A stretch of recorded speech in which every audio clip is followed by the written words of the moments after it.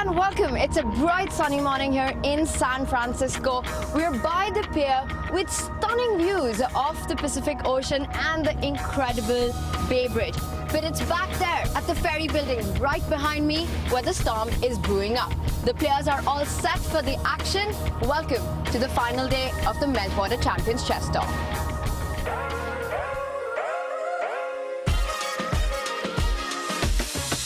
Unbelievable how he finds that move. We've got to call that Prag style. He's going to win the tournament. He's going to show the checkmate to us. Wow. He's taken it. He's done it. Magnus really looking happy with himself. It's going to be checkmate. Magnus shaking his head. Oh, look at the bar. 3 seconds. 1 second. Make a move. Whoa, okay, crazy tactics. This is just one of the most beautiful games I've ever seen. This is a dude move, isn't it? Direct. Wow, he's going straight for the kill. He is out to win this tournament. This is so difficult. Whoa! Oh! No way. Whoa! What is Anishgiri doing here? Oh! He's just given up his knight for a pawn. Is this? I mean, either this is genius or it's a mouse slip. Wait. This move is breaking the rules. Magnus Carlsen is furious. What is happening?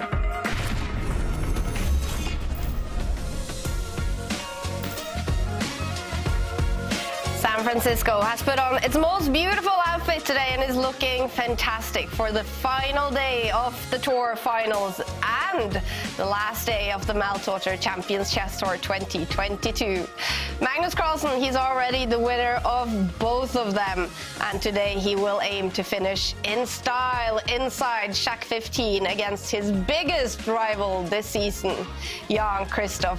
This is where the action will happen.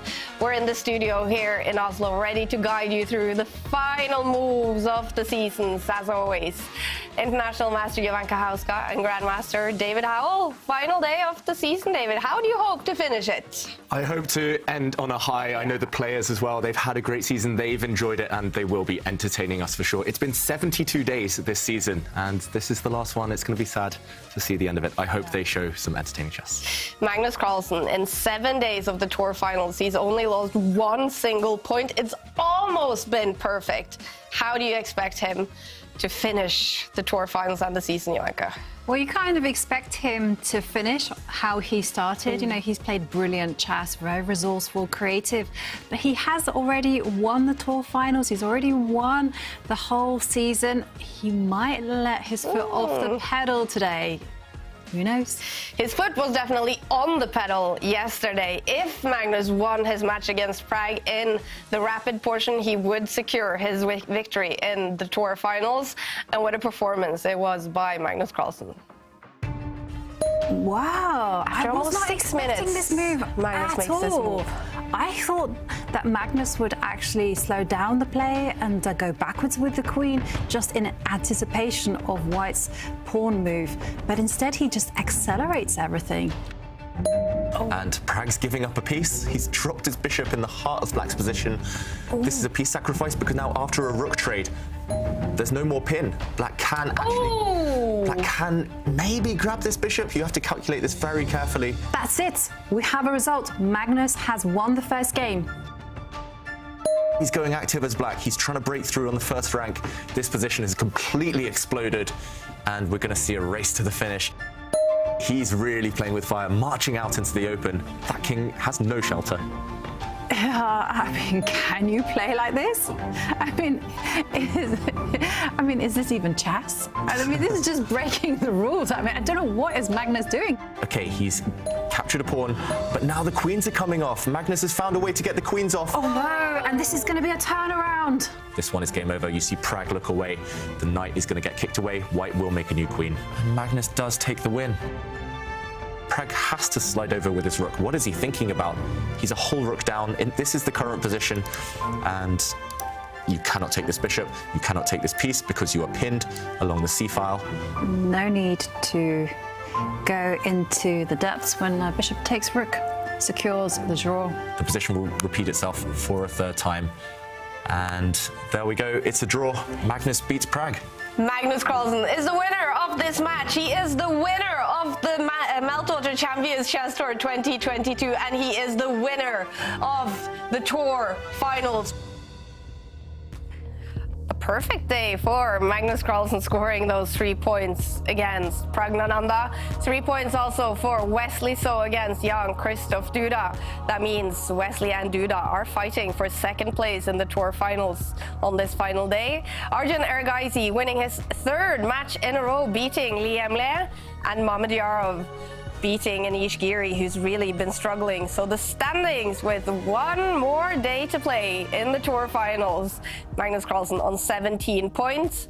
Wesley So 12 points. Jan-Krzysztof Duda 2 points behind him. That means if Duda wins his match today against Magnus and Wesley loses his match in the rapid portion, then Duda takes second place. But Magnus, no one can catch up with him. He's been almost perfect, David. At some point, he had a winning streak of 8 games. He's had a performance rating above 3,000. What has been the key with Magnus this tournament? You're right, Kaja. He has been in a league of his own, and it's just come down to these 3 or 4 moments in every game where he just holds his nerve better than his opponent. We know Magnus has a very universal chess style, and he's using that to probe at the opponent's weaknesses, take them into positions that they're not so comfortable, and in those 2 or 3 moments, he does seemingly just always find the key moves, always finding the right plan.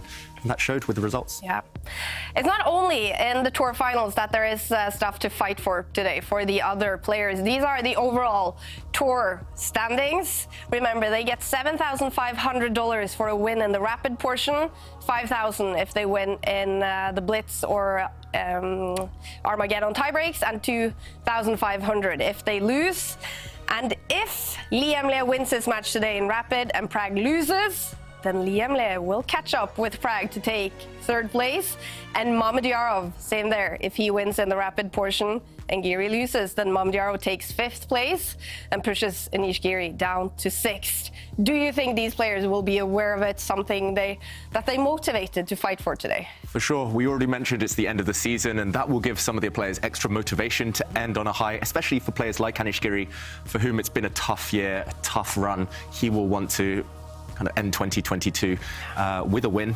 But yeah, for Magnus, I think that's the key question. Can he maintain the momentum? Can he maintain his high levels when the job is already done? So some hope for Duda today. And there's more to fight for, because there are some bonus prizes this season. A total prize pot of over $80,000 will be divided amongst a couple of bonus prize things, and this is the first one: Tour performance over expectations. So Christopher Yu is in the lead for players who have played 1 event, Prag in the lead for players who have played more than 5 events, and Erigaisi in the lead for players who have played more than 3 events. So for Prag, who's kind of finishing on a little bit of a low, do you think this is going to be something he really wants to fight for to secure his win in this category? I mean, that's a great consolation prize. That shows that actually, compared to expectations, he's performed far above his rating. He's surprised opponents. He's, remember, taken down the likes of Magnus several times. So for Prag, I think that will be a great consolation prize. Yeah, and also the Fighting Chess Index, which we introduced this season on the Tour. 3 players will also win here, again, for playing 1 event, at least 3 events, and at least 5 events. It doesn't look like any of the players in San Francisco will win, but Hans Niemann on 5 tournaments is in the lead in that category. Arjun Erigaisi, if he plays incredible fighting chess today, he could have a spot for Levon, a chance for Levon Aronian.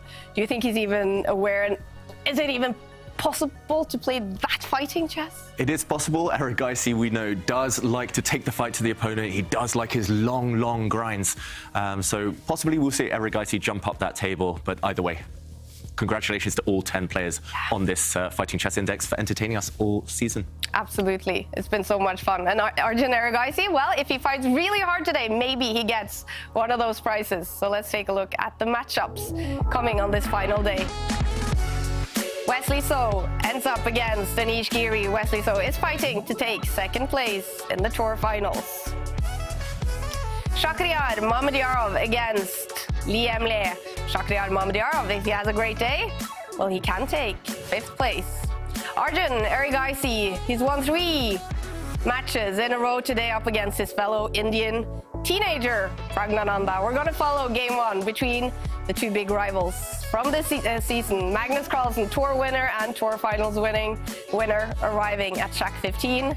He is up against Jan-Krzysztof Duda, who's been on a tilt over the last few days. What do you expect from this match, David? Well, on paper, Magnus does start as a huge favourite, on the top of his game, in great form, and Duda has had a rough couple of days. However, Duda has won the last two head-to-head matches against Magnus. He beat him last month, and he beat him previously in a major, so it's not going to be one-way traffic. I do expect Duda to rise to the challenge, and Magnus, if he isn't at his best, will have a hard fight. Yeah.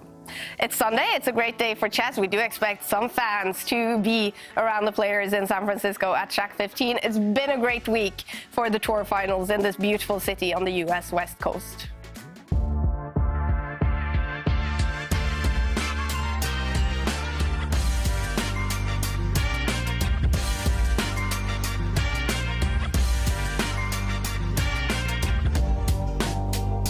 I came here today before work just to get an eye for the players, see if I could see them walk in. So we met Wesley So. We had a really engaging conversation with him. He's a very kind man, and he gave us a bit of his time, so it was wonderful. This is the chessboard that my grandfather taught me to play chess on, and I'm hoping I can get it signed by Magnus. I told one of my friends that yesterday that I might see some of the top players, and she was like, "Oh man, you're so lucky."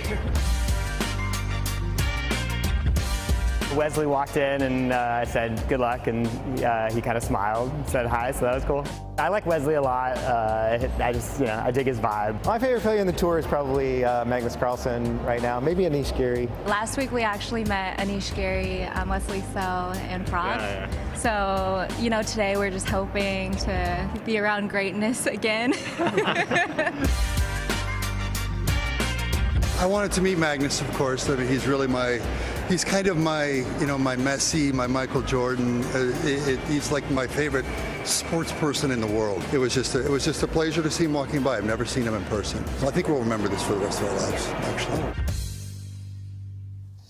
Magnus Carlsen and Wesley So, big fan favorites in San Francisco in the US. And let's hear from Wesley So, arriving now, Shack 15 for the final day. He is fighting for second place in the Tour Finals. Wesley, you're playing against Anish. The two of you are two of the best players in the world. But given Anish's form in this tournament, do you consider yourself a favorite in today's match?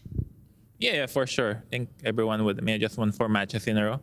But Anish is a great player. I have no idea why he's losing so many games. Like he lost 3-0 against somebody, then lost 3-0 and lost 2.5. I have no idea. Maybe he's very tired. He played in Toronto. He's been playing a lot of this online stuff. Or maybe it's mine somewhere else. But, I heard he wants to bounce back. And he wanted to bounce back yesterday. Didn't work out. So today is going to be a huge battle, not taking anything for granted. I've actually known Anish for a really long time now. In Toronto, he said we've known each other for 10 years, but we actually known each other a lot more than that. First met in 2009 in Maikanse when we were both just little kids. I think he's a bit more than a year younger than me, and he's a fantastic player. I think he reached 2,800 some years ago. But he's a great theoretician. Very excited for our match. Really hoping to win it. I'll give my all. We're excited to watch a big fight. All the best. Thank you. Thank you, Wes. Magnus, I want to start by asking you, Wesley has been playing a certain sinister Magnus every day before his games. Can you confirm or deny if that's you? What? No. Oh, wow. Oh, yeah, I know what it means. No.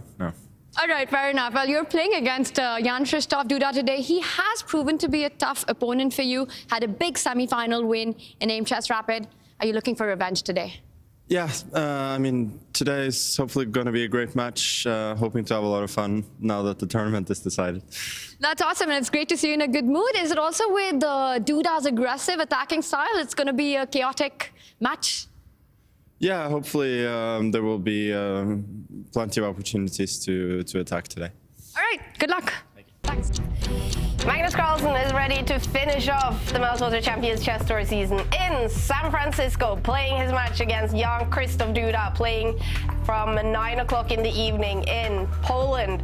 It's late for the players not in San Francisco. Mamedyarov On this map, he's situated in Baku, Azerbaijan. That's where he started the tournament. But I heard rumors he's moved his way down to Israel. That's right. Mamadjarov has actually been traveling during the event. Maybe that explains some of his results. But he did start today in the World Team Championship. He started very well with 2 wins. He beat Hans Niemann just a few hours ago. Wow. So he's playing 2 events simultaneously. He has definitely warmed up. He's loving the chess right now, Mamadjarov. What an impressive guy, playing Liam Le on his final match today. And a big smile on Magnus Carlsen's face. He is already the winner of the Tour finals and the Tour. But he will aim to finish in style against Jan-Krzysztof Duda today.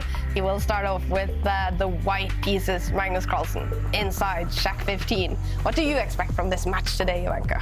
It's going to be a lot of drama, a lot of action, and Duda will want to win. He will want to just finish the tournament on a high, because there's nothing worse than losing your final round match. And we've seen Duda struggle, so he will come up, he will try to level up and play the big boss. You know, this is what he's here for, to challenge his closest tour rival. And they're off.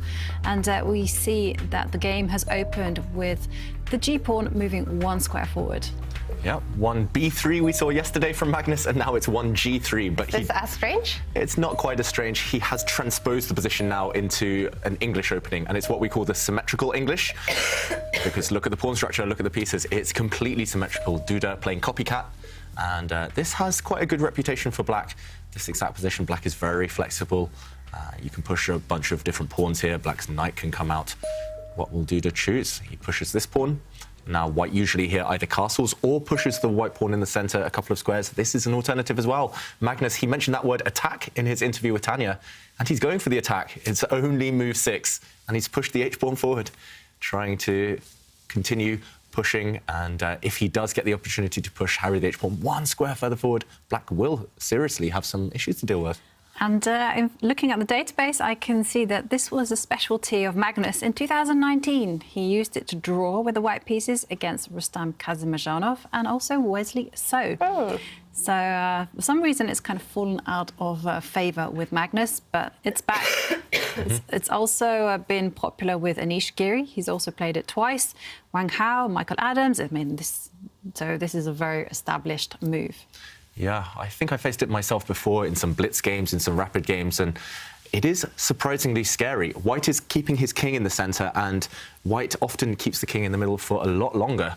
Essentially, he's saying to black, I'm going to keep pushing the h-pawn. You can not really castle safely on this king side anymore, on the left side of the board, on the right side, sorry, just because you're going to come under fire there. And Duda, as black, you're kind of committed to a plan.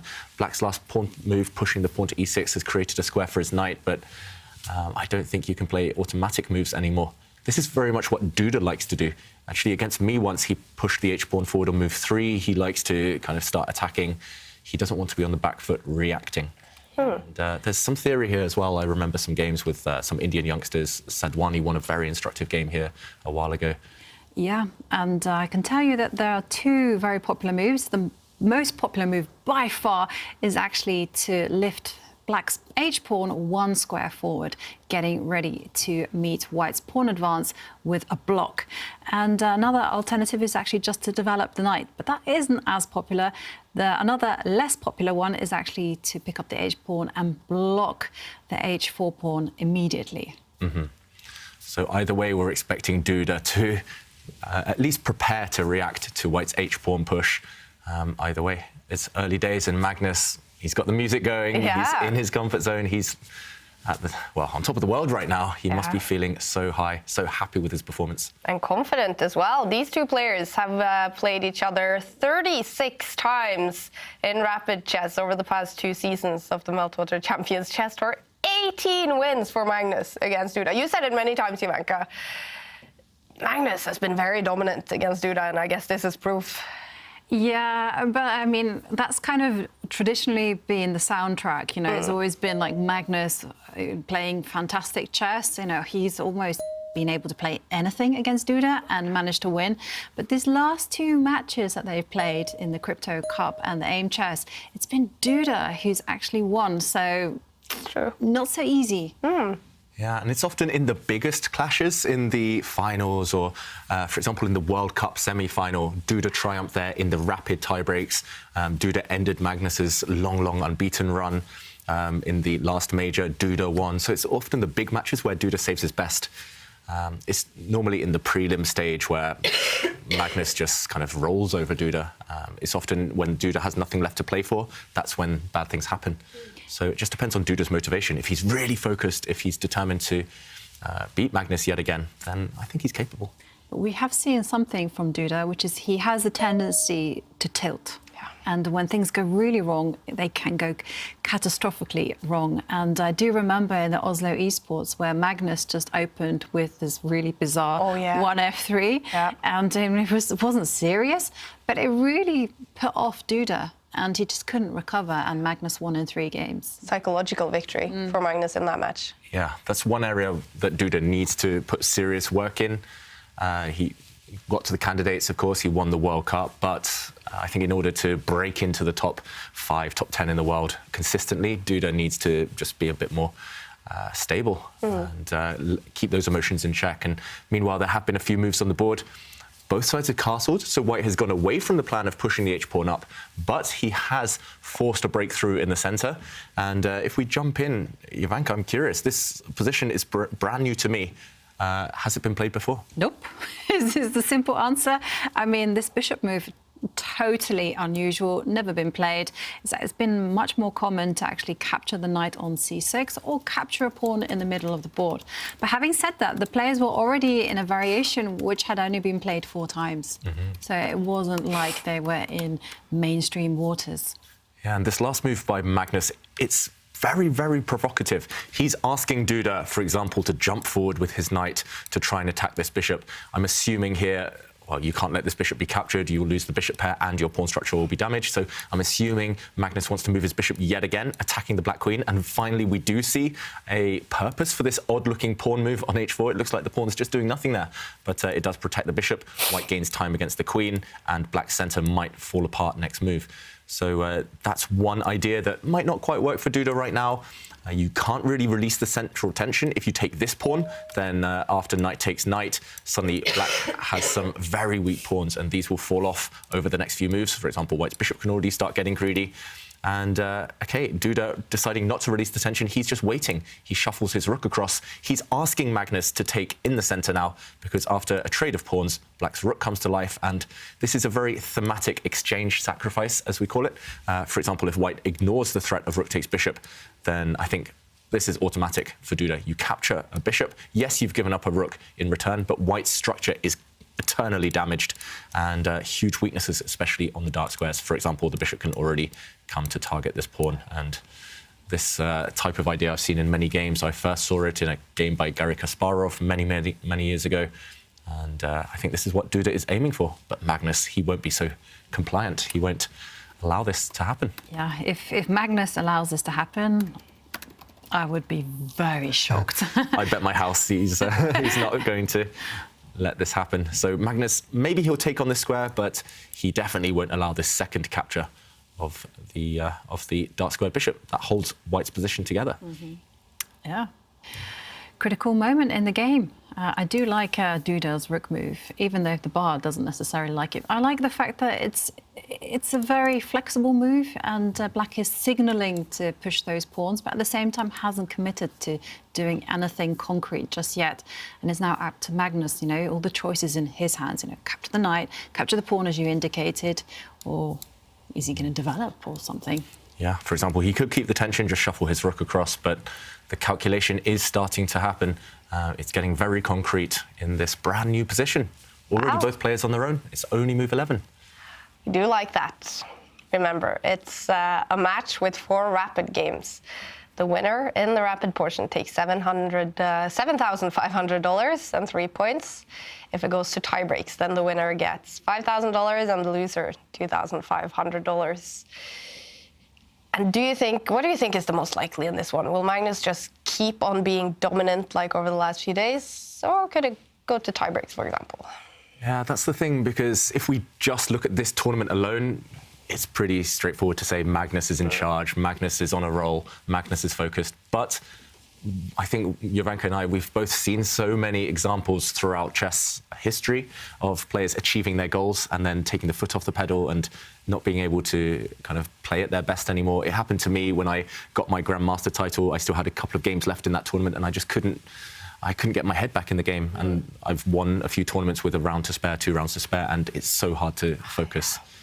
So anything could still happen. Duda is the type of player as well where, yes, he can go on really bad runs, but if you just give him one chance, then his confidence perks right up, and he's a very streaky player. If he starts winning, he might not stop. So the first game or 2, I think, will be essential to decide. So it is a mental game very much for Magnus Carlsen today as well. He is thinking now on his next move, and we couldn't finish off the season without saying hello to someone who has been a regular in this studio throughout the whole season. Grandmaster Simon Williams, Ginger GM. Hi, it's so nice to see you, Simon. Hi there. Yeah, it's good to pop in. I'm a little bit late this time on arriving, but yeah, it's really cool to see you all and say hello. I'm afraid I'm in a little bit of a dark room at the moment, but I'm here in spirit anyway. So, fantastic. Are you all doing okay? We are. It's been a fun week of chess, right? Yeah, but we have missed you, Simon, very much. Mutual. Yeah. Have you been following the tour finals? What have you thought of it, Simon? Oh, is there a tournament going on? Oh, right. No. Yeah, no, I have a bit, and just Magnus has been incredible, right? Playing amazing chess, and I love their view that they've got over the bridge and everything. It looks fantastic, the whole event. So quite jealous of everyone there. Oh, I agree. And looking back at the whole season, it's been 9 tournaments, a bunch of days. We've seen a bunch of different players, young ones, older ones, women, men. What has been a highlight for you? What will you remember from the 2022 season?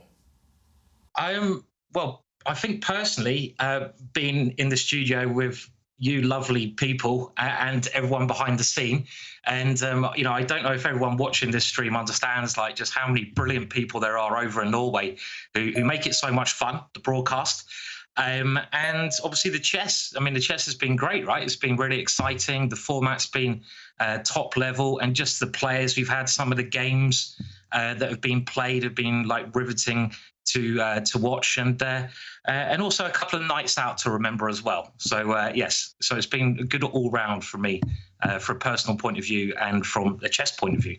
Yeah.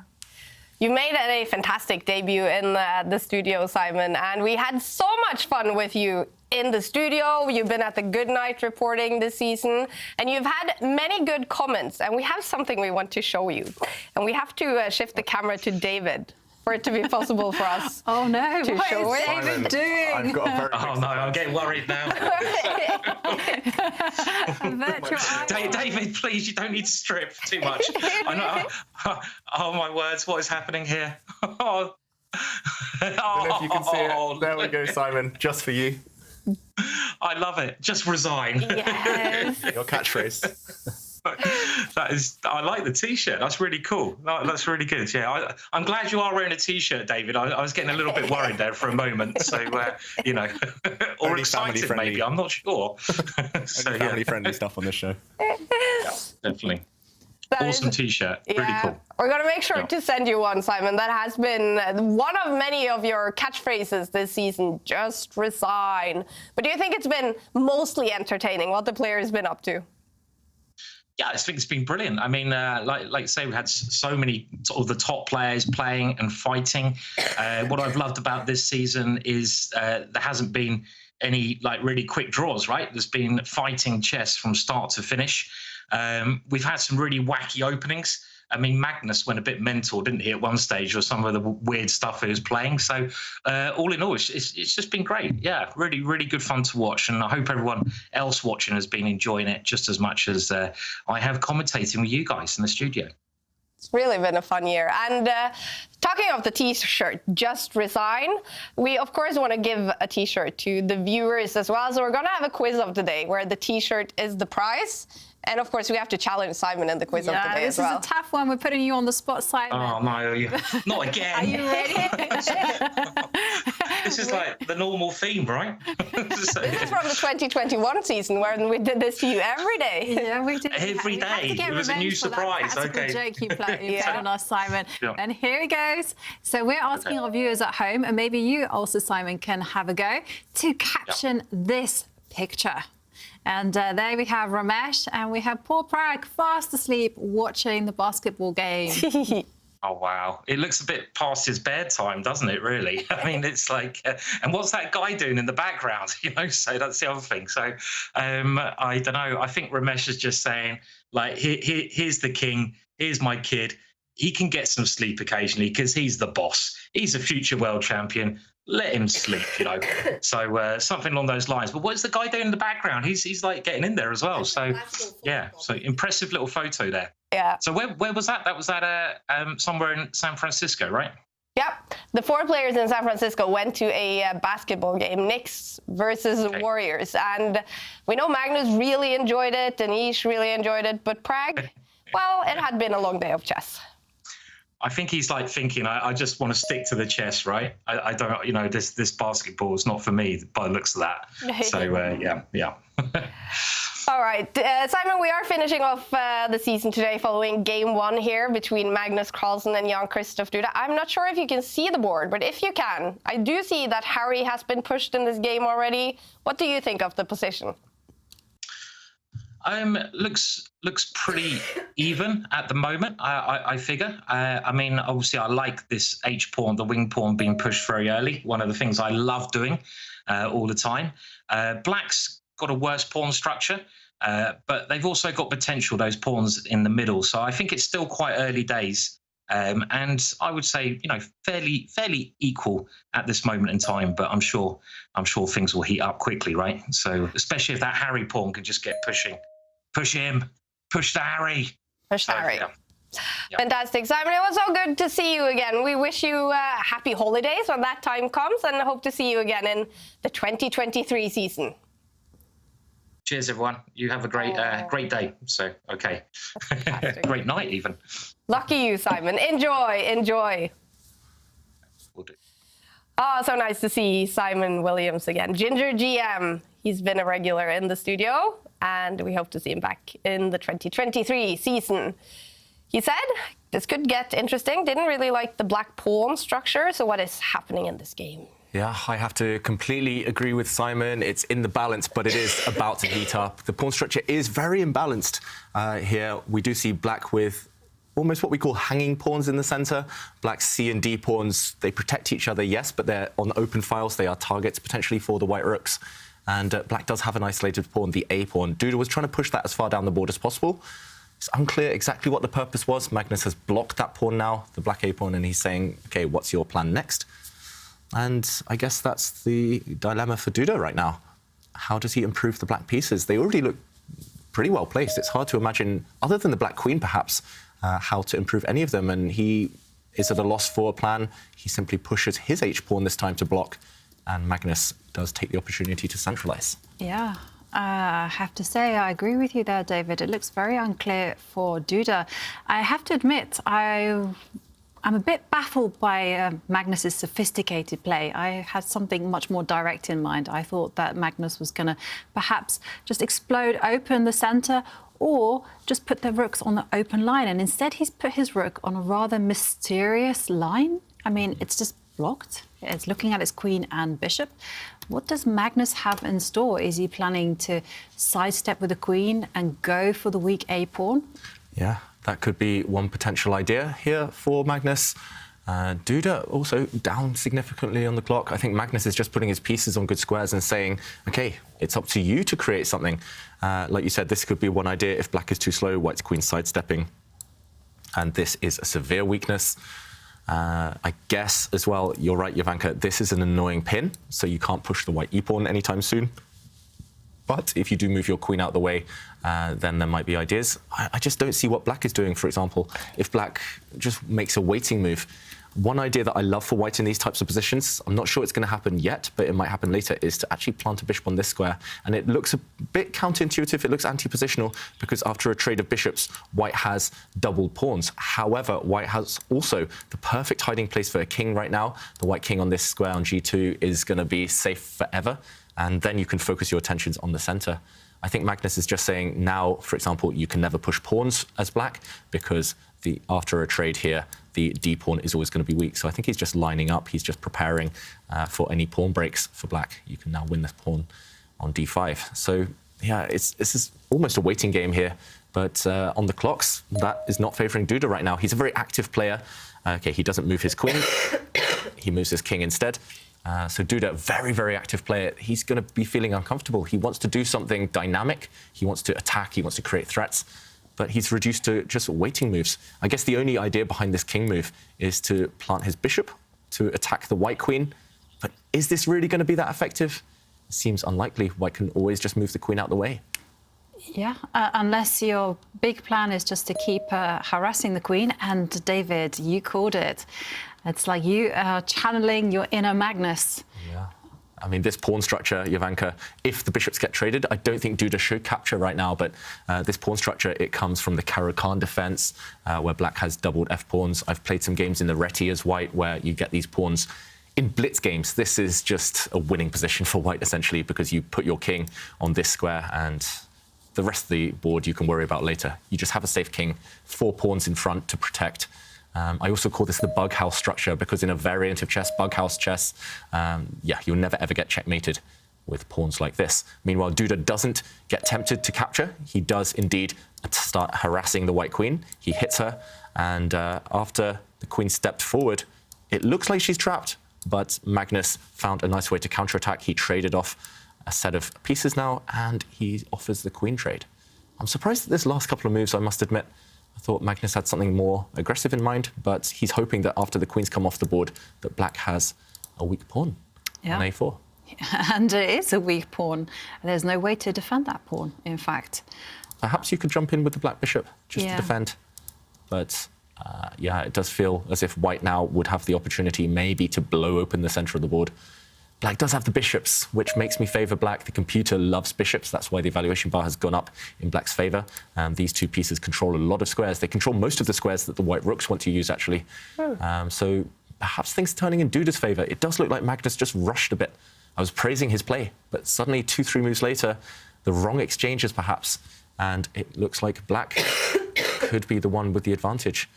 It's still not going to be easy for Duda to convert this, but he needs to perhaps even just give up this pawn and go active with his pieces. Yeah. There are also targets for the black rooks later on, remember. So, yeah, maybe you can start going for them now.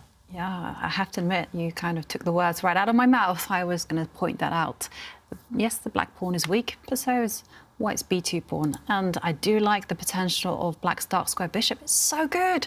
It can reroute itself as well to the long diagonal and soften up the white queen side. Yeah. Yeah, I'm really surprised, I must say. I thought Duda was just about to come under pressure, and Magnus, perhaps because he's won the tournament, just not really bothering to dive into a long, deep think. And, OK, slightly shaking his head there, the world number one, maybe realising that he had more promising alternatives earlier. Maybe in a little bit of trouble here in the first game, Magnus Carlsen, but he has a lot of time on the clock. Right now it's Duda thinking. We just had Ginger GM on the show. He finished off with a little bit of a toast with his wine or beer. And if Simon got a beer for every time this season he has bet on the right move, he would constantly be very tipsy. I think you'll find it. I mean, bet? Yeah, maybe. Simon, what are we betting for about this pawn push? I think the first drink tomorrow. OK. Yeah. Deal. So, very nice. Yeah. Will Jan find this important pawn push? I owe you a drink, Simon. I only drink champagne, my friend. Oh, yeah. OK, I'll tell you what, whatever the first choice is, I bet you that Magnus, you can choose if Magnus finds it or not to get your pint back. OK, what is the first move? OK, the choice. Oh, wow, this is difficult. This is almost impossible. White's best. I don't think you'll find this. Do you want to have a bet then? Another drink. Another drink. OK. OK, good man. No! Why? Boom, boom. What? Boom, boom. a lot of bets against you, David. Yeah, that was a very expensive night for me in Oslo buying Simon drinks. Oh, but he's just great at the prediction game, as are you, Jovanka. Yeah. I mean, you all are. Yeah, well, we have our moments, don't we? The best is when we even get the blunders correct. It's like, whoa. And, well, talking about the prediction game, David kind of called it. He said Black would be targeting the B pawn, and that's the move that has happened. And Magnus, just realising that he needs to accelerate the play, has broken the Black stronghold in the centre. Yeah, so we've seen a trade of pawns in the centre. We might see a trade of the light squared bishops, but it's all about whether Black can take advantage now. Black's rook can capture on b2 anytime he wants. Black's bishop also has lots of targets. Look at all the white pawns. They're on dark squares. What does Black have? Dark squared bishop. So to me, despite the evaluation bar being in the middle, it does feel like Black is the only one who can play for advantage, but maybe just with his last couple of moves, it's too late. Maybe just all the pieces are flying off the board. It does look like Magnus has found a way to liquidate the position and force the draw. Oh, will we see a draw in this game one? It is Duda thinking now. We're going to go to San Francisco. It is the final day of the tour finals with 4 players and Tanya on site in San Francisco. How are you guys doing on this final day, Tanya? We're having so much fun here, Kaja. And even though we do have a winner of the tournament, I have to say the matchups today, I just love them. Some really epic fights here. Magnus is facing his nemesis, Duda. We've got an all-Indian clash with Prague against Arjun, so a big day of chess. And to enjoy all of that, we do have a young chess fan here with us. It is Seb. He is a local talent here from the Bay Area. Seb, welcome to the show. Are you enjoying yourselves? Yes, I'm enjoying being here very much. It's a great experience to see the players in action and meet them. I have to ask you, when did you start playing chess? I started playing chess when I was 5 years old, but I didn't really play. All I did was know how to move the pieces, and I actually basically started playing chess for real tournaments when I was 10 years old, and when COVID hit, and from there. We were at the Mechanics Institute earlier, and you were there as well. You got a chance to hang out with Prague, Anish, and Wesley. How was that for you? It was great, getting to know them and seeing them in real life, not just online. And getting to know their personality, meeting them, showing off and telling stories, I guess. Did you have a fun chat with them? Yeah, I showed them my board, all my autographs, and they were very intrigued by it. So cool. And you're here today. Are you looking forward to meeting Magnus? Yes, he's the one that I've left out of all 4. I'm very excited, especially because he is the king of chess. Good at blitz, bullet, rapid, classical. Now, I remember back at the Institute, you mentioned that you're rooting for Wesley. You must be happy to see that he's won all his 4 matches. Yeah, I'm very happy that he had a great comeback. Especially, I think this cause was from the Global Chess Championship. Even though he lost the first 2 games, he came back and is doing better. I have to ask you, there's so many great players here in the US. Who is your personal favorite? My favorite chess player in the US is probably Hikaru Nakamura, because I love playing blitz, and he's like the best blitz player. And I also like Wesley So, his personality and his kindness. Yeah, he's super kind. Do you think Hikaru is the strongest when it comes to speed chess? Yes, I feel like he's probably going to win the speed chess championship coming up tomorrow, I'm pretty sure. And yeah, I wish him good luck. Wow, and Kaja, there is a little story here with Seb and Hikaru. This was at the candidates. Tell us about this. It's a nice score sheet. So I was playing in the Chess Kid candidates during the candidates that happened in the morning. So we finished in the morning, and after I finished in the morning, the FIDE head arbiter of the tournament, Anastasia, she went and gave me the score sheet of Hikaru Ding Liren, the first game. I was so happy, and I went down since Hikaru and Ding finished, and I got them both to sign the autographs on each. And I think this is Hikaru's handwriting. I'm not sure. Wow, so the top chess players continue to inspire the young generation. Lots of moves happening, lots of inspiring moves happening on the chessboard right now. Back to you guys in the studio. Thank you, Sebastian and Tanya. How cool is that score sheet? That could actually be the next world champion signing that Dingley Wren, who will play Jan Nepomniachtchi next year for the world championship title. Very cool. Very cool. Do you guys keep your score sheets? I keep all of them. Wow. I don't think I've ever been to score sheet. I know Jovanka's different though. Jovanka doesn't keep them. And if Jovanka loses, she rips them up. Oh, that must be the best feeling. Oh, just like... Because it's like all that bad karma gone. And yeah, but I do keep memorabilia. I do like to keep little tokens. And you take the pieces and stuff? Not advocating that at all. No. Just bringing the whole board. I'll take this home as a memory. That's just theft. Yeah. And then we see the king escape from the king side and move towards the centre. And whilst the players are thinking, I do want to share with you one very nice tweet from Maritza, who tells us, the bigger the pout, the better the game. And she's done a drawing of our favourite gold medalist commentator. And she's got your autograph there as well, David. Shout out to Maritza. Yeah, I think we met briefly in Chennai. Maritza was playing as well in the Olympiad. And yeah, I'm honoured. Thank you. Yeah, I think that picture was based on one of the games that I played there as well. I can see with the England jacket. That's right, yeah, the England blazer that we're very proud of. Am I wearing the same shirt here that I was there? That's embarrassing. I don't think the pink one. Yeah. Oh, that's very cool. Thank you, Maritza. Yeah. A talented artist drawing a talented chess player. It's very nice. Yeah.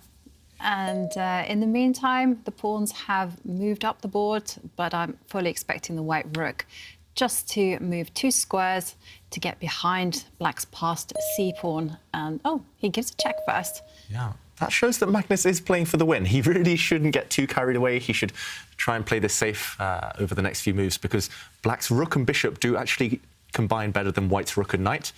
But yeah, it should still be within the drawing margins here. White did have the opportunity to force a draw, as you mentioned, Jovanka. If you go for black's c-pawn in time, yes, you lose your a-pawn as white, but those 2 pawns on the left side will disappear. It's completely symmetrical on the other flank, dead draw.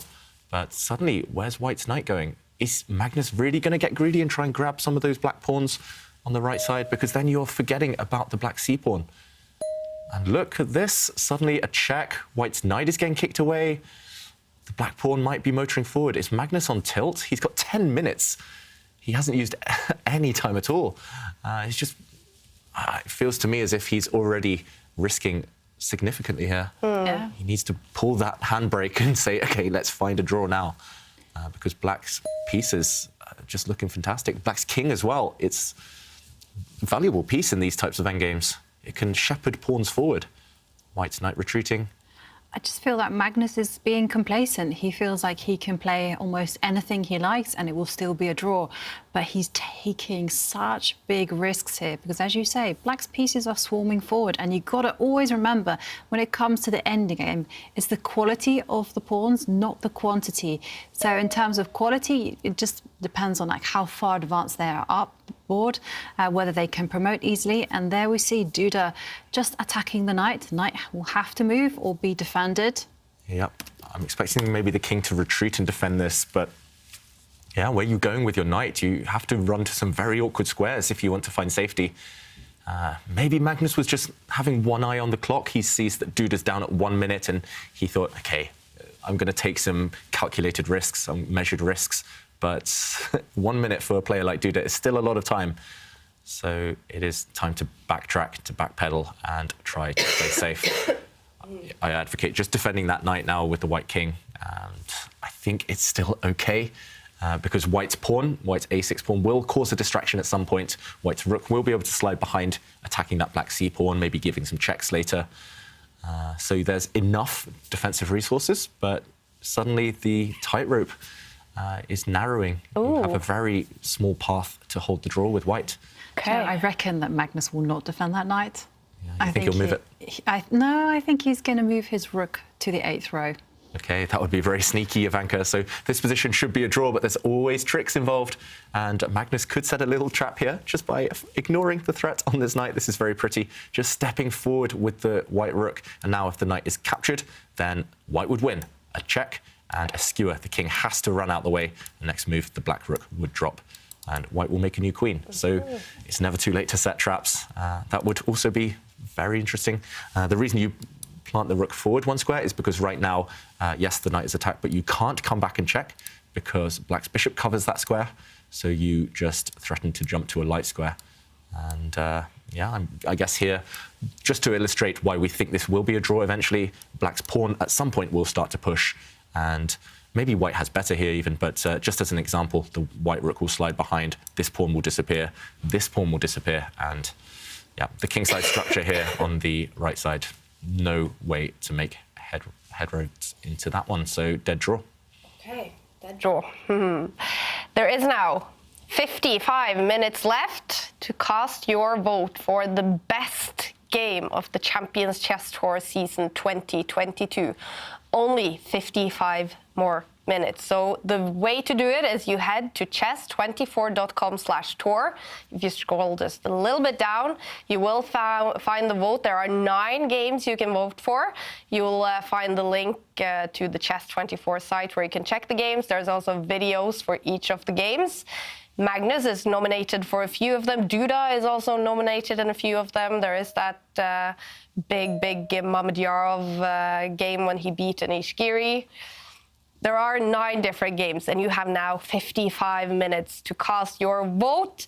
This is one of the bonus prizes this season, so the winners, the 2 players in that game, will get a big bunch of that bonus prize fund, which is over $80,000 big right now. Magnus nominated for quite a few of them. Actually, I think there's 2 Carlsen Duda games that you can vote for. Wow, yeah. I mean, these two, they've had some real ding-dong battles throughout the year. And, OK, with this last move, Magnus didn't go for the draw. We saw the white king poke its head out. Black checked the king back, and the position repeat itself once. And Magnus is playing on. He's attacking this black bishop, but I'm wondering what happens here if, for example, black tries to keep things simple and just takes the white knight. Does white have anything better than taking the black bishop? Then we would see a draw most likely.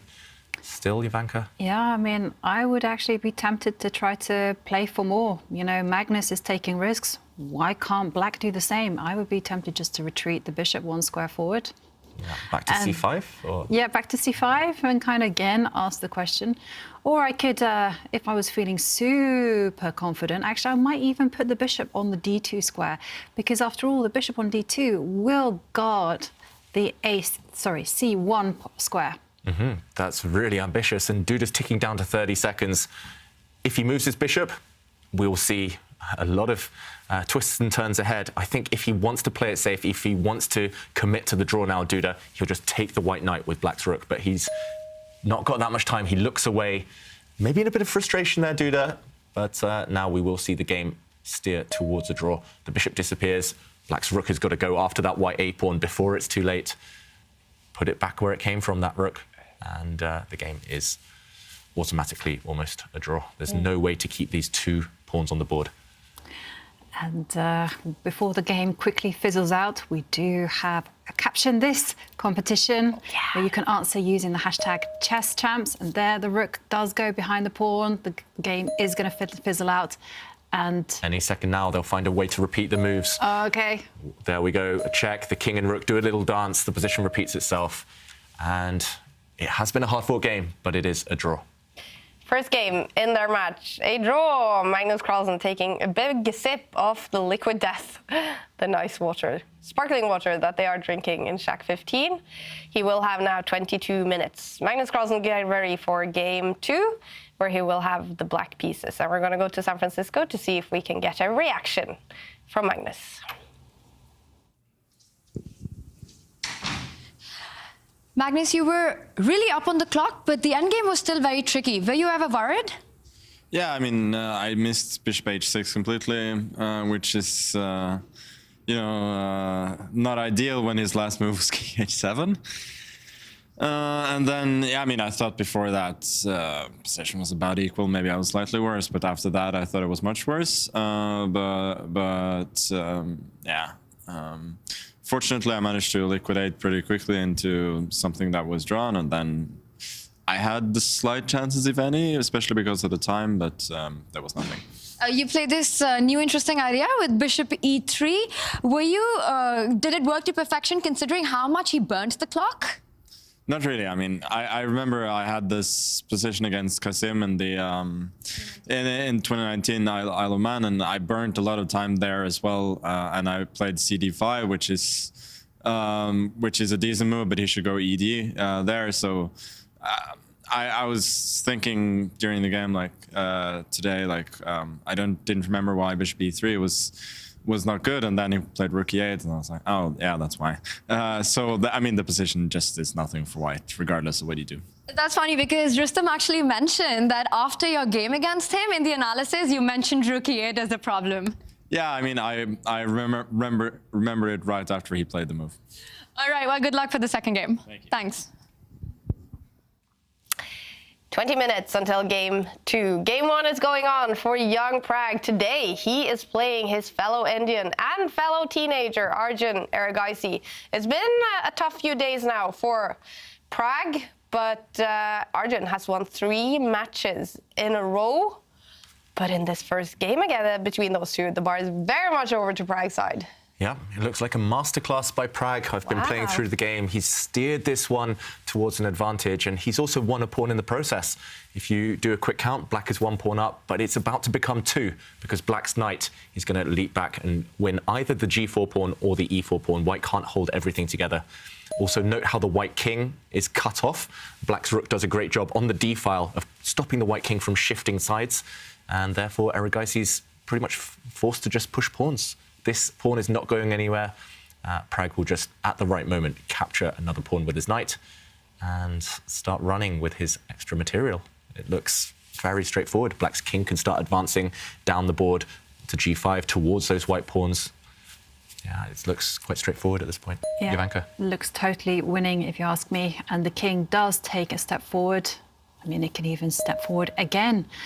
But I think I would just simply capture the pawn. It's up for grabs, and there's only so long I can resist temptation.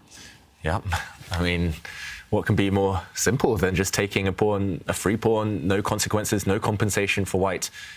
I'm not really sure what Arjun's doing. I guess he just can't find a plan, and he's got less than 1 minute on the clock, so he's just pushing, trying to distract Anish Giri. Not Anish Giri, Pragnananda, sorry. And okay, that pawn does drop, so 2 pawn advantage. Also, remember, we've seen this yesterday, we've seen it several times throughout the tour.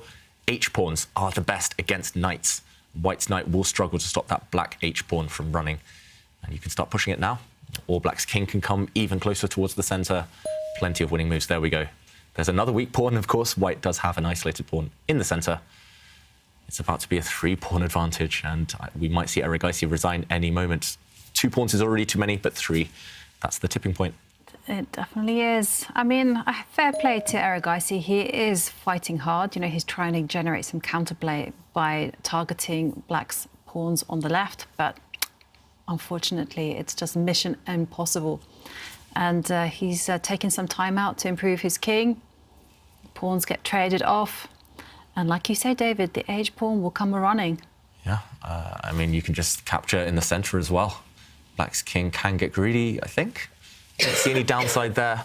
You just have to calculate perhaps a couple of checks, but Prag still has 1 minute. He's so good in these scenarios, and he does abandon black's H-pawn, but he's going after the key E-pawn now, and black's knight is going to do the grabbing. Yeah, just textbook endgame technique. I mean, you mentioned Erigaisi's fighting hard, but Prag is not allowing him to fight effectively. That's the key.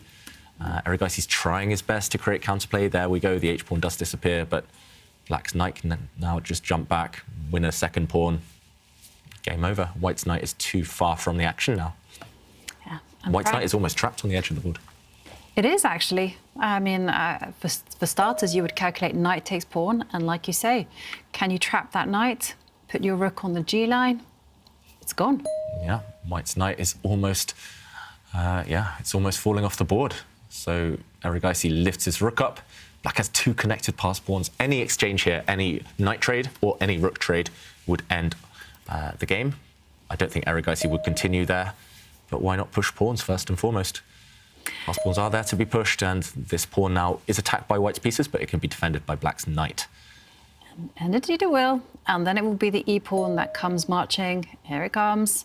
And all the while, white has nothing to do. I mean, white just has to sit there and wait.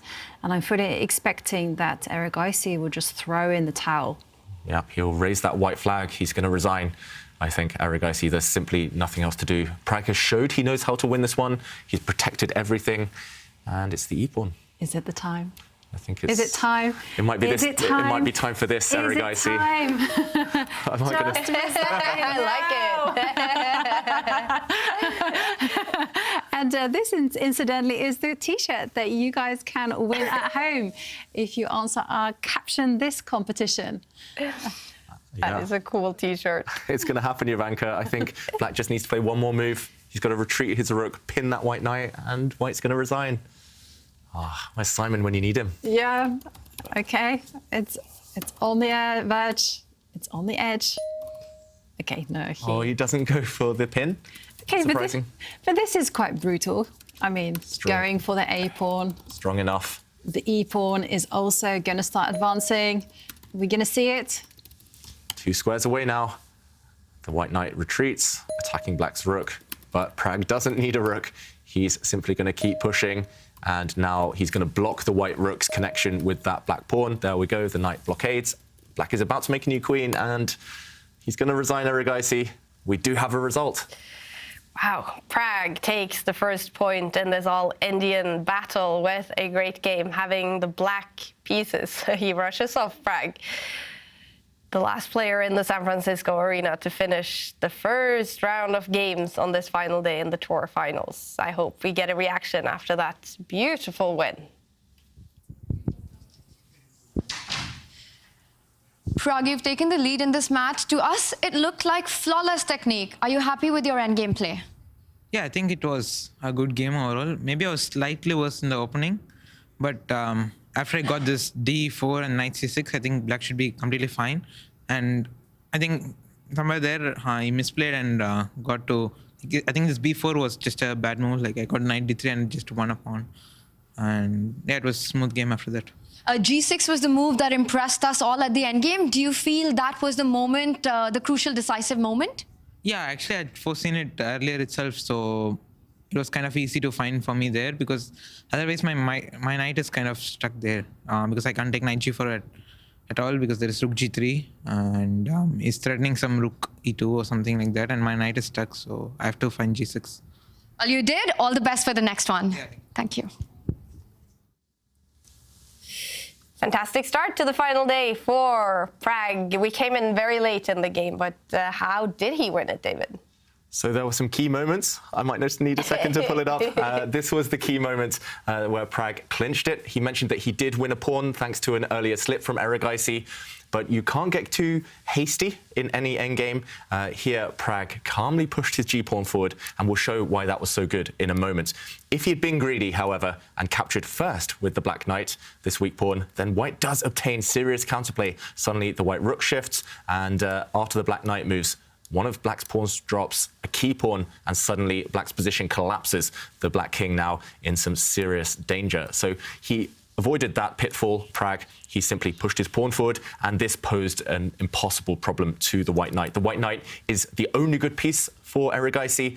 If it moves now and captures a pawn, for example, it gets trapped on the edge of the board, and instead, Erigaisi had to simply capture. This allowed black's king to get active. The white pawn pushed forward, king came to g5, and only now did Prag start going after the white pawns. Really calm, really patient strategy, and as we saw later on, those black pawns on the king's side did decide the game.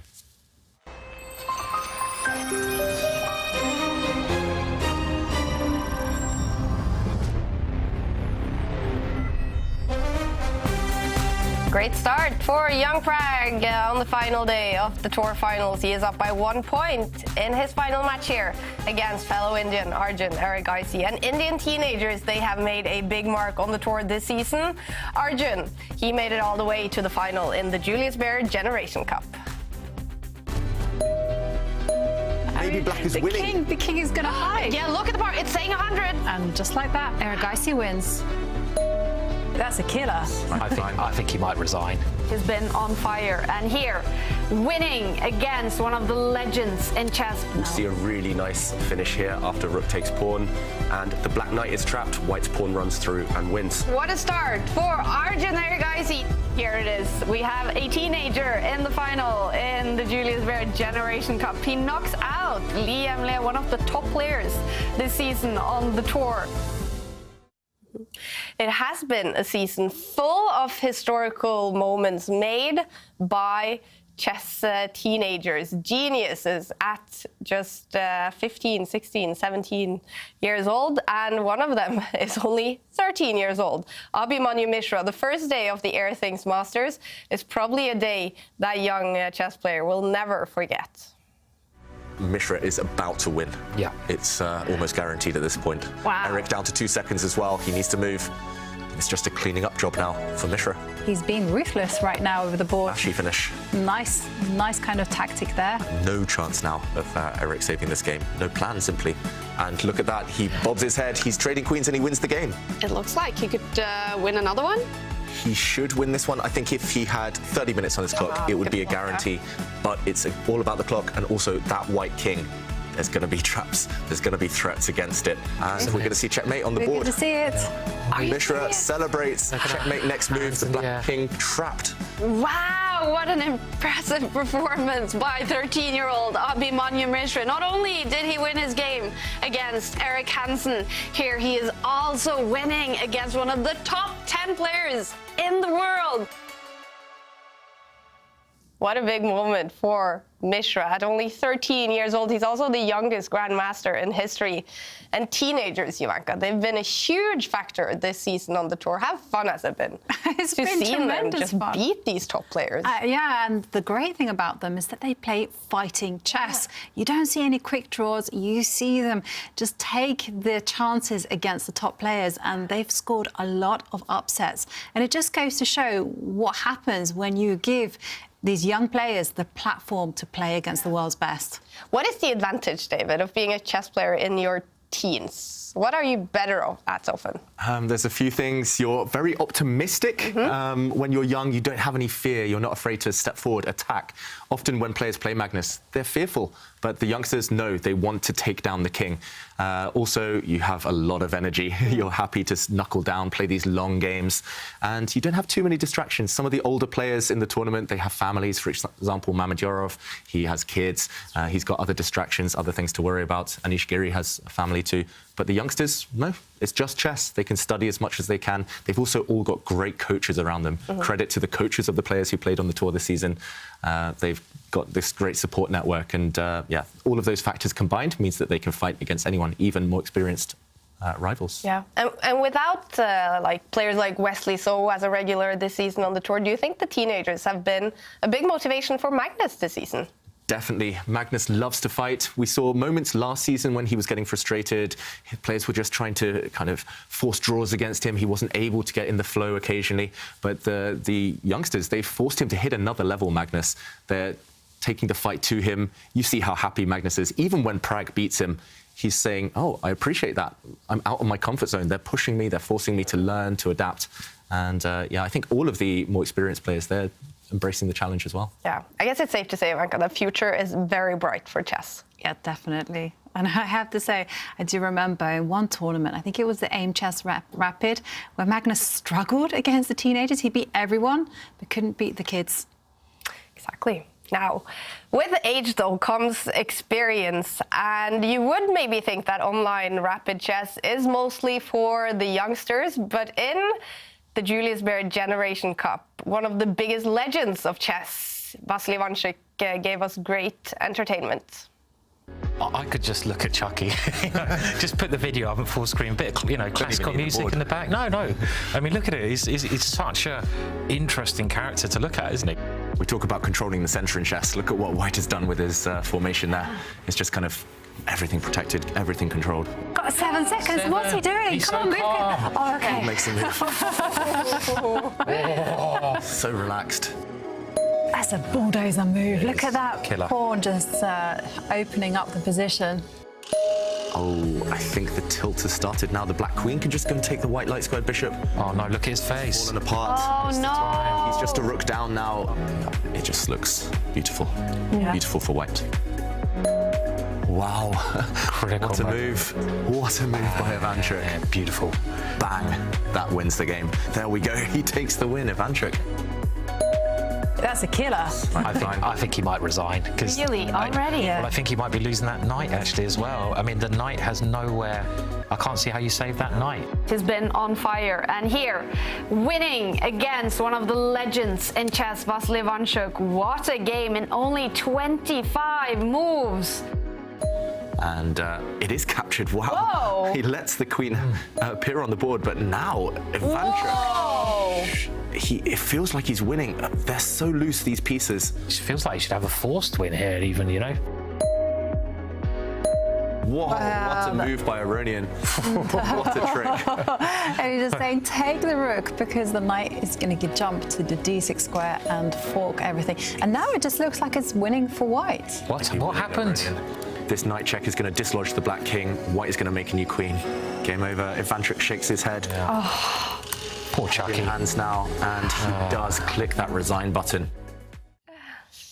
He was knocked out in the prelims, but that was huge entertainment. We've had legends, we've had teenagers, and we also had 3 women participating this season on the Meltwater Champions Chess Tour. One of them, women's world champion Ju Wen-jun, made a great performance and almost qualified for the knockout stage. And now, is there a knockout for black? Just take the knight. Take the knight, because she's winning now. Takes rook. Yeah, she's winning. This is a huge blunder by Wei Yi. He's missed a really important trick. Okay, the queens are off, and now it's going to be very, very difficult for Wei Yi. One last threat for White. White was threatening to go up to the top of the board with his rook and check, but no more checks. Has Wei Yi given up? There we go. Wow! What a performance today by Ju Wen-jun. She beats her fellow Chinese player. Yeah, and one of the highest rated players in the world. That was a fantastic performance by Ju Wen-jun. And for you, Jovanka, as a female chess player yourself, what has it been like to see the women compete on the tour this season? It's been fantastic to have that visibility. So to see the women just play the best players in the world, to see them perform with confidence. And I have to say, I really have a soft spot for that particular moment when Ju Wen-jun, she almost qualified. Oh, so close. And she came so close. And I remember it was almost a miraculous recovery at the end. But it's just inspiring. This is the great thing. When you see women play and young girls or anyone watching, they'll go, OK, I can aspire to be that person. And that's a very important moment. Yeah. Who could we maybe see on the 2023 season of the tour, David? What women are up there and fighting right now? I mean, Ju Wen-jun, women's world champion. We've seen in the candidates, there are plenty of strong players. Lei Ting-jae, there's the Muzichuk sisters, there's Humpy Koneru, there's almost countless. There's a lot of young girls coming up, right, Jovanka, as well, who in future years, they will be challenging not just for those titles, but also in these types of events. It will be great to see them given the opportunity, as you mentioned. Yeah. Yeah, we talked about future for chess in general, but what do you say about future for women in chess, Jovanka? Yeah, it's an important subject, actually. And the way that you can just improve women's chess is, again, just improve the visibility. Just have women playing, have women commentating, have women arbiters, have women all levels of the board, all levels, and just support their ventures. And we're seeing it more and more. You know, there's now women exclusive tournaments running alongside, like the Tata Steel Invitational. And it's so great to see women just competing with the world's best, because the more that they compete at that level, the better they will become. There's no doubt about that. Yeah. Unfortunately, no women here in the tour finals of the Meltwater Champions Chess Tour, but I have a feeling, if not next year, in a few years, we will see a women chess player fight for the title as well. Here are the results from the first set of games on the final day here in the tour finals. A draw between Wesley So and Anish Giri, both playing in San Francisco. Shakhriyar Mamedyarov, the bar was over to his side for big parts of the game, eventually losing that game to Liam Le. Did you check that out, David? I did. There was a huge turnaround just before the end. Shakhriyar went from winning to losing in just one move. Perhaps that's tiredness playing in the World Team Championship earlier today. But either way, Liam showing his resourcefulness. Yeah. It was a draw between Magnus Carlsen and Jan-Krzysztof Duda, but a big win for Prague against Arjun Erigaisi in that first game, and Prague will have the white pieces in game 2. We're going to follow that battle between the two young Indians. Prague has been a regular this season on the tour. Arjun has been playing quite a bit in the last few tournaments, but not too many times have they faced each other. One win for Prague, one draw, and that win came in the previous game. Yeah, I'm surprised they haven't faced each other so often on the tour. It feels like these two are regular fixtures now at the top of rapid chess, at the top of world chess even. So this is the start of a budding rivalry. And Erigaisi will not want to lie down. He will want to strike back immediately.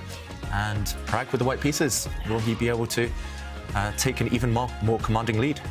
17 years old, Pragnananda. Arjun Erigaisi is 19 years old, and Arjun played on the Indian first team in the Chess Olympiad. Prague played on the second team, but the second team actually did better, and Prague did fantastic. On board 3, he took the bronze medal.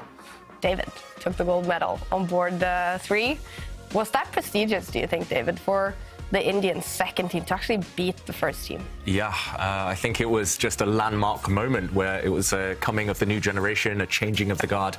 I think maybe the biggest blunder that the second team made was not including Erigaisi. It could have been all teenagers in the second team, and I think he might have been the missing ingredient that would have given them the gold medals. Both of these guys actually got medals, individual medals as well, on board 3. Oh, that's true. So Erigaisi and Prague. Erigaisi took the silver. Erigaisi took the silver on board 3, yes. So right now, in this image, we have the medalists from the Chess Olympiad on board 3. Not now, because I'm in here, but if you put David on, gold medalist David, silver medalist Arjun, and bronze medalist Prague.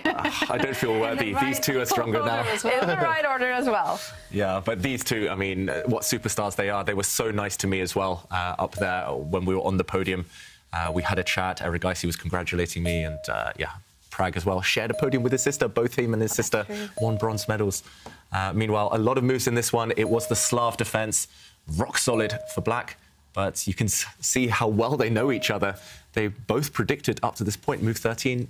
Instantly played, Jovanka. And Arjun was in fact repeating an opening that he'd played against yesterday's opponent, which has completely slipped my mind. Who, Arjun? Arjun, yeah.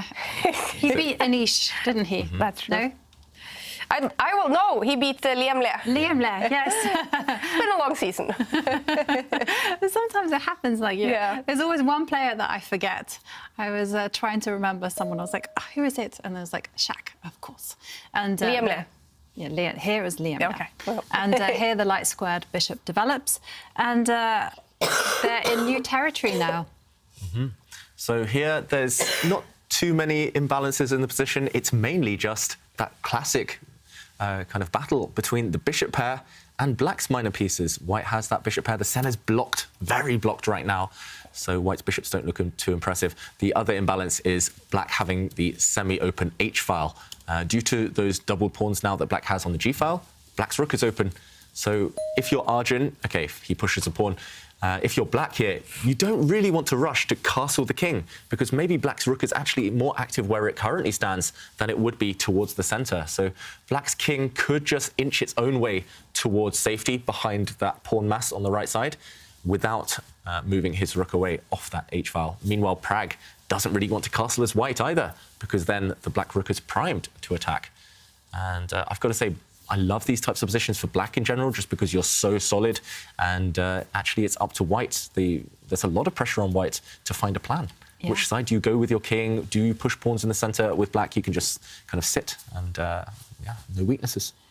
That's very, very true. I actually play this position for both white and black.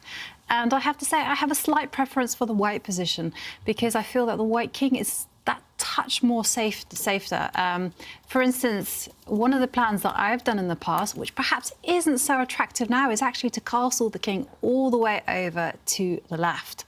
And the whole idea with that is, like, as soon as black gets ready to commit the king, which they will do at some stage, then the h-pawn will just go zooming up the board and you have a ready-made attack.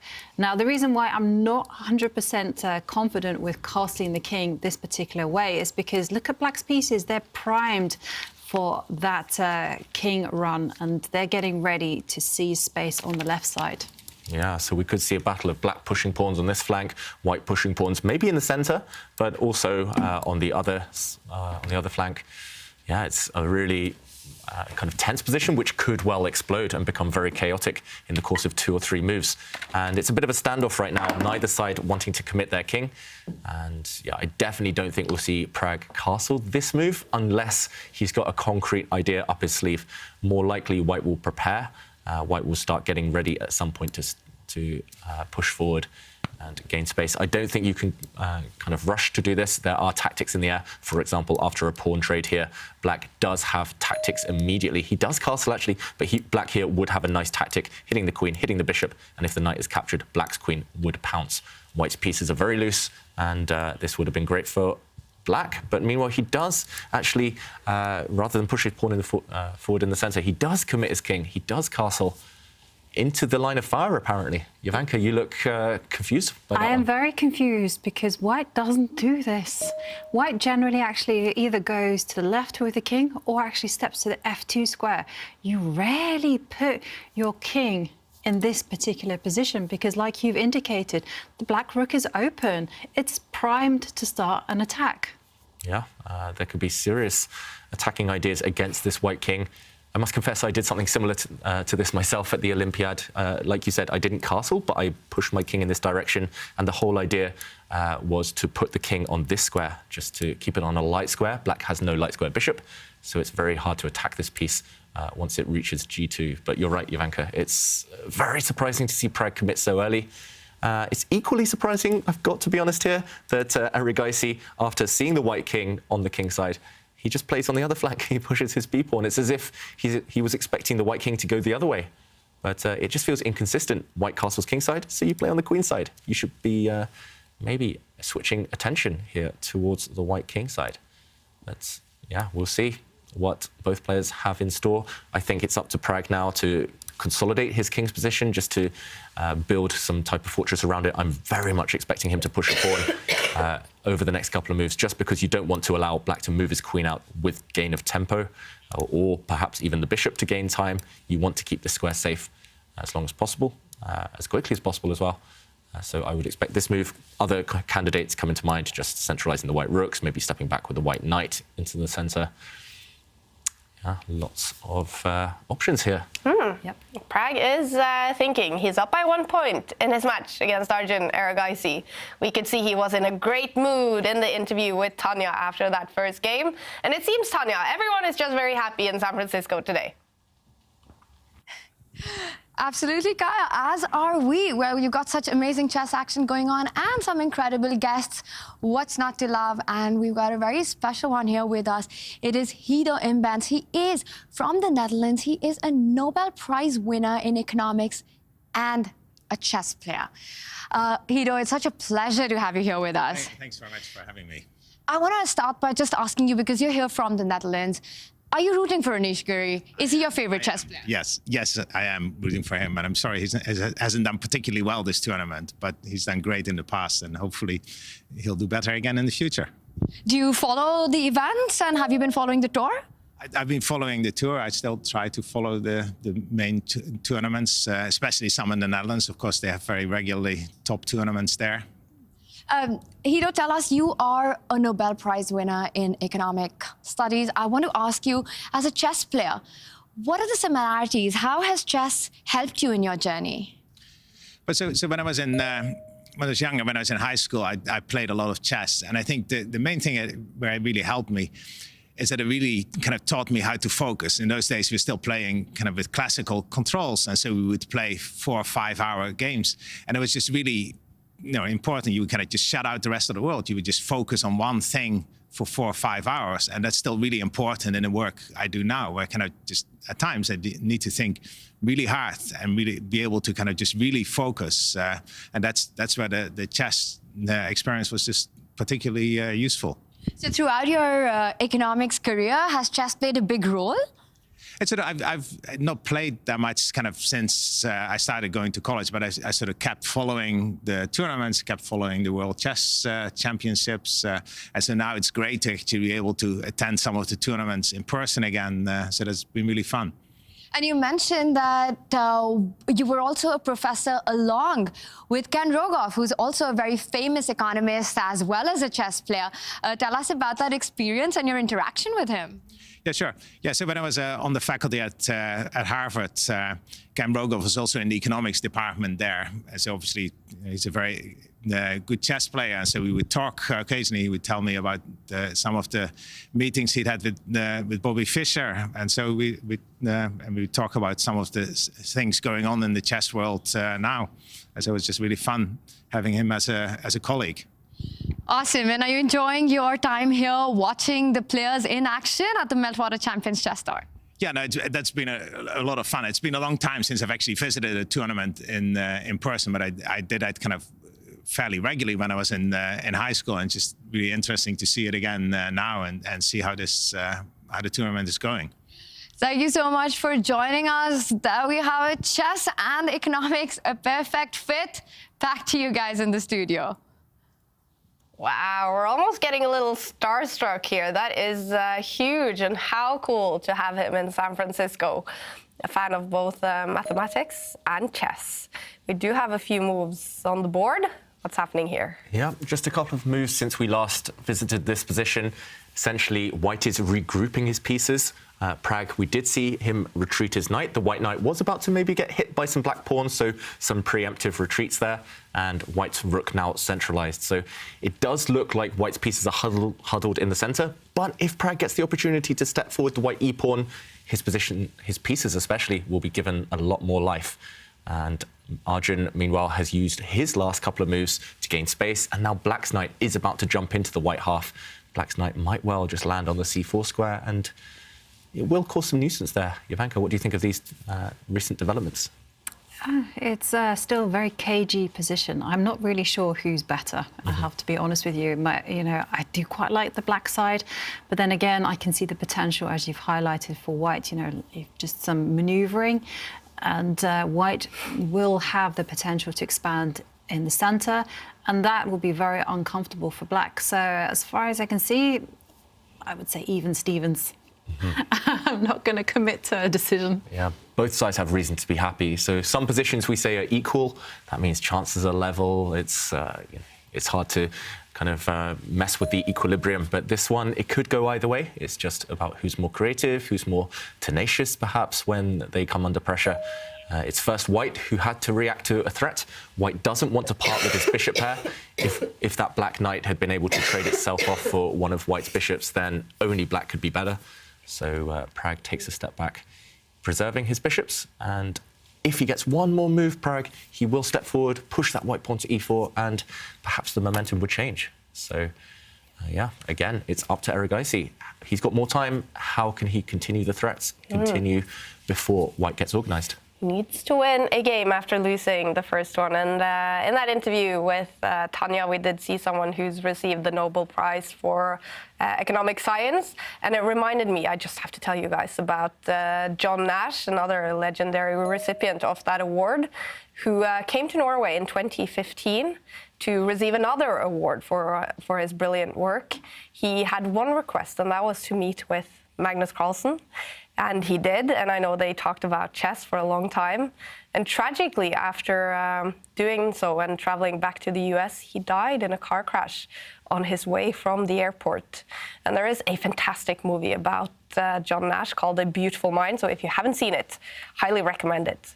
And we're joined now also by someone else who is a big fan of mathematics. He's done all the stats for the Meltwater Champions Chess Tour in the 2022 season. Ty, it's good to see you again. Great to see you. Are you a big fan of these recipients of this Nobel Prize Award for economic science, doing what you do with stats? Yeah, a huge admirer of people who are actually competent in math instead of just amateurs like me. I'm a fan of them the way I'm a fan of Magnus in chess. Brilliant combo for us. We met up with you after we saw you did the chess for what is it? Chess by the Numbers Twitter account, and we figured we need to bring Ty on the team. We need to do some stats on the tour, and you've done a bunch of them over the last 9 months. What has it been like following the tour and doing all these stats? Oh, it's been so much fun. It's stuff that I would have been interested in looking at anyway, but being able to just really focus on the tour and dedicate to it let me dig deeper than I probably would have if I was just doing it for fun. So I found so much more I got to dig into, calculating the FCI, calculating performance ratings, and just all sorts of opening stats, and being able to play with all these different ideas. It's been a blast. Has anything surprised you at all looking into these stats? I've been really surprised by how the youngsters have done on the tour. I know we're going to look at our bonus prizes in a minute, and one of them is essentially the underdog prize. It's how well people have performed above their baseline expectation of their FIDE rating. And I knew that the youngsters could compete, but I didn't expect so many to be up at the top of that prize list, and not just playing to the level we've seen from them in Over the Board Classical, but playing even stronger than that and showing us how the degree to which they may still be underrated in the main world rankings. Yeah, absolutely. And let's take a look at those stats that you mentioned. So there are bonus prizes this season. One of them is for tour performance over expectations. And there's 3 categories for players who played at least 1 tournament, for players who have played at least 3, and for players who have played at least 5 tournaments. And is this set now, or can stuff change here with this game and 2 more rapid games to go? This is not at all set. Arjun and Liam have both been bouncing back and forth with above and below Vincent Keimer, who is static at 72. And if either of them loses another game or 2 today, they could easily drop back below. So Keimer's still in contention if Arjun and Liam both lose another game, and also if one of Arjun or Liam starts winning, they could lock it up. But there's, this game that we're looking at right now with Arjun in Prague could be a key to deciding which of those 3 players takes down this prize, along with Liam's games with Mamedjarov. Wow, okay, that's super interesting. So we need to keep a close eye on Arjun and Liam. And then we have the Fighting Chess Index, which is something new this season on the tour. Is this set? I think this one is pretty set. Arjun improved from 67.47 to 67.58 in that last game, but the way this formula works, it's pretty hard in a single game to improve it very much. You can, if you have a short draw, you can drop it really badly, but gains come very incrementally. So I can't say it's mathematically impossible for Arjun to catch Aronian, but I think it's very unlikely that he will. He would have to have probably 3 more decisive games today in openings that are generally low draw rates, and they would all have to be very long games. So those are the factors that count in on the Fighting Chess Index: playing long games and choosing specific openings, and also playing decisive games. Yeah, those, and then with a big penalty for short draws, which is less than 30 moves. Okay, super interesting. So we will pay attention to that one as well for Arjun Erigaisi. Who has impressed you the most this season, looking at especially the tour rating, which we introduced this season? Well, we've got a really late contender for that with Wesley So, who's who, after a slow start's come on really strong. And I definitely hope we get to see more of him next season, because he can clearly contend for everything on this tour if he gets the chance to play enough events. But before that, my answer was, and still is, Prague. Prague has had just such an incredible season, playing his way into that status of tour regular. And that first time he won a game against Magnus, he didn't even have the greatest overall tournament that time. And over the year, he's matured so much. And at this point, it's just standard for him to be a threat to beat anyone and to be in contention. You expect him in the regular events to qualify for the knockouts. You expect him to be winning matches in majors. And that progression over the course of the year from a surprise to just a standby has been really pleasant to watch. Huge fan. Yeah. And the tour rating, it's been super important actually that we got that this season, because we know a player like Magnus Carlsen is very much motivated by ratings. And I want to ask you, can Magnus finish above 2,900 on the tour? He can. Okay. He's 28.92 right now after the first draw. So he'll lose a point or two. I think he's going to have to win the next 2 games if he wants to finish at over 2,900. I think one more draw takes it off the table. But if he can win 2.5 to 0.5 with two wins in a row this game and then next game, that would get him there for sure. We should and let him end the year in style. Yeah, we should have Tanya run in there and tell him. I can see the bar is slightly over to his side. And the tour rating, obviously, this is only the first season with it. Will that just grow more and more important as all the players get more and more games in there? I think so, yeah. So the way that's set up is, because we started this year as each player played their first event, we seeded it with their FIDE rating as their baseline to start from, and then use their games on tour to let them fluctuate and stabilize it where they are in this format. But for future seasons, we're going to carry over their ratings from this season to next season, and only players that have never been on the tour before would bring in that provisional FIDE rating. So yeah, we're going to definitely, just as more players get an opportunity to compete on the tour, and as the players who were regulars this year come back and log more games, it's just going to be a more and more stable measure of how strong are they in this particular online hybrid rapid format with esports philosophy. Absolutely. Oh, it's going to be interesting to follow next season as well. Kai, thank you so much for the work you've done for the tour this season, and we look forward to seeing you again next season. Absolutely. It's been such a pleasure. Thank you for joining us. That has given a lot to the tour to actually have these stats, right? Yeah, he's the man, Ty. We rely on him a lot, and some really fascinating insights as well. I love that phrase, esport philosophy. I know. That's what we're embracing here, but also the players have been embracing. And yeah, I mean, those numbers, they all have meanings behind them. It does really back up the fact, which is also kind of seconded by the results. These youngsters making their breakthrough, and they're only going to get better. Those stats are only going to be more interesting as the seasons go on. Yeah, absolutely. And so we did mention the bonus prizes. There is one last one, and that is for best game of the season. And you now have 8 minutes to cast your vote. 9 games have been nominated by all the experts across the Chess24 streams. And it's your turn now to vote for your favorite. You can see video and you can go through the games that are nominated and vote for your favorite. And the 2 players in that game will receive a bonus prize.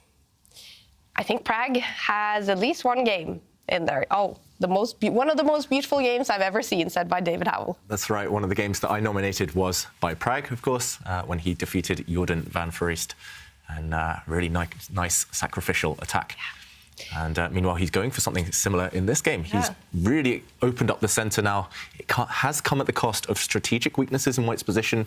White has an isolated e-pawn. That pawn in the centre is nicely blockaded by one of the Black Knights. Also, White's bishops both have retreated to the first rank. But by opening lines, Prague has got active with his knight. White's queen looks nicely placed on the light squares. Black might be vulnerable long-term, Jovanka. Yeah, definitely. If the two bishops get motoring, as you've mentioned, then yes. But for the time being, black is rock solid and doesn't seem to be too many problems. But I will have to say, I wasn't a big fan of Arjun opening the position like this. I actually thought the position would remain closed for a lot longer. But I guess Arjun was thinking, well, the counterplay along the dark squares is going to be sufficient. Yeah, I've got to say, I love his decision to open it up, because when you face the two bishops, that's rule number one. You have to accelerate the play. You can't let white just stabilize and reorganize and slowly step forward. But yeah, it does depend on the next few moves. Of course, he needs to justify his decision to open things by keeping white's light squared bishop, especially the only unrivaled bishop. He has to keep that one caged, or at least keep it passive. And yeah, also I do love Arjun's just body language there, just arms crossed, as if he's the boss. Nothing can disturb him, and he only kind of breaks from that pose when he's about to make a move. And with 8 minutes, he's ready to perhaps, I was going to say, activate one of the black rooks. You could have offered a rook trade as well. He does try to block the white queen's diagonal towards the black king. Also direct threat of trying to win white's e-pawn, that central weakness. I like it. I like it too. It's a very active move, but I have to say, you know, there isn't too much of a threat to actually win the pawn, because even if white were to lose this pawn, then suddenly the bishop that wasn't doing anything on b1 has kind of sprung to life. So I think in this particular case, the threat is stronger than the execution. Yeah, and meanwhile, this kind of semi-threat, or it's unclear whether it was a threat, it was refuted by white's knight jumping in, so no time to capture that pawn now. There's a double attack hitting the black queen. This knight had to be removed, and white has indeed opened up his bishop's diagonal. Jovanka, you mentioned that this bishop is now much happier due to the absence of this pawn, potentially some life now along this diagonal, and also the creation of a passed pawn. This is either a very strong pawn in the endgame marching forward, or it could be a weakness that black has now blockaded. He's planted his bishop on this square. Black does have a really attractive dark square blockade here. The bishop can never really be removed. The knight as well on an outpost in the center can't be kicked by pawns. And I am fearful that some tactics might happen against the white king on those dark squares.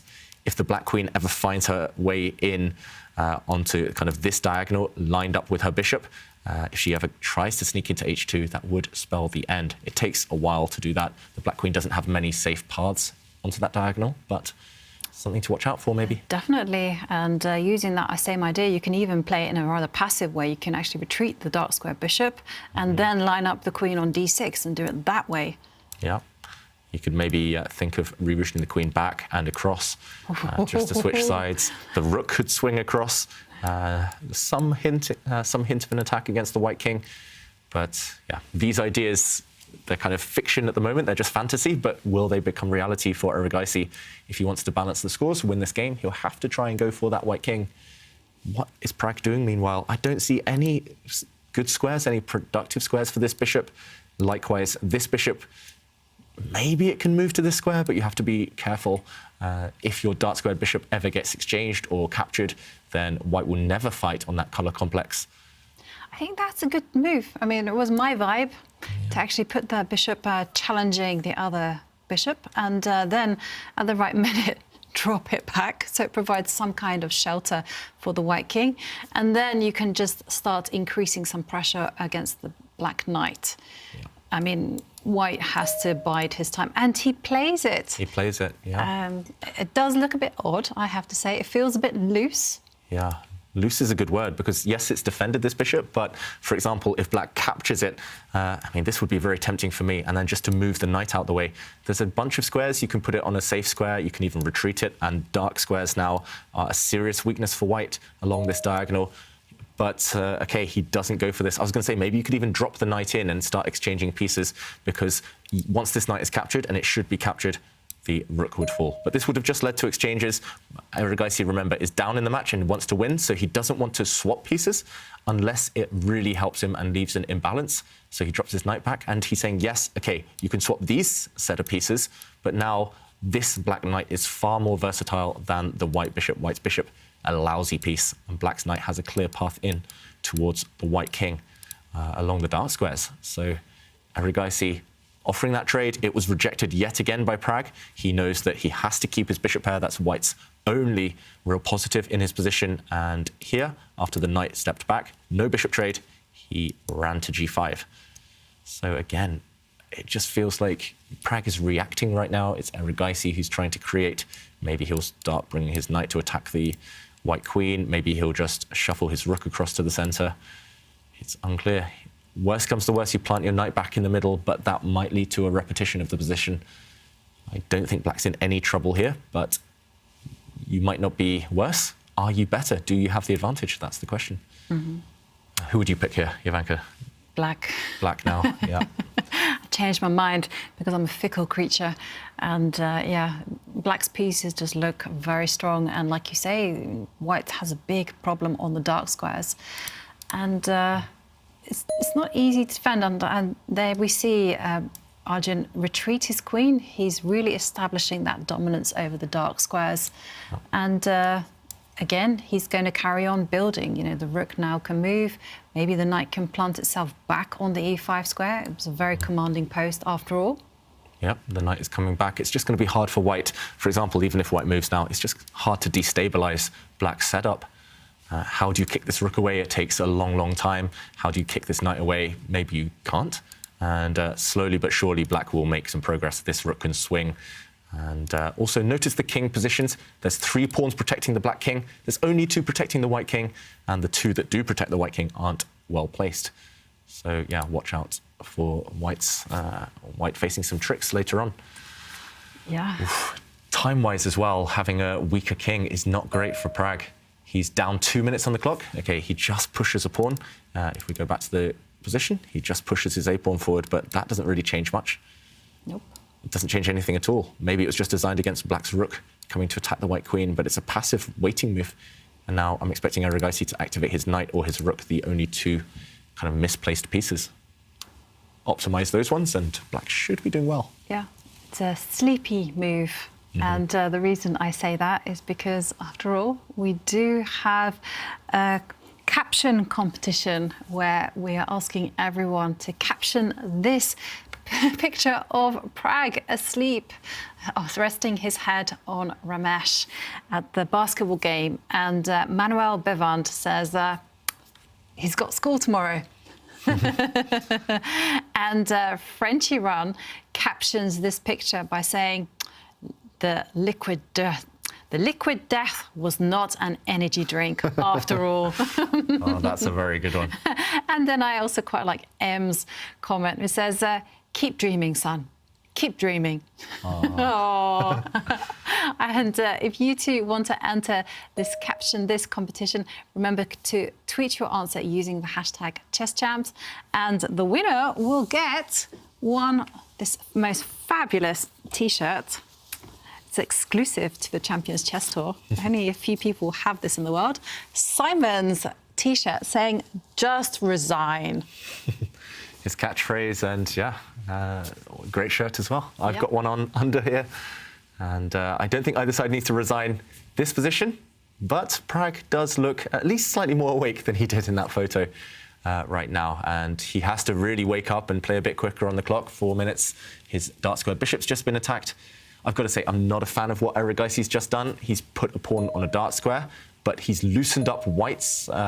He's loosened up his light squares. White's light square bishop at least has some dream of getting in the game now, but Erigaisi corrects his last move. He gained a bit of time, but he corrects that by putting his pawns to block the potential of White's light squared bishop. Interesting decision. The black king no longer as safe as it was, but maybe he's got a bit more control. Erigaisi in the center, at least. Pros and cons behind that last decision. Pushing pawns is always a very risky maneuver, especially in such a tense middle game. I don't like it, David. Don't like it? I've sat next to you for too long. And I'm thinking, no, you can't make those pawn weaknesses. Because for starters, OK, I was going to suggest that the rook can move across to the open line, but Pragg just improves his dark squared bishop. Yeah. I mean, I guess on the plus side, the white light squared bishop, unless there's a sacrifice, it's never ever getting in the game now. But as you say, Jovanka, especially the e6 square next to that black bishop, eternally an outpost. Yeah. It's a big if, though. It's if Prag is quick enough, if White's pieces get into the position. He brought his dark squared bishop back, but this piece looks like it's hitting thin air, and Erigaisi's found another way round for the black knight, gaining time, hitting the white queen. The queen will just swing across, as she does, and Erigaisi jumps in immediately with his knight. I would just take that off in a heartbeat. It's and as you can see, Prag agrees. And OK, now, again, I'm suddenly coming around to the idea that black is much better. Yeah. And his strategy has paid off. Although I do think Prag now has to start taking some active choices here. He can't just sit back and wait for black to keep on improving the rooks. I think he has to either challenge this rook in the middle of the board or try and take control of his own file and put his rook on c1. Yeah, both of those ideas look very necessary, actually. You have to simply do something with these two pieces. They're asleep, just like Prag was in that photo. And you could do that, as you say, Jovanka. This move, yeah, I wasn't looking in this direction originally, but it makes a lot of sense. If you can get into this square, your rook will sit nice and pretty. And likewise, if you move your other rook across, if there's a rook trade, then you might sneak into this square, where your rook will sit nice and pretty. Another outpost anchored by White's passed pawn. However, if you do go for this one, black will say, OK, let's trade on my terms. And black controls the only open file. Suddenly, it feels like there might be some kind of action on the first rank. Black might be able to sneak in later. For example, the queen could slide across, supporting a future back rank checkmate. And now White's rook would not be free to join the action. So the more I look at it, the more I'm inclined towards your second choice there, Jovanka. Keep one defensive rook and go active with the other one. And going active with this rook feels like the way forward. Prag instead retreats his bishop. OK, what is the idea there? Maybe to reroute it to this square, peering down at the black king, maybe just to support a trade of rooks on e1. But that feels like the step in the wrong direction. It cost him a lot of time, 2.5 minutes against 5. Erigaisi, he's looked very, very good in this game so far. Turning the screw as black. Now a huge threat of jumping into the center and creeping in. Remember, that would end in checkmate if black's queen ever lines up on the same diagonal as its bishop. Oh, wow, David, I have news for you. Prag has to trade off dark square bishop. And of course, he finds it. Anything else would have been losing. Wow, already the path has narrowed that much that White is in only move territory. And this is a pawn sacrifice. He had to go for this. We have become accustomed to Prag finding the best move when there's only one in the position. He's so accurate. He's so precise. This is a pawn sacrifice because the bishops might disappear and Erigaisi here can simply grab a pawn. However, now the bishops have disappeared. White's king is super safe on the dark squares. No more issues there. And remember this pawn. In an endgame, we said it might be a strength. Now the blockader has been removed and only 2 squares away from promotion. So tables might turn. What a move by Prag. I must admit, this is really classy stuff. It wasn't on my radar. Just giving up a pawn, showing no materialism, just removing black's best piece. And he saw it so quickly. I think perhaps we would have seen it, but perhaps 5-10 minutes down the line after we'd rejected the rook moves. But Prag, he took 2 minutes time out, and then he finds the best move. He knows exactly what needs to be done. He's got full board vision. And yeah, I like this decision. After all, black's extra pawn is a double pawn there on the right. Yeah. Yeah, no extra pawn. I mean, this doubled pawn just balances out White's extra central pawn. So actually, I mean, if there is a trade of bishops, yes, it's an extra pawn, but it's just about this pass pawn, right? Exactly. White's runner in the center.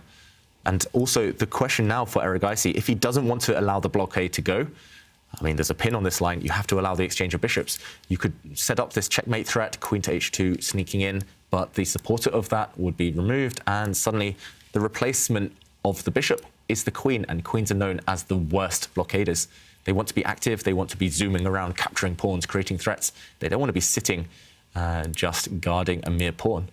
So suddenly I like White's chances, at least of holding the game. I don't think White's ever really playing for the advantage, but yeah, Prag looks like he's at least reasserted some control after being outplayed for the last 10, 15 moves. Wow. And we will see that trade of bishops. And suddenly black's queen, yeah, not a happy piece at all. Prag, there we go. The evaluation bar does slide down as well. It's not just that he's such a great attacker, as we've seen throughout the tour, beating Magnus, beating some of the top players in the world, but when he's in trouble, he's extremely tenacious. He never lets his head drop. And I think that's a lesson to all the young players out there, just to all players out there. I think the older I get, the more my head drops when I'm being outplayed. I'm like, oh, I'm not going to save this. I don't believe in my chances. But Prag always looks for those hidden resources. Retreating that white bishop, moving it across, sacrificing a pawn. It cost him 3 moves, but he got rid of black's best piece.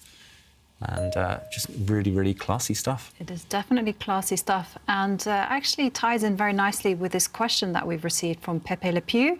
He's actually watching the show from New Zealand. Hello, New Zealand. And he says, could you explain the difference between strategy and tactics? Yeah, very good question. So normally when we commentate on chess, we do divide up different types of position or different types of move into strategy and tactics. Strategy is essentially long-term stuff. So it could be the bishop pair, a better pawn structure. It's very static things that you see in a position. Tactics are direct variations. It's like forcing moves, checks, captures, threats. I have to play something, the opponent has to react. I play another move, the opponent has to react. Tactics often do involve double attacks. And yeah, they often involve just kind of pushing your opponent down a forced path. Yeah. That's a very good question. I've actually wondered that myself. Yeah. And I actually have a very good quote from Sun Tzu, who says, strategy without tactics is the slowest route to victory. Tactics without strategy is the noise before the defeat. Very true. Oh, that's a good way to put it. Yeah. Yeah, I think there's another quote as well. I can't quite remember who said it, but they said, tacticians know what to do when there's something to do, but strategists, they know what to do when there's nothing to do. So if there's nothing to do in a position, strategists, they just improve their pieces. They look for the long-term advantages. I would class myself in that type of kind of mold. But yeah, tacticians like Prag, or like, I mean, the great world champions, Tal, for example, and modern players like Mamedyarov, when there's something to do, they spot these really aggressive ways to give their position energy, to go for checkmate, to go for the opponent's king. And are you either or can you be both? If you're Magnus Carlsen, you're both. Otherwise, you're usually in one or the other camp. It often reflects your personality as well. Tacticians tend to be, you know, players who want to live in the moment and go for fun, go for spectacular. I'm more of a kind of results-based, all about the numbers, all about the stats. I'd rather avoid defeat than risk. But yeah, I mean, you can be both, of course. Nowadays, in modern chess, the top players, they're very universal. So Prag, I would say as well, he's good at both. Yeah. And I can see that Arjun is actually improving his position, using strategy to his benefit. But I have a look at other results and other games, and I can see that Magnus Carlsen, he is winning against Jan-Krzysztof. Wow, look at that. But I have to say, I mean, it's not necessarily that clear. Magnus is facing an attack. Oh, okay. So still, anything can happen. And we know Duda is resourceful, right? Yes. Yeah.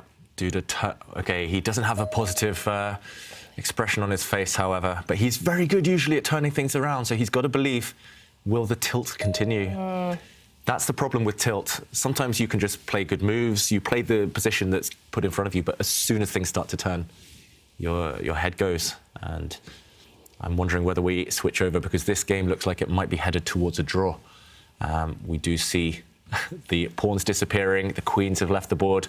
You get my vote of approval. Yeah, let's see if we can make that happen, perhaps, because that Magnus game, extremely exciting. This game will fizzle towards a draw because white's c-pawn will disappear, black's b-pawn will disappear. It's just going to be 3 pawns each, and no way to disbalance this one. So Prag did find a way towards safety.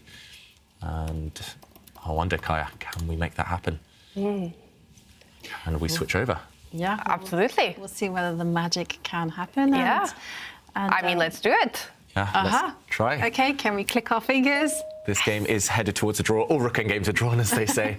We'll see now that white c-pawn be captured, and white will regain the material. Yeah. And that means Prag will stay in the lead. He won the first game. If he wins game 3, he's going to win the match. Arjun Erigaisi, he needs to win either game 3 and or 4 to either win the match or take it to tie breaks. But we're going to jump to Duda Carlsen, where Magnus Carlsen can take the lead against his big rival this season. The first game was a draw. And remember what Ty said as well. If Magnus wins this game and the next one, he's going to finish the season above 2,900 on the tour ratings. That must be a motivation as well. What's happening on this board? Wow, and we've jumped in, and there's just been a tactical melee. We just missed a really nice tactic by Magnus, which we will show in a second, but he got the queens off the board. He was facing a serious attack. Black's king was in trouble, but when you're facing an attack, swap queens, and he achieved this. And now, let's do a quick count. It's rook for bishop, but more importantly, Black has 4 extra pawns. So Black is seriously ahead. And all Black needs to do is keep those pawns intact. Rooks are very good at chasing down pawns.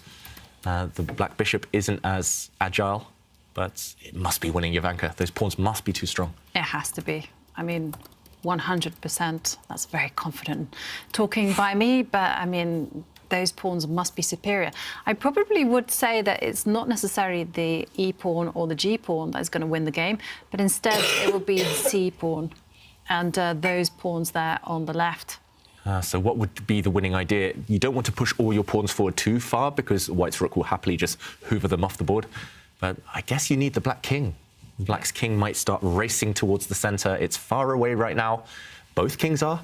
But it looks like Black's king has a clearer path into the centre than when the white one does, and Duda's still shaking his head.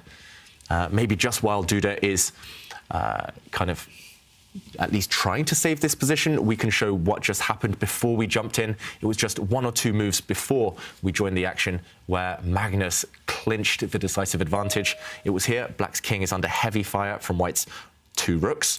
And from the white queen, it looks really scary. But Magnus offered this queen exchange, just stepped across. And when Duda put his queen on the edge of the board, Magnus sacrificed his queen temporarily for the white rook and created this pin, winning the material back, winning the white queen for Black's rook. And suddenly we do catch up with the game. Let's see what the players have chosen. Magnus has just eliminated this remaining white pawn on A2 at the cost of his own pawn on A7, and now retreating. The question is, can he keep his 4 pawns alive? The bishop alone is not a great defender. He might need his king, Magnus. It does look like a big ask for White's rook to go and grab all of these 4 pawns, so Duda shuffles his king across. But now, maybe the march will begin. Black's bishop will defend 1 pawn, and it's these 2 that you mentioned, Jovanka. These 2 are going to run. Yeah, and they're going to be protected as well.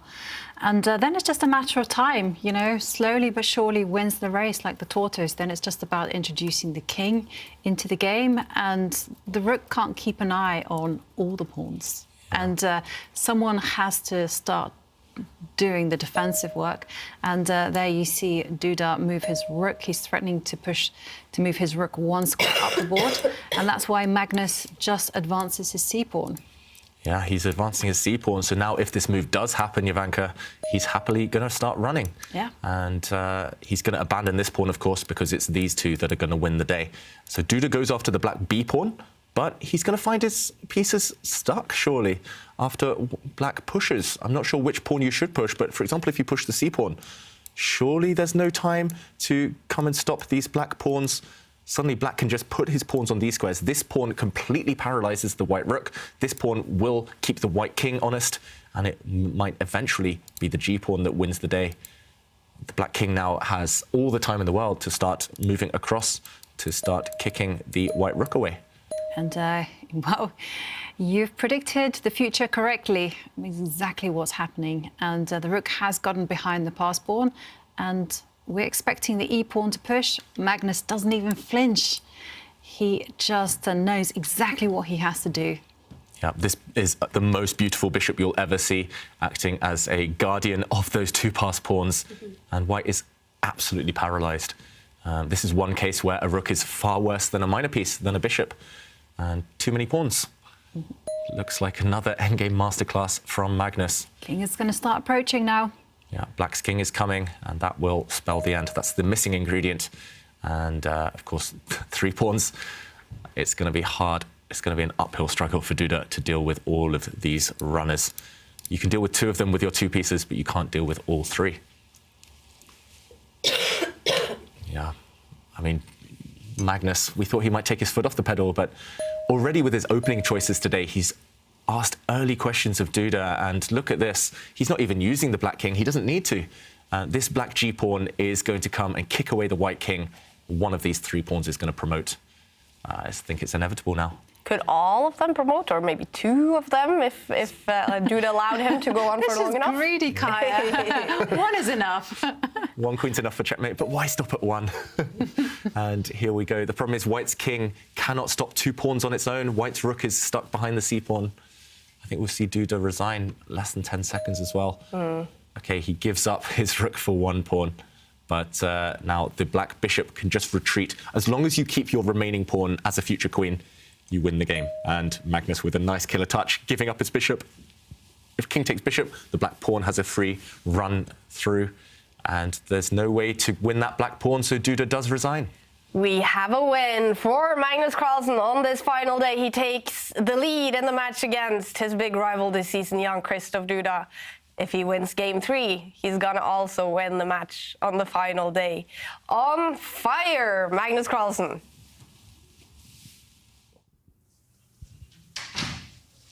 Magnus, we felt you were in total control from the start in this game. Would you agree? Yeah, I think e5 was probably overzealous. I think he had decent compensation, but it wasn't so easy to prove. And then, yeah, later, it's very important that I have this plan to bring the bishop to a6. I feel like most of the time I'm in time there, and after I sacked the exchange, I felt like I should be much better. Obviously, there's always counterplay, but it didn't seem like it was enough. Again, this really interesting knight 8-6 in the opening. He went into a long think. Do you think it had an unsettling effect on Duda? Yeah, I mean, I think he was making a choice there. Either he has to play something quiet, after which, you know, I have a blockade on e5, and then we just maneuver for a long time, or he probably felt that he can try and do something more decisive, but maybe it wasn't so easy. But very much according to his style to go for e5 and dynamics. Are you surprised with the kind of clock difference that's going on in the last 2 games?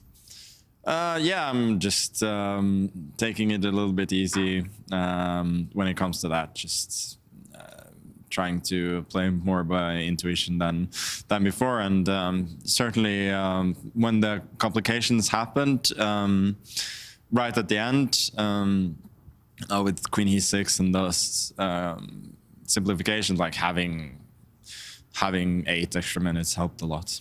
It's working so far. Good luck for the next one.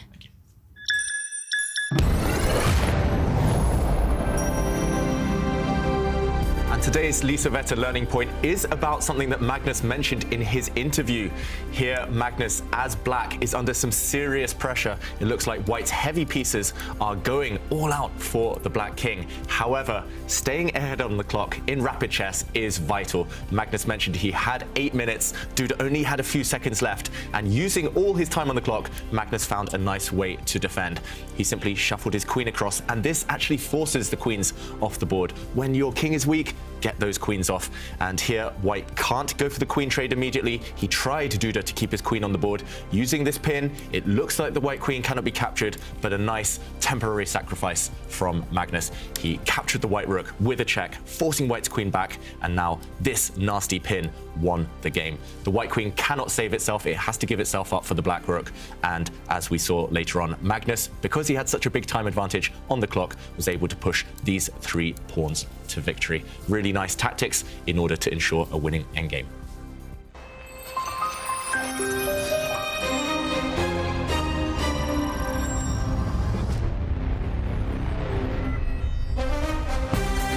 Magnus Carlsen can decide the match in game 3. If he wins it with the white pieces, he will win the match against Jan-Krzysztof Duda, who is down by 1 point. But Jan-Krzysztof Duda has played some amazing chess this season, and in the Oslo Esports Cup, he eventually became the surprise winner. And there it is. Duda wins his match. Wow. And will he also now win the tournament? A handshake between Duda and Erik Hansen. Duda takes all 3 points in this match. That means right now he is in the lead in the Oslo Esports Cup. Is this blindness? Or the white rook can just step forward 1 square and capture a black pawn? And he has. And Magnus, look at him. Oh my word. Just hallucination. He forgot this pawn was up for grabs. He resigns. He offers a handshake to the great Shakhriyar Mamadiyaro, who played just some fantastic chess today to win the match against Magnus Carlsen and shake everything up. Obviously, Liam must be nervous. He knows that if he wins this, he wins the tournament. We're heading towards a draw in this game. That means tie breaks. It also means Duda wins the tournament. A draw is inevitable now after the bishop disappears. Everything's disappearing. It's king versus king. What's Duda going to do? Double fist pump? It's One fist over. Jan-Krzysztof Duda wins the Oslo Esports Cup.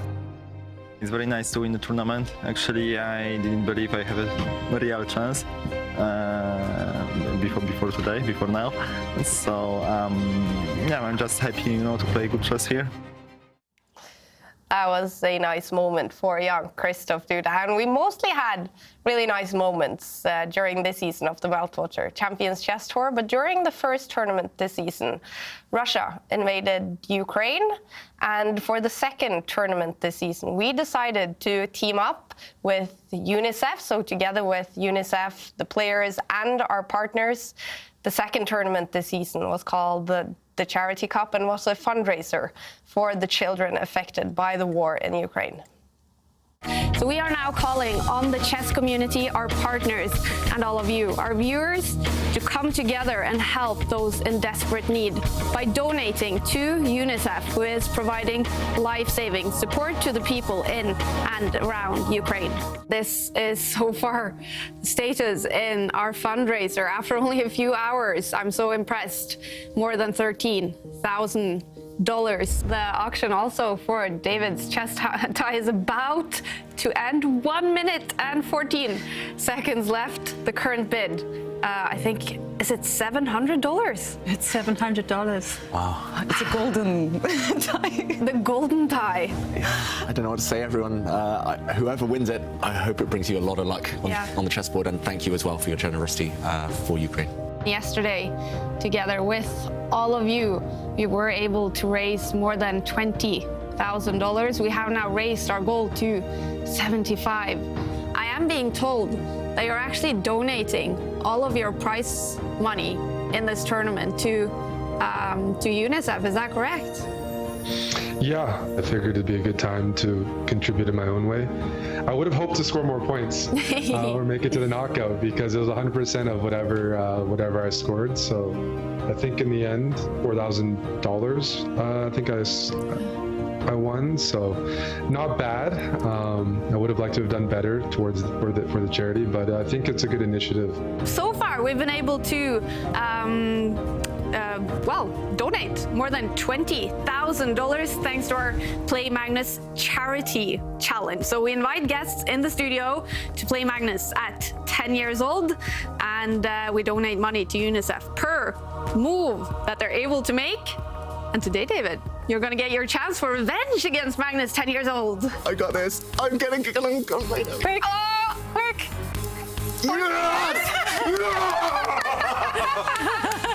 Yes! 69. 69 moves. That means FTX will so kindly donate $6,900 to UNICEF in our fundraiser for Ukraine. Okay, who wants to do that? Trading things off. Okay, he's got a great position still, but only 5 seconds for Christian. Capture that pawn in the center. Go on, move. 2 seconds, 1 second. And the clock's running out. Out of time. Oh, wow.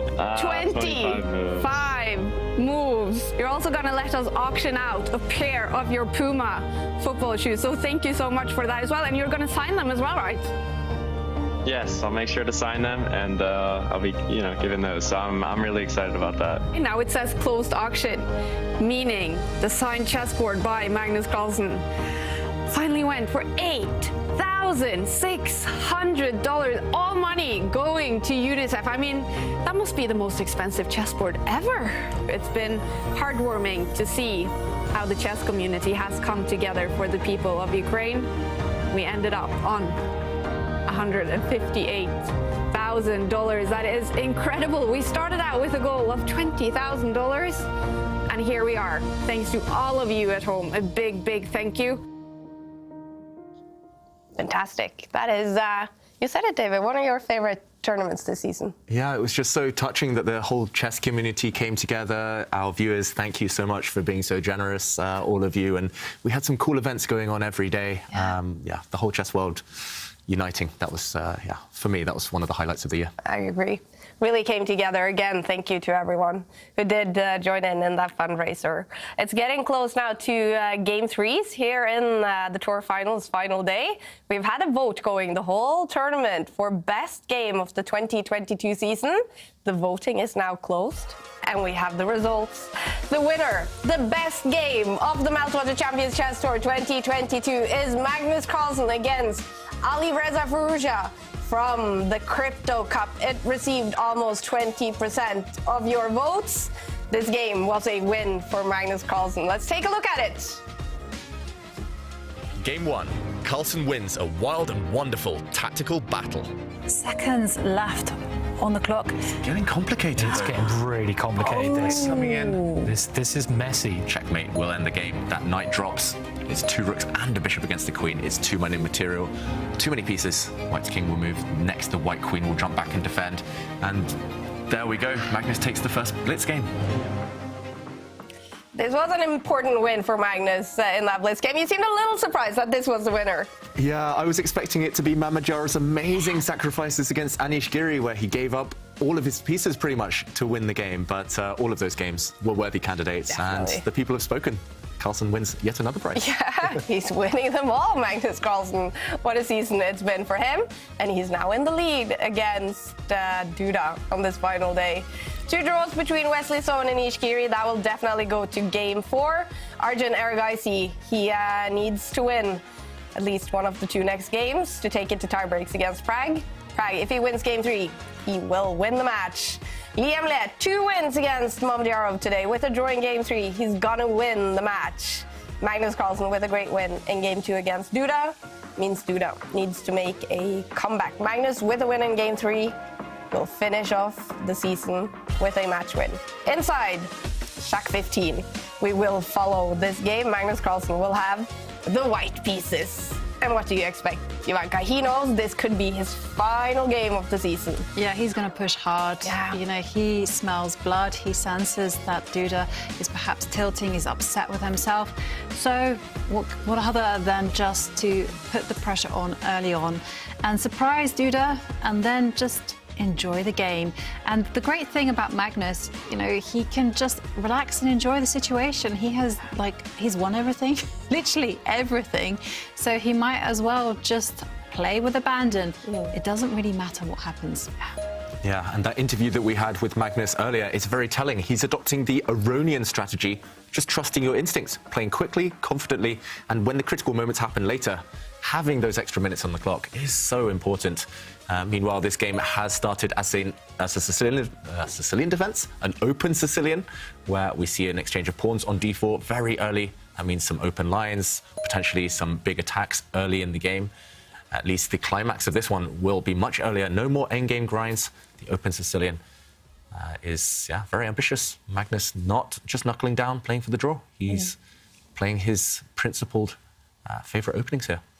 If Magnus wins this game, he's not only going to win the match and finish off in style, he will finish the season, as Ty mentioned, above 2,900. And not only that, he's going to finish off on a peak tour rating.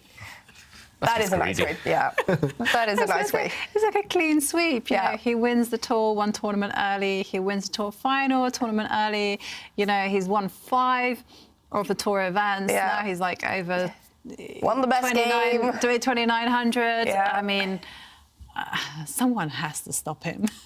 If there was any doubt, he is still the best player in the world. I think he is proving it in the Meltwater Champions Chess Tour in a great mood with his music on.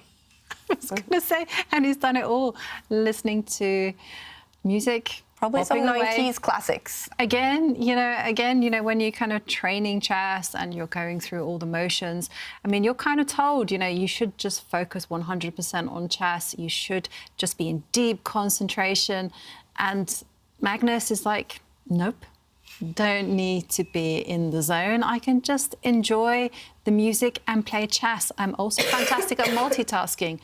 I mean, is there anything that Magnus can't do? Yeah, it's it's depressing for all of his rivals out there. I mean, Magnus, he's just at his peak. How can you even fight against this level that he's displayed the whole week? It's just amazing to watch, and we're so lucky here to have front row seats to one of the greatest players of all time, showing his best chess. And it did start as an open Sicilian, and now the position has actually transposed to an English opening. We did see a bunch of exchanges, knights disappearing. Yeah, this is a definite advert for just being happy, being relaxed when you play, because that's often when the best ideas come to your mind. If you're too focused, too stressed, then often you have tunnel vision. You get too kind of attached to certain moves when you have to have a broad picture of the whole board. It's also the modern generation. We see streamers nowadays listening to music, chatting to their fans, and playing. Yeah, all the top players, they're multitaskers. Yeah, I don't know how they do that, because whenever I've streamed, it's like blunder central, and it becomes a bit embarrassing. And anyhow, the players are actually still following a game that was played between Magnus Carlsen and Vishy Anand in 2018, and that game ended in a draw. Yeah, I think I remember that game. That one, Magnus didn't achieve much from the opening, but he was never in that much danger either, if I remember. So that's maybe perfect for the match situation. Magnus doesn't necessarily want to take too much risk. He wants to get a playable position with some stability. There's been an exchange of pieces, so White's pawn structure long-term is very damaged, those two doubled c-pawns. However, you have the bishop pair, so often at the right moment, one of the c-pawns might step forward, the pawn on c4. You might even give a pawn back just in order to activate those mighty bishops. Seems to be a theme of the kind of tournament so far, Jovanka. Just one side obtaining the bishop pair, trying to keep it for later, and it's always a battle. Will that be a factor? Will that be effective? Sometimes it is, sometimes not. Yeah, there needs to be a course called the Mighty Bishops. I don't know why I was thinking that. The Mighty Ducks is actually what I was running through my mind. That was a great film, by the way. And no one tell me otherwise. Yeah. Nostalgia. And meanwhile, you mentioned that game. Magnus has got pedigree in this position. He played it against Vishy Anand, one of the greats of world chess. How did that game continue, Jovanka? So it kind of continued exactly the same way that you said. Actually, White sacrificing the c-pawn. Black captured. And after White played f3, supporting the center, he just simply developed his pieces and did what Magnus likes to do. You know, he actually developed his dark square bishop, pushed the a-pawn, moved his rook over to an open line, and got a very pleasant position. Yeah, and I think this is essential that Magnus pushed this pawn now. If you had delayed, for example, a more sleepy player, a slower type of strategy player might have just pushed a pawn first. But suddenly, Black's queen would jump out, hitting these weaknesses. Notice how it's not possible to sacrifice your front pawn anymore. Also, the Black knight could come round to blockade these two eternal weaknesses.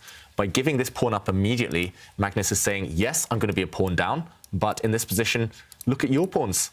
Are these two pawns really better than just one? The front pawn, especially on c5, is going to be extremely weak once the white bishop lines up against it. The queen can also line up against it on the diagonal. It's going to be hard to hold this pawn long-term. So it's a very much long-term sacrifice, but also it's to free up the bishops. White's bishop actually has a very nice square now to blockade in front of those pawns. Yeah. So it's a liberation sacrifice. It's freeing your pieces, but you're also saddling your opponent with those long-term weaknesses. And you've actually highlighted the best move for White on the board. Oh, wow. Pure accident, I tell you, Jovanka. He doesn't play it. He pushes his pawn to f3. Yeah, I mean, I vaguely remember studying this as White one time when I was tempted to play this opening via the English move order rather than the Sicilian. But I do remember the bishop often came to this square, and White's pawn steps forward. Black tries to at least occupy or take some control over the square in front of his pawns. Now Black's bishop is lined up also against a long-term weakness, and Magnus just continues to develop. It feels like it should be balanced. Black is temporarily a pawn up, and he should be able to give back this pawn at the right moment to trade off some pieces or to just at least cost White a bit of time. Yeah. But yeah, for now, the pressure is definitely on Duda. And the game is literally following Magnus Carlsen's earlier games. So Magnus will be in his element. You know, he's played this position before. He's quite experienced. I'm sure he has a small improvement up his sleeve somewhere. And do you think Duda knows what he's doing?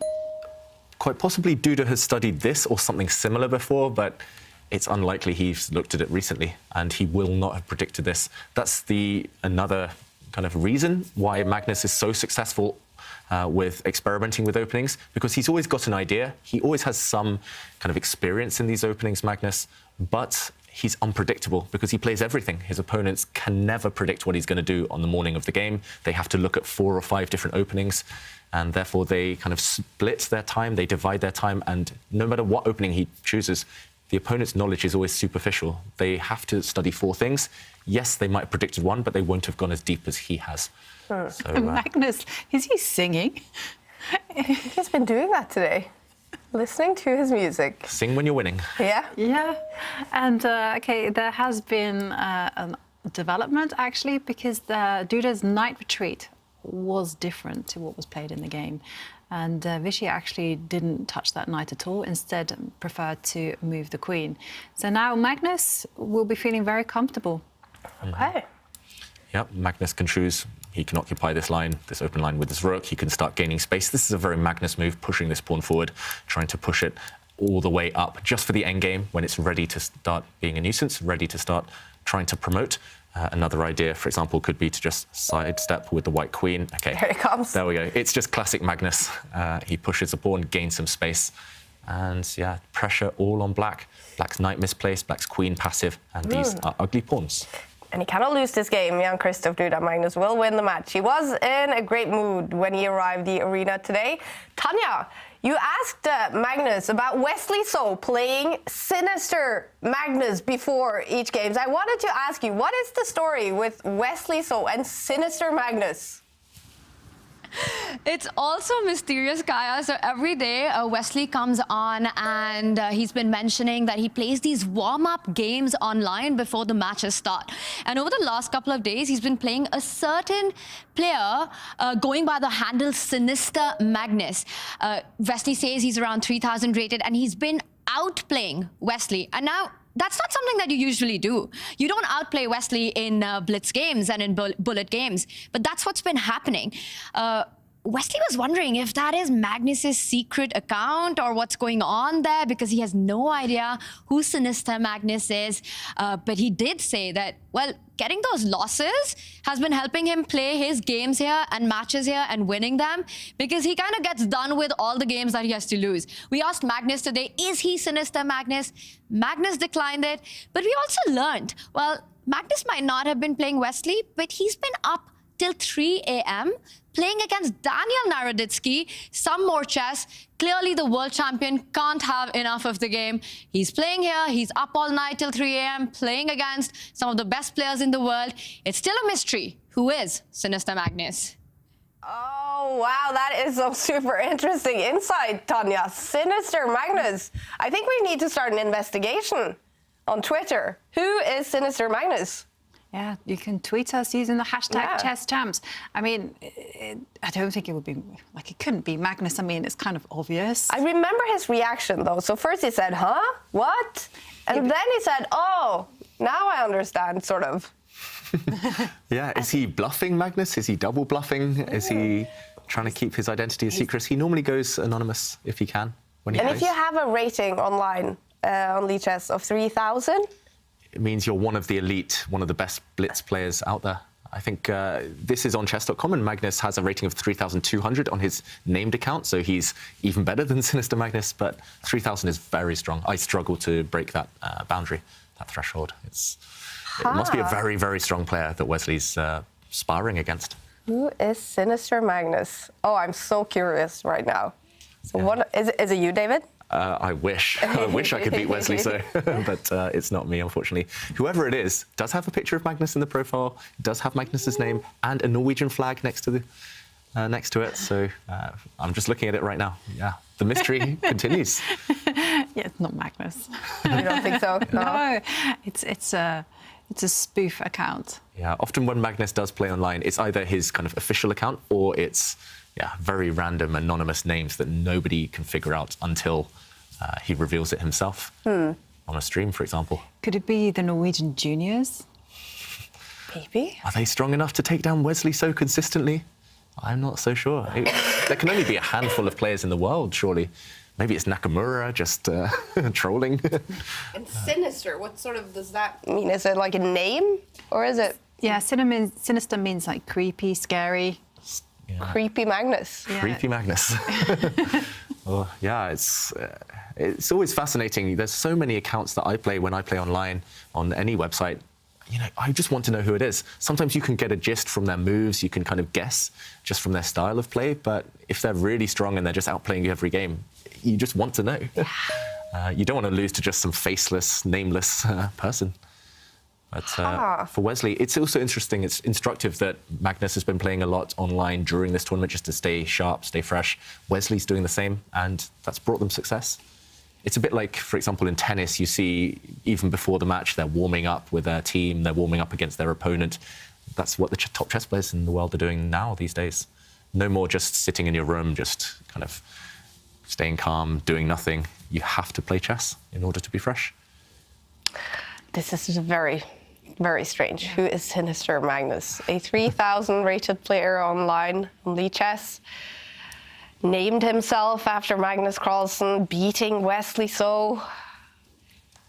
Yeah, I'm looking at the results. Very impressive results as well. Just beating some very strong blitz specialists. So it must be... I don't know who it is. Viewers, we need your help. Yeah. Investigate. Sherlock Holmes, if you're out there, let us know. And Tanya also saying Magnus is up all night playing blitz against Naroditsky.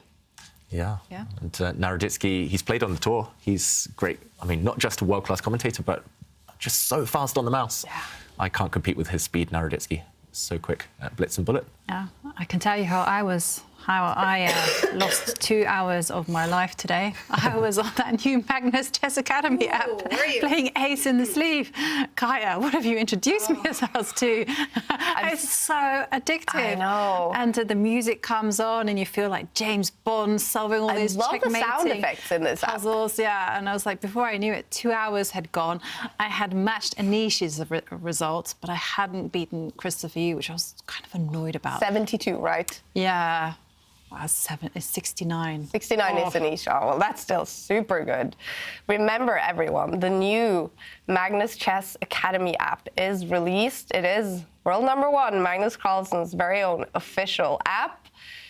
And it's available for download now, both for Apple devices and Android. And in the app, there's just a bunch of really, really cool games. They're fun, but they're also going to help you improve your chess. And Magnus even said he's getting hooked on it as well. And we all are. Yeah. You practice chess as the top players do. You learn pattern recognition, all that, but also, gaming. It's fun. Yeah. And much more sensible to spend your time on than, for example, Candy Crush, which is just pointless. You don't learn anything. You don't improve your brain capacity. But using this app, you will get smarter. Definitely. Yeah. And you will also enjoy yourself. And it does look like Magnus is thinking hard, and whilst he's contemplating perhaps snoozing, well, we do have a caption this competition where we're asking the viewers at home to caption this picture of young Prag falling asleep at the basketball game. And Sterling says Prag came to the Warriors game to get a taste of the American dream. I love these puns. Yeah. You will always win me over with those kind of jokes. And 1 2 3 4 triple E 1 2 3 4. That was a nice handle. Says the road to the world champion is long and tiring. Ooh, that's a good one. That is a very good one. And if you two have a caption for this picture, remember to tweet us using the hashtag ChessJams.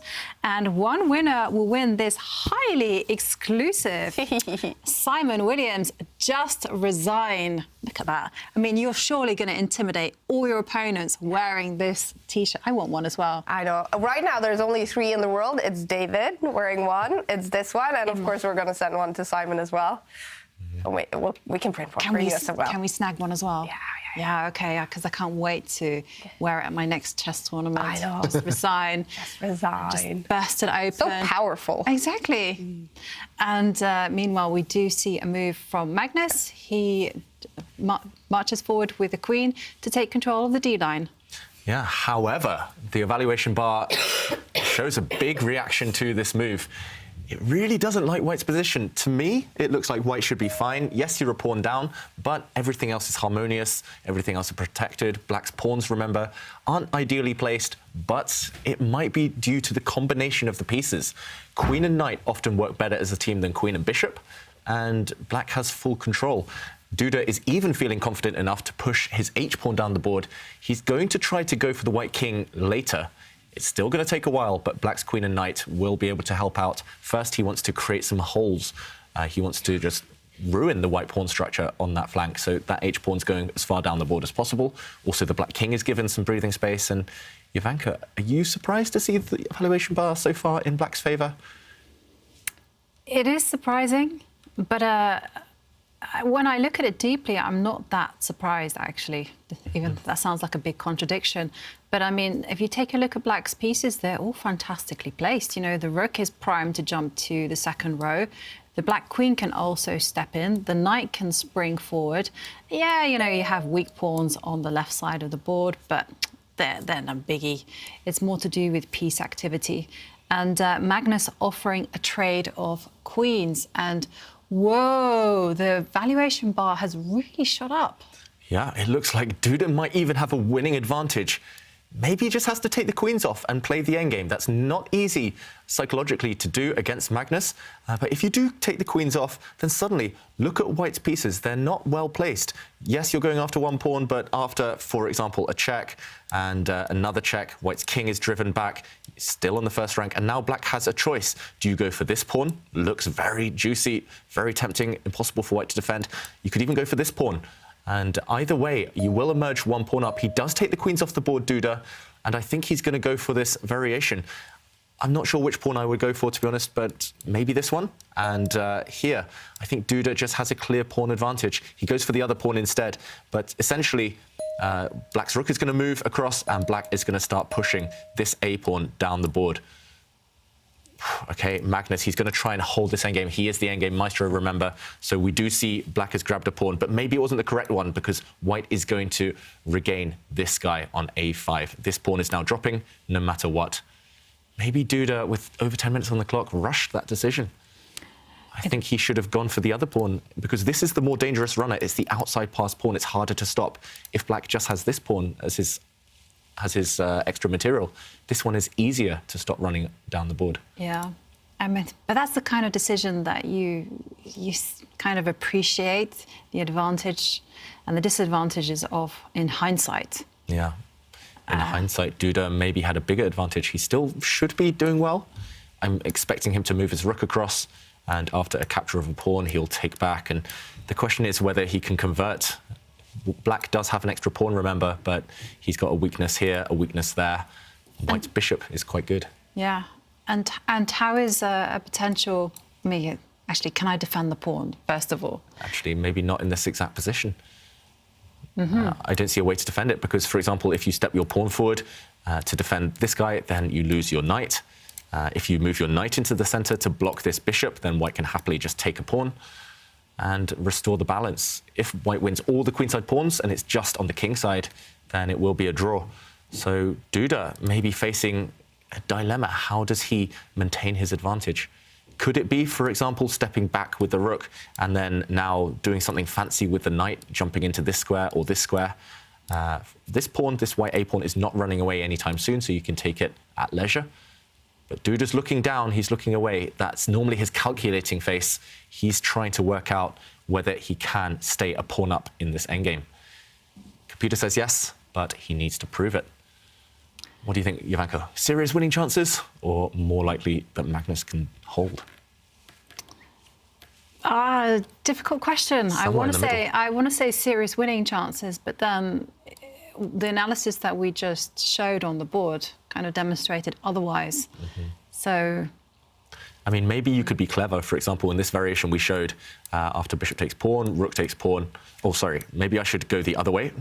I was going to do something clever, but I have to be accurate. The rook could go behind.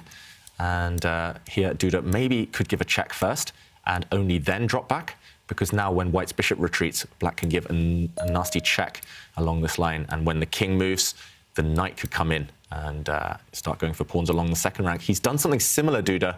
He's gone immediately for the second rank, but the evaluation bar doesn't like what he's done. He hasn't gone after white's a pawn. Will he regret that? Will that pawn promote? This pawn could be dangerous later if white can advance it. First, he's gone for the g pawn instead. Interesting, but it feels... He's losing control. Yeah, it feels rushed. He's got 8.5 minutes, and this pawn can simply step forward, for example. That would be one option. Magnus could even ignore that, just maybe move his bishop out the way, start pushing pawns himself.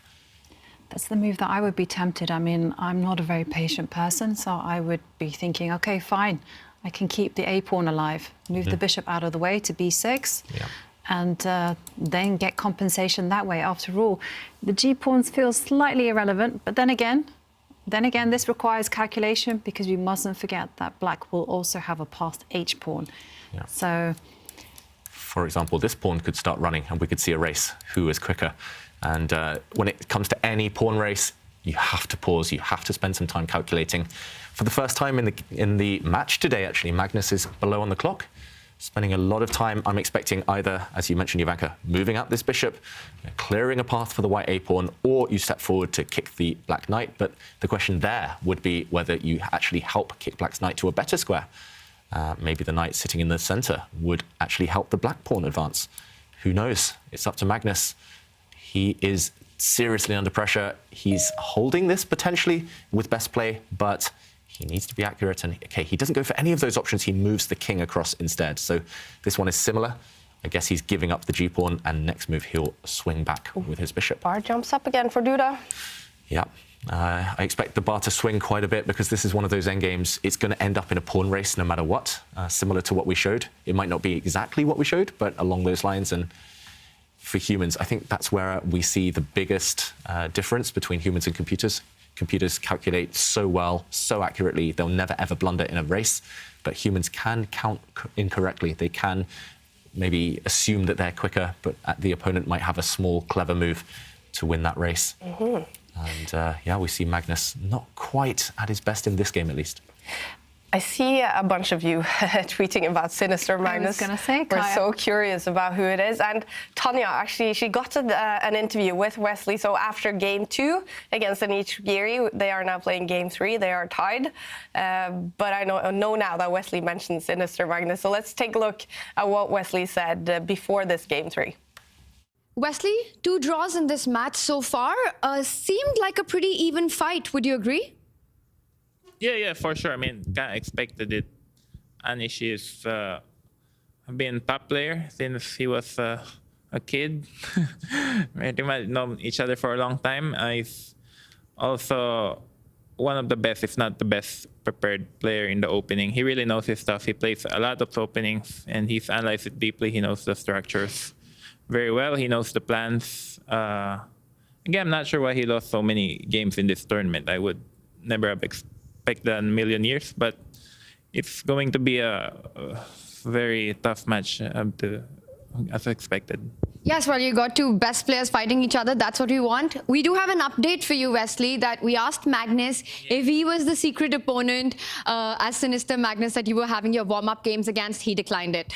Yeah, I mean, wonder who else could it be, because I played him today. He beat me 5-0. Played him yesterday. He beat me by 3 points. So I think the total score is 10.5 for that, whoever that is, and I have 2.5 now, and that can be Hikaru. So I can't really think of too many people in the world who can beat me in Blitz. 10.5, 2.5. So unless that guy is using a machine or whatever, I mean, that couldn't be just some random IM, right? But in any case, I was actually watching the real Magnus play last night, unless someone borrowed this account. But that's gotta be him. But I was watching him last night. He was playing some games against Daniel Naroditsky. So I watched a few games, but I think they played 72 games, and I think they played until 3 in the morning. So I also was warming up in the evening and night, but I mean, Magnus playing till 3 in the morning is insane. Absolutely. Well, the warm-up games have been working out for you. Before you solve the mystery of who it is, you've still got 2 more games to go. Yeah, all the best. After later. Thank you. Oh, that's so interesting, but it's still a mystery. Who is Sinister Magnus? Yeah, we've had some suggestions on Twitter. Some people saying, oh, maybe it's a niche. Some people saying Hikaru. Some people saying, oh, there's something fishy about this account as it's only 4 days old. Oh. We've had our detectives out there. Thank you. Keep on investigating. Some even joking that it could be Hans Niemann. So anyway, we'll probably get to the bottom of who is Sinister Magnus. So only 4 days old. That's quite impressive then to get to a rating of 3,000 in 4 days. That's a serious rating climb. Normally, even if you're a very strong player, it will take a lot of games. But this account has played less than 100 games, but winning nearly all of them. So who beats Wesley? 10.5, 2.5. I have one final suggestion. Ooh. This is mine personal. Maybe it's Magnus, age 10. Oh, that's true. It did do a very convincing run of quite a few players. It caught David, it caught me, it didn't get Simon. But in the Oslo Esports Cup, we challenged all the players, and only Liam won. Yeah, there was only one player who beat him. Yeah, that's true. Yeah. But the mystery continues. I want to know now. I want to know. But either way, yeah, Wesley was impressed by the play of that account, and clearly it's helping his game to spar against a strong player, no matter who it is. And we also have to address the fact that Magnus playing until 3 a.m. That's not something that you should try at home, kids. Don't get into that routine. Trust me, it's a hard habit to kick, but it works for him. Starting the day at 12 o'clock in San Francisco, so not getting too many hours of sleep, Magnus Carlsen. Yeah. Wesley, in an interview yesterday, he said he got 11 hours sleep every night. Was he joking? Was that... Who can sleep for 11 hours? I'm so jealous. I could, but, you know, usually you don't have the time for that. Well, life gets in the way. Life of a chess player. All right, we have a big result, you guys. Shakhriyar Mamadjarov in a must-win situation has actually won Game 3 to take it to a Game 4 against Liam Le. He still has to win Game 4 to take it to tie breaks, but hopes for Mamadjarov, who started the day in Israel, playing in, what is it called, the World Team Championship? Yep, that's right. And he started there very well. He won 2 games out of 2, including against Hans Niemann. So Mamadjarov, he's played a lot of chess today. Can he maintain the energy for Game 4 against Liam? Yeah. And this one is kind of spicing up on the board. White here has started pushing that A-pawn. It's only 3 squares away from promotion. Black's rook, sooner rather than later, has to slide back behind that white A-pawn. You might even have to do it now. If it steps 1 square closer, it might have a clear run through. I was going to say, timing is of the essence. You've got to do it now. I mean, there's no dilly-dallying here with knight takes pawn or anything like that. You've got to put your rook over to the A2 square, because otherwise, as you mentioned, David, the rook will come to C8, give a check, and then the pawn will simply walk its way over to the A8 square. And, yeah, Duda, he's a strong player for a good reason, and he understands what needs to be done. But the problem is that Magnus now is winning a whole lot of pawns. Yeah, and Duda can win a pawn himself. For example, it's 2 pawns versus 2 right now. That should be a draw. But if Duda gives a check, the downside here is that White's king might just be able to step forward. And, for example, if the central pawn disappears, suddenly the king will go on a march. And the White king will be headed towards this pawn to start helping it advance. And who's better here? Who's got the advantage? It's really hard to say, and that's why Duda is shaking his head. He has lost control. You called it, Jovanka, a few moves ago. Rather than a calm winning advantage, or at least a pawn advantage where he can slowly kind of improve, slowly build up, he's got a position where it's a race, and he's going for this. I'm expecting Magnus to advance his king into the open, allowing a discovered check here, but just banking everything on this pawn promoting later. He could also just leave it. He could just step across 1 square, and if knight takes pawn now, he could maybe try and reactivate the white rook. But now you are contending against 2 connected past pawns. It feels like black is the only one who could win.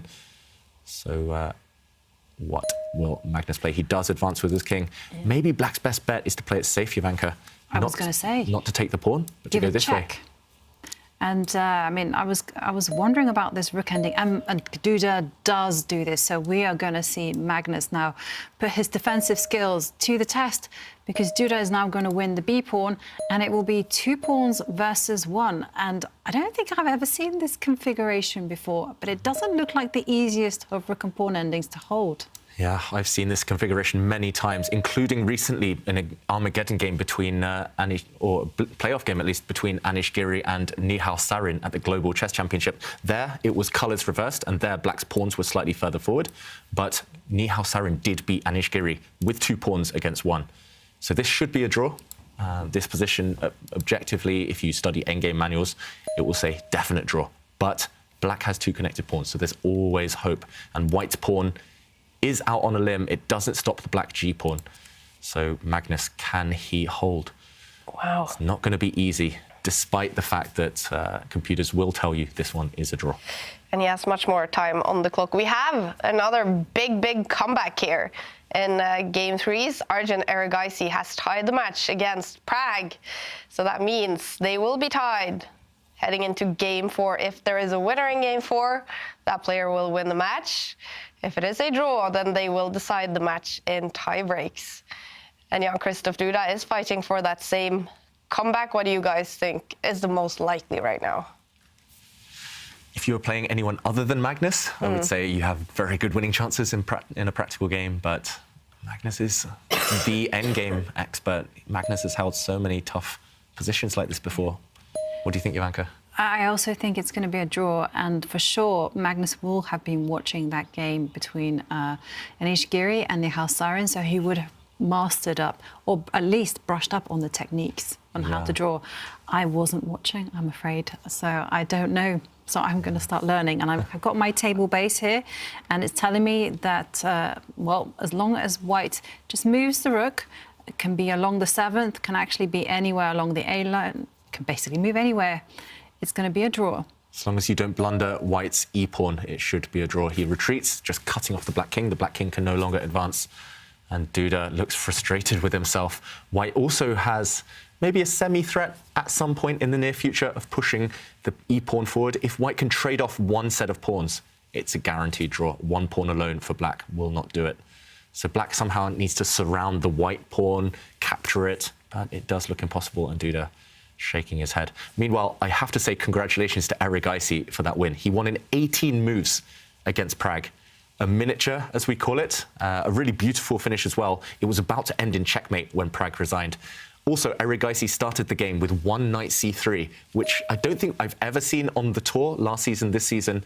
But there is a chessboard course out by Lawrence Trent on that move. So Erigaisi getting inspired, surprising his opponent on move 1, and there's a lot to be said for surprise effect at the top level. All right, we need to take a look at that and analyze that after this game. Yeah, we will show the finish. Wow. If we can.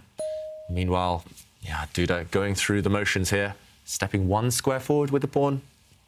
Do you think Jovanka is going to just try forever? Is he going to try and grind this one out for 100 moves? It's going to take a long time to make progress. Yeah, that's my man. He's gonna try every single avenue. Why not? Because Magnus for sure would do it against him. So why not do it when the roles are reversed? Yeah, and notice what Magnus has done. As soon as the black king started coming down the board, trying to break free, Magnus goes behind with a check, forcing the black king to run again, backwards for shelter.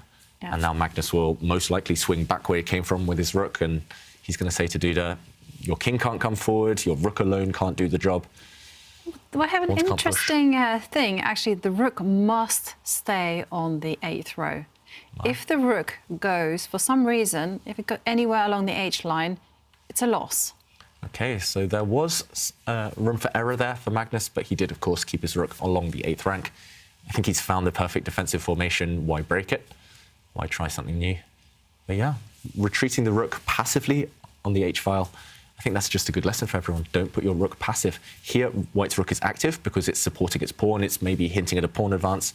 It's nearer the black king. It can give some nasty checks. And it also just dawned on me that keeping the rook on the 8th line actually prevents the black king from mobilizing itself. So if the rook did go on the H line, then the king could just snake its way towards the center.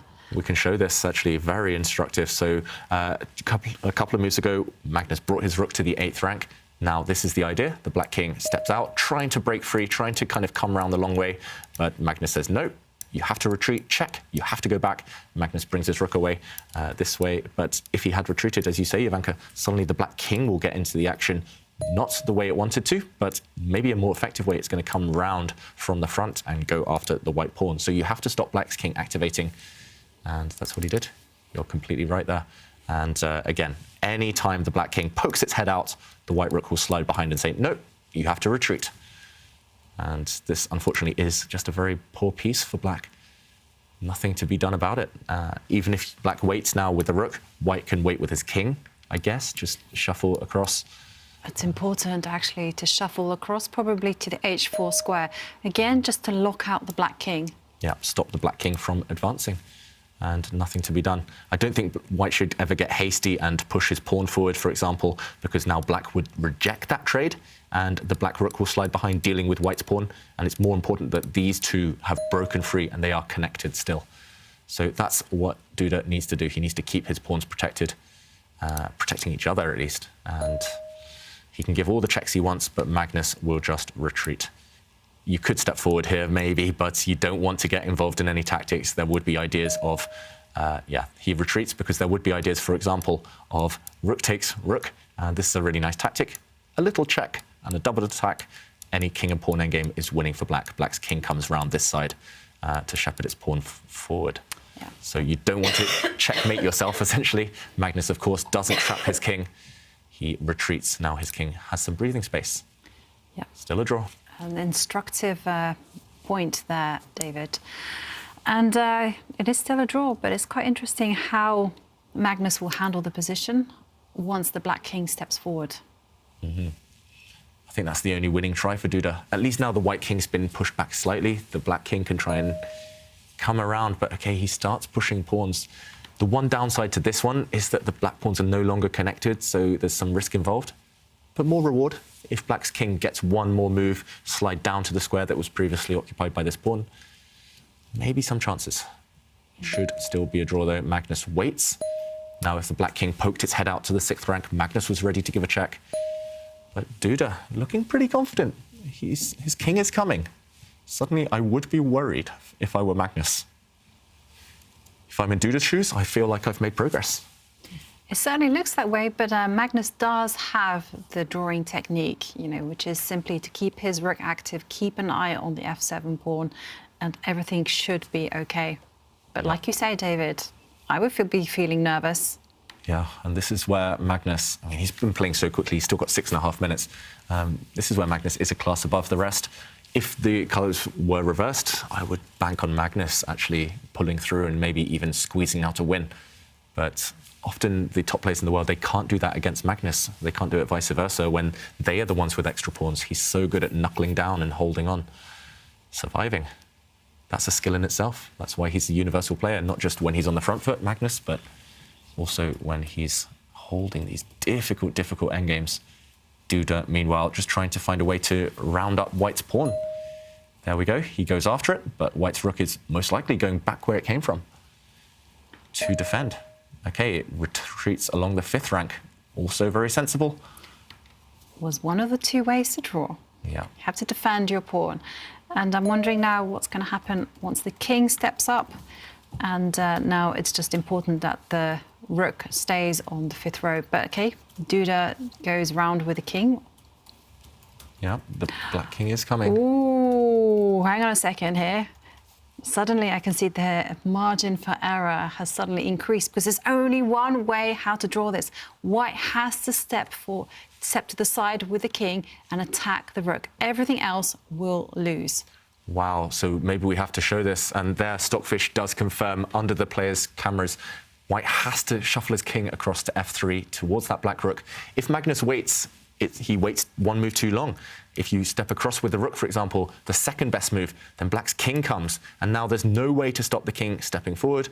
And most likely, this pawn is doomed. Two pieces will surround it and win it. This is why you have to seize the moment now. I think Magnus should get there by process of elimination, but you have to seize the moment now to hit this black rook.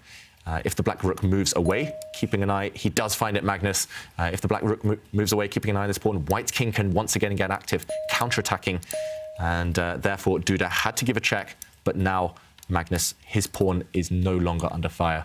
The black rook has been kicked away, and if the black king comes now, white can, for example, cut off its advance along the 6th rank.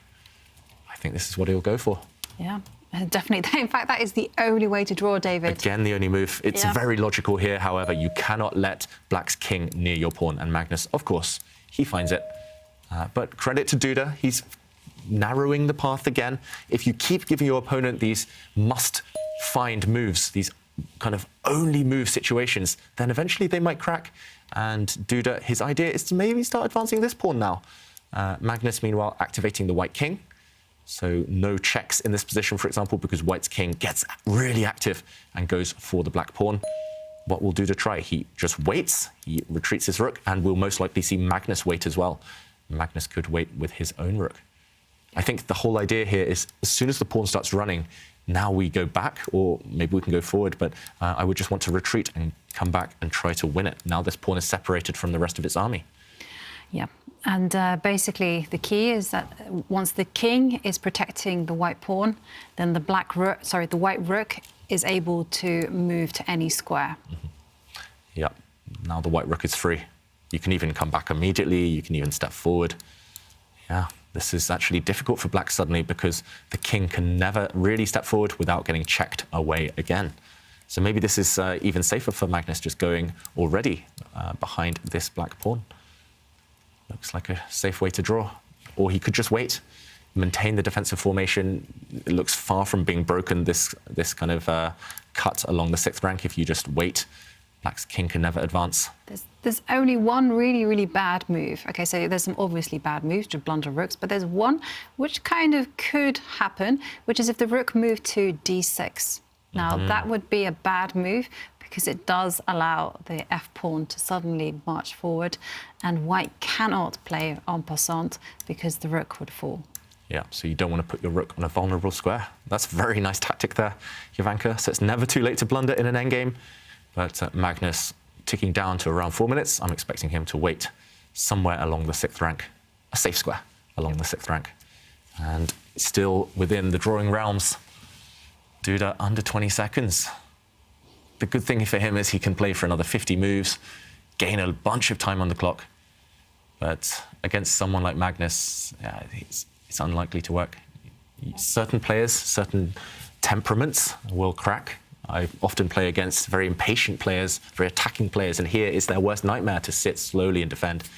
But yeah, Magnus, I'm running out of compliments for him. He's just so good at these situations. To be fair, though, this is anyone's nightmare. This is true. No one likes to play these kind of positions when you are just grovelling for the draw. And Duda, he doesn't have much time on the clock, but he has plenty of moves at his disposal. And Magnus doing the right thing, you know, he's taking his time, he's working out the right plan, and he's just making sure that there's no pitfalls. And he's navigated the complications and the path to a draw superbly. I mean, it's been faultless play. Yeah, he's defended extremely well so far, but he still has to defend for a while more. And under 3 minutes. Duda looks very focused. It looks like Duda's kind of planning, plotting an idea, a way to try and outfox the world number one. But yeah, it's not looking easy. As long as white leaves his rook on a sensible square. I don't think the king needs to move. Maybe white's king could move here as well, but why? Just the white king looks beautiful where it is in the center. Yeah, no need. But basically, most moves draw. Unless you make a howler. Sorry, David. It's my middle name, my nickname, Howler. Yeah, it's not David. David Howler Howell. But yeah, my cousin calls himself DJ Howler. Oh, is he famous? I think he'd like to think he is. Hi, James. James? Yeah, and not Grandmaster James Howell. There's another Grandmaster with my surname, but a different James Howell. And okay, he gives a check. That's so he's, yeah. Also fine, It's also fine. good. But he's driving the Black King maybe back where I wanted to go anyway. The Black King couldn't have stepped down to the 6th rank, remember, as we would have seen a check. Oh, I was just wondering this. Magnus has something concrete in mind, and this move forces the draw. Wow, so very clever. So Magnus, that's why he invested a few minutes. Otherwise, he would have just waited. Otherwise, he would have just maintained his defensive setup. So he's giving up a second pawn. Again, I wouldn't advise this normally, but he's so good at calculation that he's probably worked out if Black takes this white pawn now, White's king will step up 1 square. Here we go. And it's impossible for Black's rook to defend both pawns.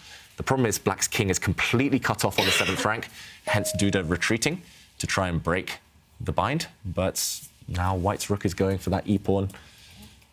It's just accuracy central, David. I mean, Magnus, he just knows what he's doing. And Duda coming with his king, but you can, okay, only one move. And of course, Magnus finds the way to capture. You had to capture that pawn with the rook. And now it's just totally drawn. Look at the Black King. It's completely cut off on the 6th row. And Duda just putting his rook on f1. Magnus moves it, not a problem. And usually this type of endgame is very difficult for White to hold because the White king is also cut off from moving towards the Black pawn. If you look at Black's rook, it's doing a great job on the f-line, keeping that white king far away.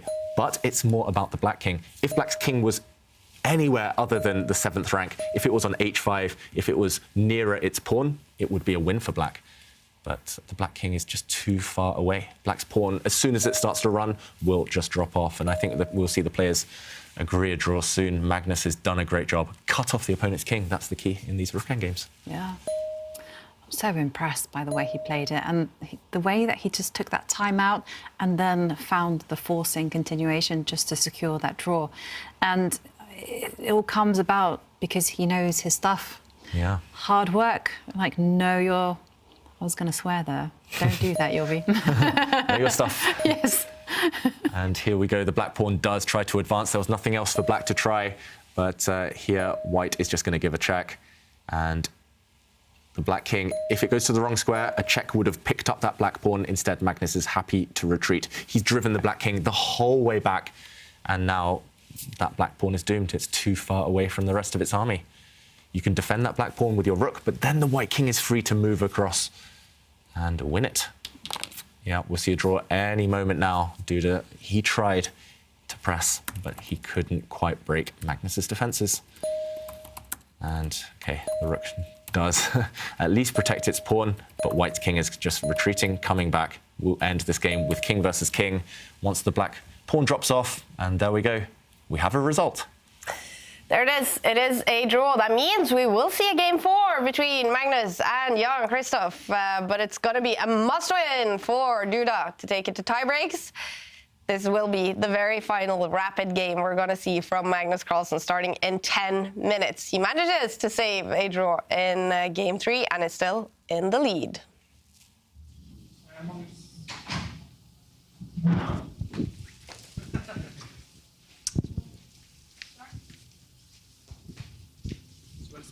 Yeah,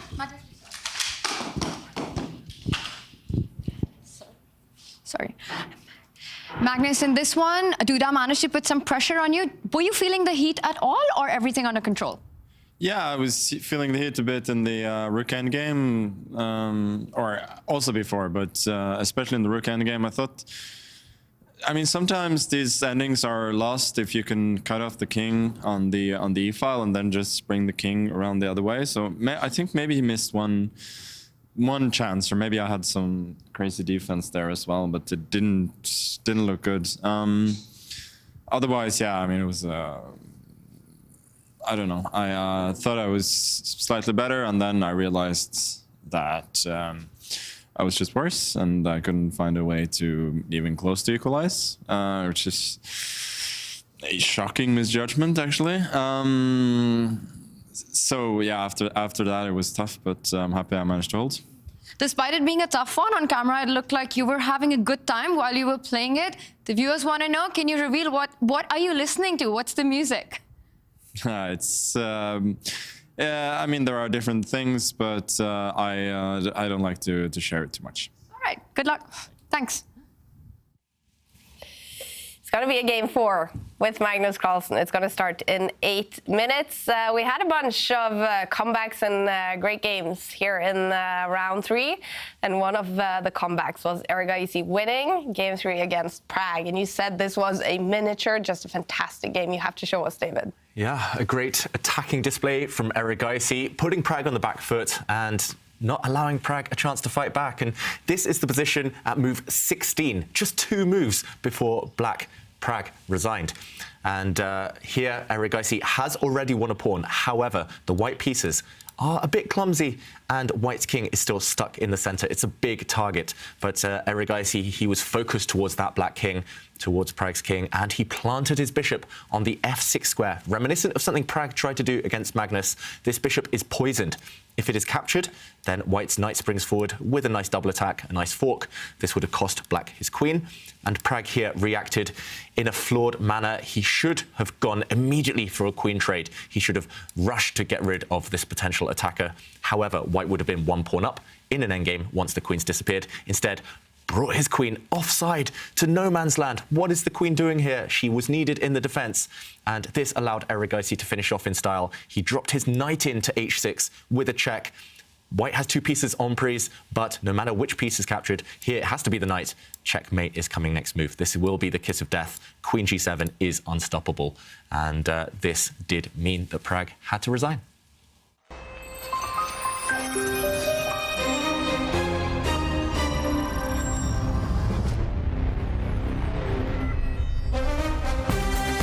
In 7 minutes, the very final round of Rapid Chess in the Meltwater Champions Chess Tour 2022. Jan-Krzysztof has to win that game to take it to tiebreaks against Magnus Carlsen, who's been fantastic this season. He wants to finish in style after a season where he's won now 5 tournaments and at times been dominant. Wow, Magnus, what a move. Whoa. Okay, well, okay. Nice trick. Magnus, this is dirty. He's just winning, Jovanka. The king can't move. Yeah, but Magnus, he's retreated his queen. Okay, he stopped any checks. This is so clever. Magnus in full control once again. Magnus tricked Duda there. Look at that smile on the champion's face. Magnus Carlsen wins the Charity Cup. Wow, it's over. He is the winner of the FTX Crypto Cup. 2 threats, and the White King is doomed. Wow, Magnus Carlsen is up by 2 points now. Magnus is in suffocation mode. He's that python wrapping around the victim. One thing I would love to see in the tour is a beauty prize, the most brilliant game prize for each event, and Magnus is trying to achieve that now. Magnus really looking happy with himself. He's going to win the tournament. And there it is. It's over. Arjun Erigaisi resigns, facing an impossible world #1, Magnus Carlsen. Yeah. Control. Self-control. Sign of a champion. Magnus Carlsen takes the win. Goodness me, it's death by 2 bishops here. Yeah. Wow, that was a quick game, a quick day. 3 games. Magnus wins them all. Black has 3 winning moves. He's so clinical. He's not giving Anish a single chance. He's just put that nail in the coffin. With a win or a draw in the next game, Magnus Carlsen will have scored an almost perfect score in the Tour finals of 20 out of 21 possible points. He's already the winner of the Tour finals and the Meltwater Champions Chess Tour. What a season it's been. And when everything is finished today, when all the games have finished, Tanya will award Magnus Carlsen with the trophies for his magnificent wins. It is a great day in San Francisco. What's happening, Tanya? What an event it's been for the world champion. Absolutely unstoppable, on fire. He's won 6 of his matches. He's leading the 7th one. Kaja, it's been phenomenal to watch him in this kind of form. And I think that's the reason we're a little disappointed that we won't be seeing him in the world championship, because he's just such a cut above the rest, and to enjoy all the chess that's been happening here and all these players. There have been chess fans coming from across the country here to the arena. Today we've got a special one. He's Tejas. He lives in the Bay Area. Tejas, welcome. Hi Tanya. Hi Chess24. We're so happy to have you here with us, because you were in Miami as well for the event, and now you're here for this one. You must really love chess. Yes, I used to play chess. It's been 10 years. I haven't played in a tournament, but I'm a big fan now, and I try to like play chess as well as make sure that I spend time and follow games. Tell us a little bit about what you do. Yeah, so I'm a machine learning engineer and spend a ton of time writing code, building AI, natural language processing, and data science problems. And I've been in Bay Area for 5 years, and yeah, it's been amazing. Do you think your love for the game and your experience with it has helped you in your profession? Totally. Like, I mean, most of what I do is math and strategy on what kind of things you would recommend. So like chess is all about strategy, and it has helped me a lot. Wow, now you've been a fan of the tour and have been following it. Who is your favorite player here? I think I mean, Magnus is like always everyone's favorite, but Pragg has shined through this tour, so it's amazing. And I love Anish Giri as well. It's been a really breakout season for Praggnanandhaa. What has been very impressive about him for you? I think like in Miami in the final round where he was like under pressure and he came back and he tied the game and won eventually to get the point. He didn't win the tournament, but he won against Magnus. That was amazing. And I remember you were there, Tejas, and you were all so happy and celebrating because beating Magnus in a game, yes, but beating him in a match is so difficult. Yes, that was amazing. That evening we went out and celebrated, so that was great. And I've been noticing that even here, you've been going out for meals with the players. It seems like you have a lot of friendly relationship with them. How did you meet them? In the Miami event. So I met Ramesh sir, Pragg, Anish, all of them there, and it's been great to be in touch and talk about chess and technology. And what is it about Anish that you think is most impressive? I think he's fun to talk to, as well as we like share a lot of jokes and different things. So it's just fun to be around him and have conversation. Yeah, he's great like that, right? As a chess fan, to be able to talk to him about chess and other things. You also mentioned that you're a fan of Magnus. What do you think about his performance? He's just crushing here. Like, I mean, he's playing at a different level, and it's obvious like why he's a world champion.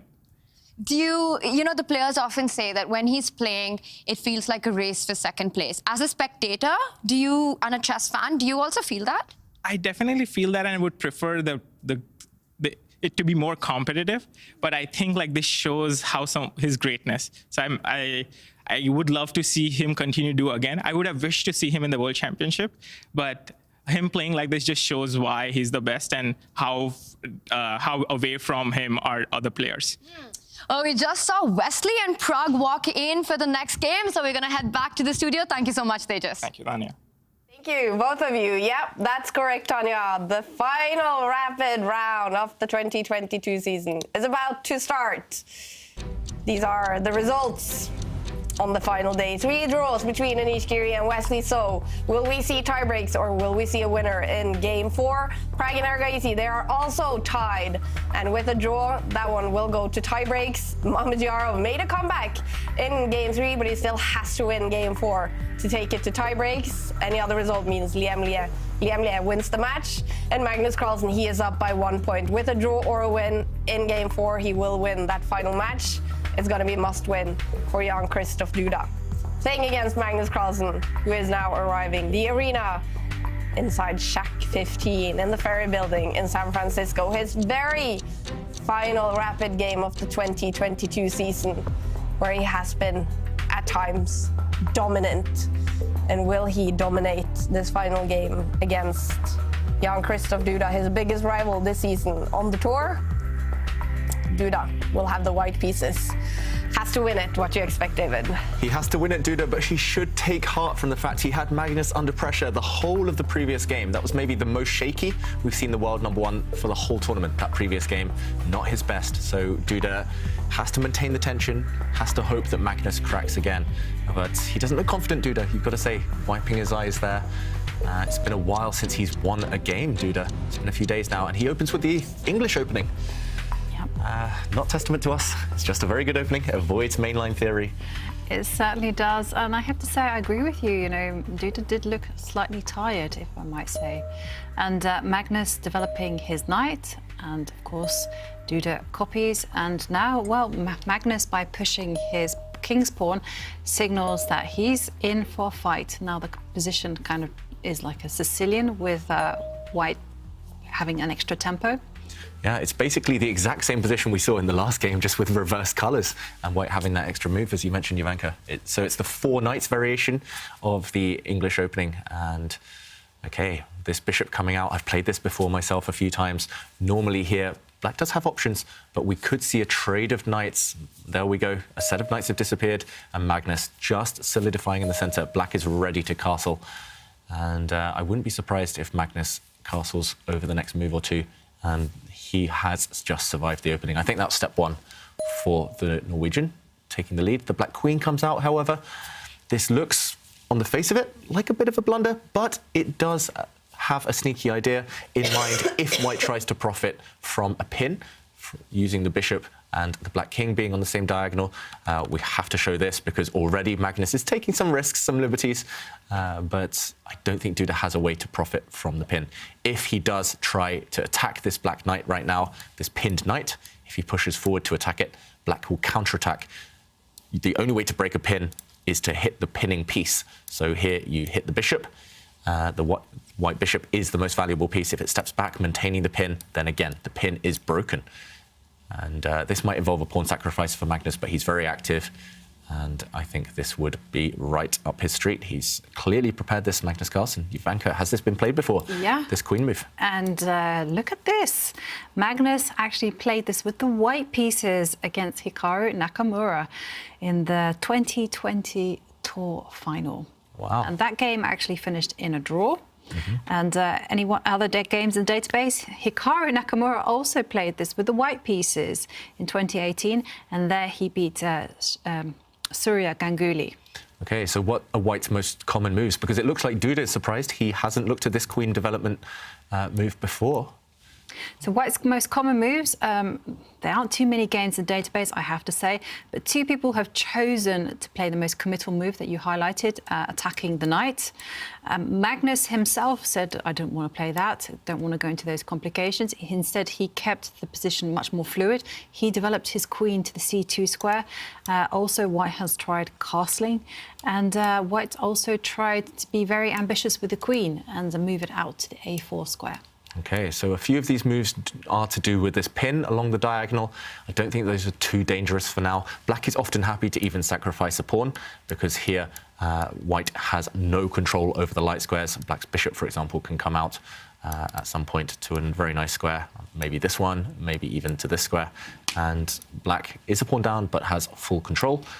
This is a really bad piece, this dark square bishop.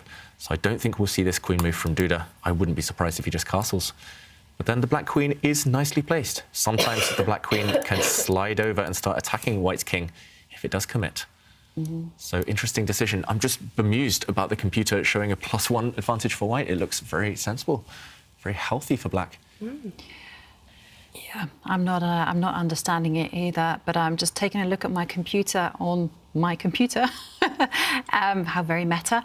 It's actually suggesting a completely different move. It's suggesting white should take the pawn, which as a human, I'm just thinking, no way on earth would I just kind of just break apart that beautiful triangle formation and saddle white with a terrible pawn on c3. Yeah, I think we'll never see Duda do this. What could be the justification? It's really unclear.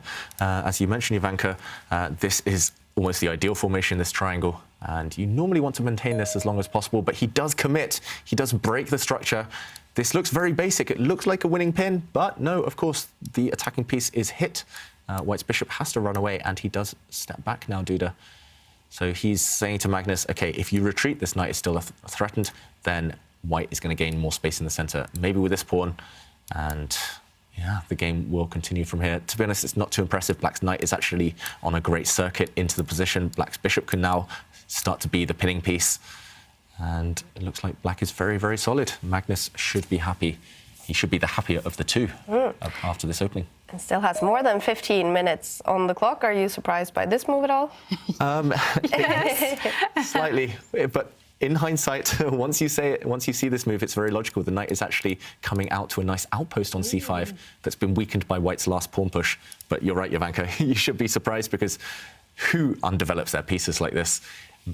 Magnus, that's the answer. He does this in a few different openings, and he's happy to lose time because the center will most likely be blocked. So black does have that luxury to improve his pieces to the best possible squares. Wow, and we have a result inside the arena. I think I did see a draw, yeah, between Anish Giri and Wesley. So that means they tie the match. And in 10 minutes, they will start blitz tiebreaks to decide their match.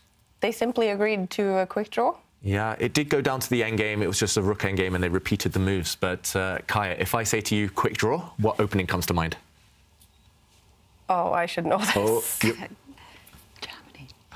Oh, the Berlin. Yeah. So it was the Berlin defense, and yeah, neither player, Anish Giri or Wesley So, could make any headway. So Anish choosing the Berlin, so he feels confident then in the blitz, you think? In that game, it was Wesley defending with black against the Berlin, but Anish chose the way to kind of force the draw. Okay. I think that's just because Anish has been in shaky form, and he's happy to take 1 point, at least from the Rapids. Wow. So that means we will definitely see blitz tiebreaks on this final day, you guys. And we could have more of them if Duda wins this game. He is also going to take Magnus Carlsen to tiebreaks. What is the most likely in this kind of game? It's still far from a draw. Anything could happen. I wouldn't be surprised if it's a decisive result because the structure, the development, it's lots of imbalances there. But I was just thinking in terms of the tour final standings, this kind of means that Wesley is definitely finishing in second place. That's true, because the maximum Duda can now get is 2 points. Even if Duda wins this and wins the tiebreaks, Wesley secured 1 point, so he's guaranteed to be 3 points ahead. Very good Duda. point. So good result for Wesley. Yeah.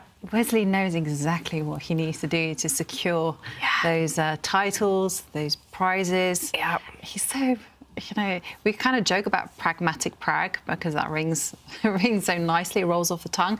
But it really is Wesley who is the practical one. Yeah.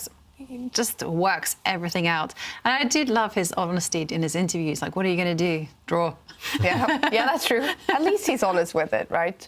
Also, we call him solid. So, but even if he has secured second place, Magnus has secured first place in the tour finals, there are still some stuff to fight for, actually. First of all, let's take a look at the bonus prize for tour performance over expectation. And this is secured for Christopher Yu. He has played 1 tournament. Pragnananda for playing more than 5 tournaments. But Arjun Erigaisi, with a win or a draw, he will secure a prize in this category. But with a loss, he drops behind Vincent Keimer. It will then be Vincent Keimer. And I'm seeing the bar all the way over to Prague's side in that game. So Erigaisi, he cannot lose this game. He will lose this prize. Is he losing that game? Wow.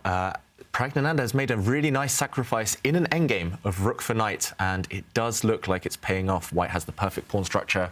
Prague is in full control. So very instructive game over there. Well worth studying later, but Prague is the favourite to win. And as far as I know, when it comes to the fighting chess index, this should now be decided. I do not think there is anyone such as Arjun Erigaisi who can catch up with Levon Aronian for players who have played at least 3 tournaments. So it looks like it's going to be Mishra, Niemann and Aronian taking the bonus prizes in this category. I will mention one more thing. When it comes to tour rating overall, Magnus Carlsen is currently on 28.96, and if he wins this game, he will finish above 2,900. Wow, impressive. And it's still very possible that he could win this game. We do see a total imbalance in the position, knight against this bishop pair, and Duda shaking his head as well. Black's king is just going to castle and looks very healthy for Magnus. It certainly does. Like you say, once the black king is in safety, the knight springs forward to a great square. Black's pawns are also going to come forward. It feels like this is, despite what the bar is saying, this is a dream position for black. And we can just see the difference in the player's body language. Magnus bobbing away, he's happy, he's in the zone, and the effort and the strain you can see there on Duda's face. Yeah, and meanwhile, the one thing that black should not get tempted to do is capture a pawn. Black's queen can take this pawn. It looks very strong. It looks like a check. A double attack hitting the rook, even a triple attack hitting the white bishop. But white can deal with all these 3 threats in one go, stepping forward with the king. And suddenly, black is in trouble. This black queen is trapped. The white rook wants to come along and trap her. She has no escape squares. She has to start running away already, losing a lot of time. More importantly, this pawn is vulnerable. The black king as well, stuck in the center. This would backfire seriously on Magnus Carlsen. So I think he's hesitating. He's just tempted by the offer of a free pawn, but he should resist that temptation, and he should just castle. As Jovanka says, the black knight is coming into this dream outpost. If white does the same, white copies and castles, then you plant your knight in this square, and the only way to ever get rid of it is to part with white's dark square bishop, but suddenly too many weaknesses. This is a backward pawn. This is a weakness. Black has the superior bishop potentially, and black is the one who can push on both flanks. Maybe white is okay, but black is doing very healthily here. So what is Magnus thinking about? It looks automatic to castle. He has the time in the world, you know, he has lots of time. Why not just wait? And then make sure that he's playing the best move. I do not think that there's any chance that Magnus will grab that poison pawn. It's the commentator's curse, though. As soon as we say something definitely won't happen, it always happens. So could we see Magnus get greedy? It feels like you're not ready, though. No way. I bet my life. No, don't say these things. Don't tempt fate, Jovanka. No. Yeah, exactly. OK. I'm predicting that it won't happen. Yep. I think most humans here, at least, would castle the king. Looks very safe. The black knight coming to this square, as we mentioned, maybe to this square. Black can push a pawn, develop his bishop. No real weaknesses in the black camp. But Magnus, yeah, he's listening to those tunes. Will he be inspired? Will he go for something a bit more fruity, a bit more risky than merely castling? I've never seen such a calm pose there, as we see from Magnus, sitting back, very, very relaxed. And that's brought out his best chess so far. And talking about relaxed, we are running a Caption This competition where we're asking everyone at home to caption this picture of Prag feeling very relaxed at a basketball game. And Jasper van der Aar, he sends us this tweet, this answer: even sinister Magnus needs some sleep now and then. Could be, could be. And female Ness shares with us a selfie that they're watching from NorCal Chess Club here in San Francisco with our friend from the tour, Ted Castro. So big hello to you guys in San Francisco. And if you two want to enter our competition, or you want to share with us your selfies or your thoughts, remember you can do all of that by tweeting us using the hashtags.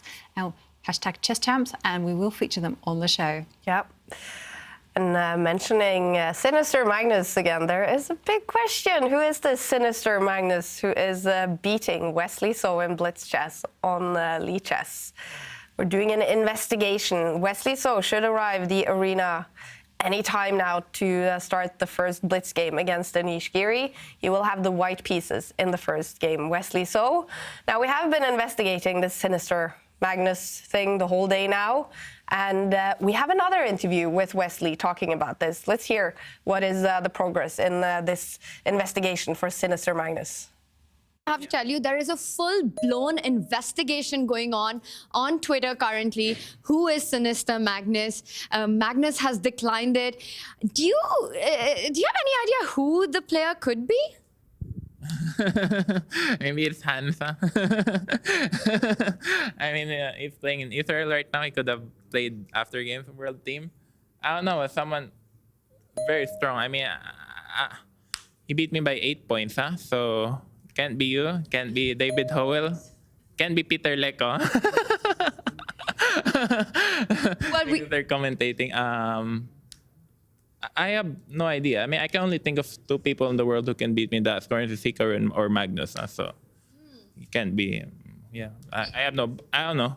Yeah, very interesting, because even in the studio, David has the same questions that this is not usual. This guy's crushing everyone on the site. I mean, last time I looked, he was beating Nicolas Tedor, who's also a very good blitz player, by 10 points. So Yeah, and that account was only created 4 or 5 days ago. Yeah, so I don't know, but I mean, it's very good that guys like Magnus, Hikaru, they play regularly on chess.com.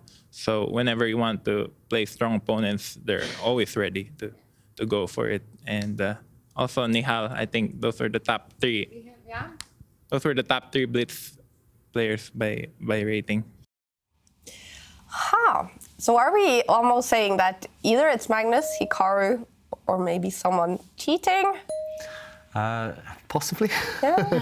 I mean, we don't want to be skeptics here on the show, but if we're being cynical, who beats Wesley So by 8 points? Not many people. Even Magnus and Hikaru have trouble beating Wesley by a score like that. And it's not as if Wesley's in bad form. He's showing us on the tour. He's in decent form right now. But then again, these systems on Lichess and other online platforms, they are quite good at catching someone that would have to cheat a lot to be able to do that if it's not themselves. The cheat detection systems are extremely accurate on chess.com, Lichess, all these sites. Yeah, they put a lot of resources, a lot of money into catching people, and I think they've always been very successful. So it would have to be a very clever player to get past that, if it's even possible, which I doubt it is. So who knows? Maybe it is Magnus just having some fun with all of us. Maybe it is Hikaru just taking some time off from streaming. And who knows? Hopefully we find out the answer someday. Big mystery. Hey, who is Sinister Magnus? At least Wesley So maybe now can take advantage of it. He is playing Blitz against Anish Giri, and he has now practiced playing Blitz against this Sinister Magnus. We will keep an eye on that as well. And David, let us know if we should jump over to the Blitz action. Yes, that game has just started, but the players, they will be playing very quickly. So if the middle game hots up, if we see some action between So and Giri, we will jump. But now it's Duda in this position who is thinking. We mentioned that Magnus would castle. He did, but Duda found a fancy way of getting the queens off the board. So we do see this rather simplified position. White has the bishop pair, but they aren't too impressive right now. And Magnus just needing a draw. I think he'll be feeling pretty confident, Jovanka. I think so too. I mean, his position doesn't have too much danger. I mean, I also feel that White should probably capture that knight, because otherwise that knight is going to be a dream piece, and rooks are going to get behind it. And it's just a very simple position for both sides, which is what you want when your opponent is in a must-win situation. You need to keep it simple, keep it cool, and I like this position for Magnus. Also like it for Duda as well. Yeah. So it's in the balance. What can I say? Yeah, I mean, stylistically at least, it's very much up Magnus's alley. But is it up Duda's street, this position where you have to win, you have to create some energy? He's struggling to get any dynamism into the position. It's just that one black knight keeps everything out, and those bishops can't do anything unless you capture that knight, as you mentioned, Jovanka. Okay, he castles his king. Double-edged decision. Normally, castling is nice and safe. The white king now you don't have to worry about it. But it is heading towards an endgame. Not many pieces left, and kings prefer to be in the center. That's where they can protect pawns. They can choose which side to go to later, depending on the action. So I'm really not a fan of that move, just kind of objectively. And Magnus, the reason we like black, I guess here, Jovanka, is because his moves are very simple. Yeah. Move the black bishop, centralize the black rooks, put the black rooks behind the knight, and go from there. Yeah, that's what I would do in a heartbeat. And I'm really surprised at Duda. He's just allowing all these things to happen. Yes, he stepped forward with the c-pawn, but okay, Magnus swings his rook over. I was actually just wondering what would happen if he just ignored it. And sorry, he took the pawn. Mm-hmm. But anyway, we see Magnus ignore it, and now Duda steps forward with his rook to challenge on the c-line. Yeah, and there is tension between a couple of pawns right now, but Magnus can continue just maneuvering, just continue waiting, because I don't think Duda ever can make any favourable trades. I would assume at some point that Magnus is just actually going to bring his king towards the centre, because White doesn't have any direct threats. And if your opponent doesn't have threats, if they can't break through, why not just slowly improve your pieces? The one weakness in Black's camp is the d6 pawn. Black's d6 pawn is stared down by White's dark square bishop. So if you can protect that, free up the black knight to jump around, then I think you're pretty safe. What do you think, Jovanka? Can you see anything at all going wrong for black? Nope. It's a simple answer. I mean, I love your plan. It just fits in so well with all those in-game principles. It's difficult to suggest anything for Duda unless he can also copy the same plan of centralizing the king and perhaps initiating some kind of action on the right side of the board. But again, it just feels like White is just grasping for straws. And okay, I did not like this move that much because even though that was my first instinct, I thought that perhaps it was building up too much tension. Yeah, and also now, yes, maybe black's threatening to push this pawn, but once there's a pawn exchange, is your rook really better on this square than it was on the open file? That is unclear. It feels like Magnus is now trying to force the issue. That should be fine, but he could have maintained the tension. And the reason we say force the issue is because if White does now wait, then black would be extremely happy to push forward and block, because look at this knight now. Glorious piece, can never, ever be challenged. It can start jumping. It can jump to the center later. Also, black's pawns, this is 2 versus only 1. White's A pawn will struggle to hold up the advance of these 2 pawns. And White's extra pawn on the other side is this one, which is firmly blockaded. So strategic threat in the position, a monster threat, actually. I think this would give a winning advantage if black gets a chance to push. But Duda, I'm expecting him to capture. And if black takes back with a pawn, to block the advance of black's pawn. Do you think Magnus's plan is to set the trade-off a set of bishops? Yeah, potentially. So in this position, you could also recapture with the bishop. And if White takes back, then I guess you can take with the rook, take with the pawn. Both make a lot of sense. Yeah, maybe this is what Magnus has in store, and he should also be fine here. I still don't like, I just don't like this tension somehow with White's bishop eyeing up the black knight. This is the key weakness, this d6 pawn. But there we go, Magnus didn't take with the bishop, he took with the pawn. So it does look like he's lost a bit of time, Magnus. His rook did really want to be on the open file.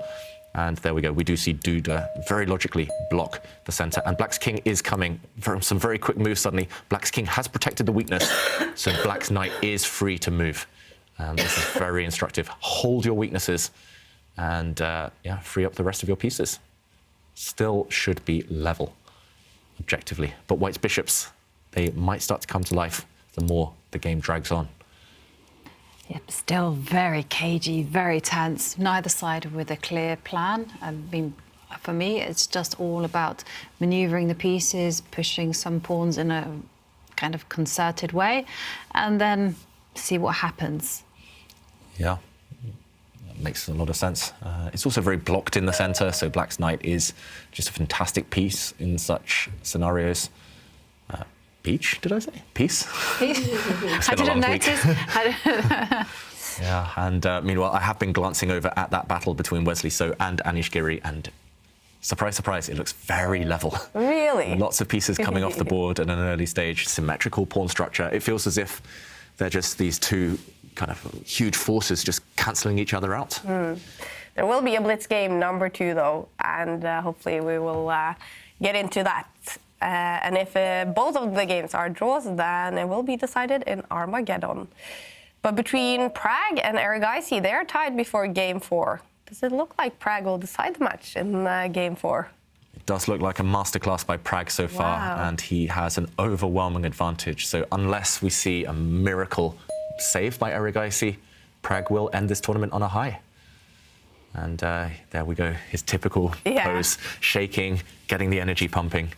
Yeah, Prague, super impressive. Also, Erigaisi impressive this tournament, adapting after a really difficult start to the late hour in India, playing at 4 o'clock in the morning often, and he's won 3 matches in a row. Super impressive by Erigaisi.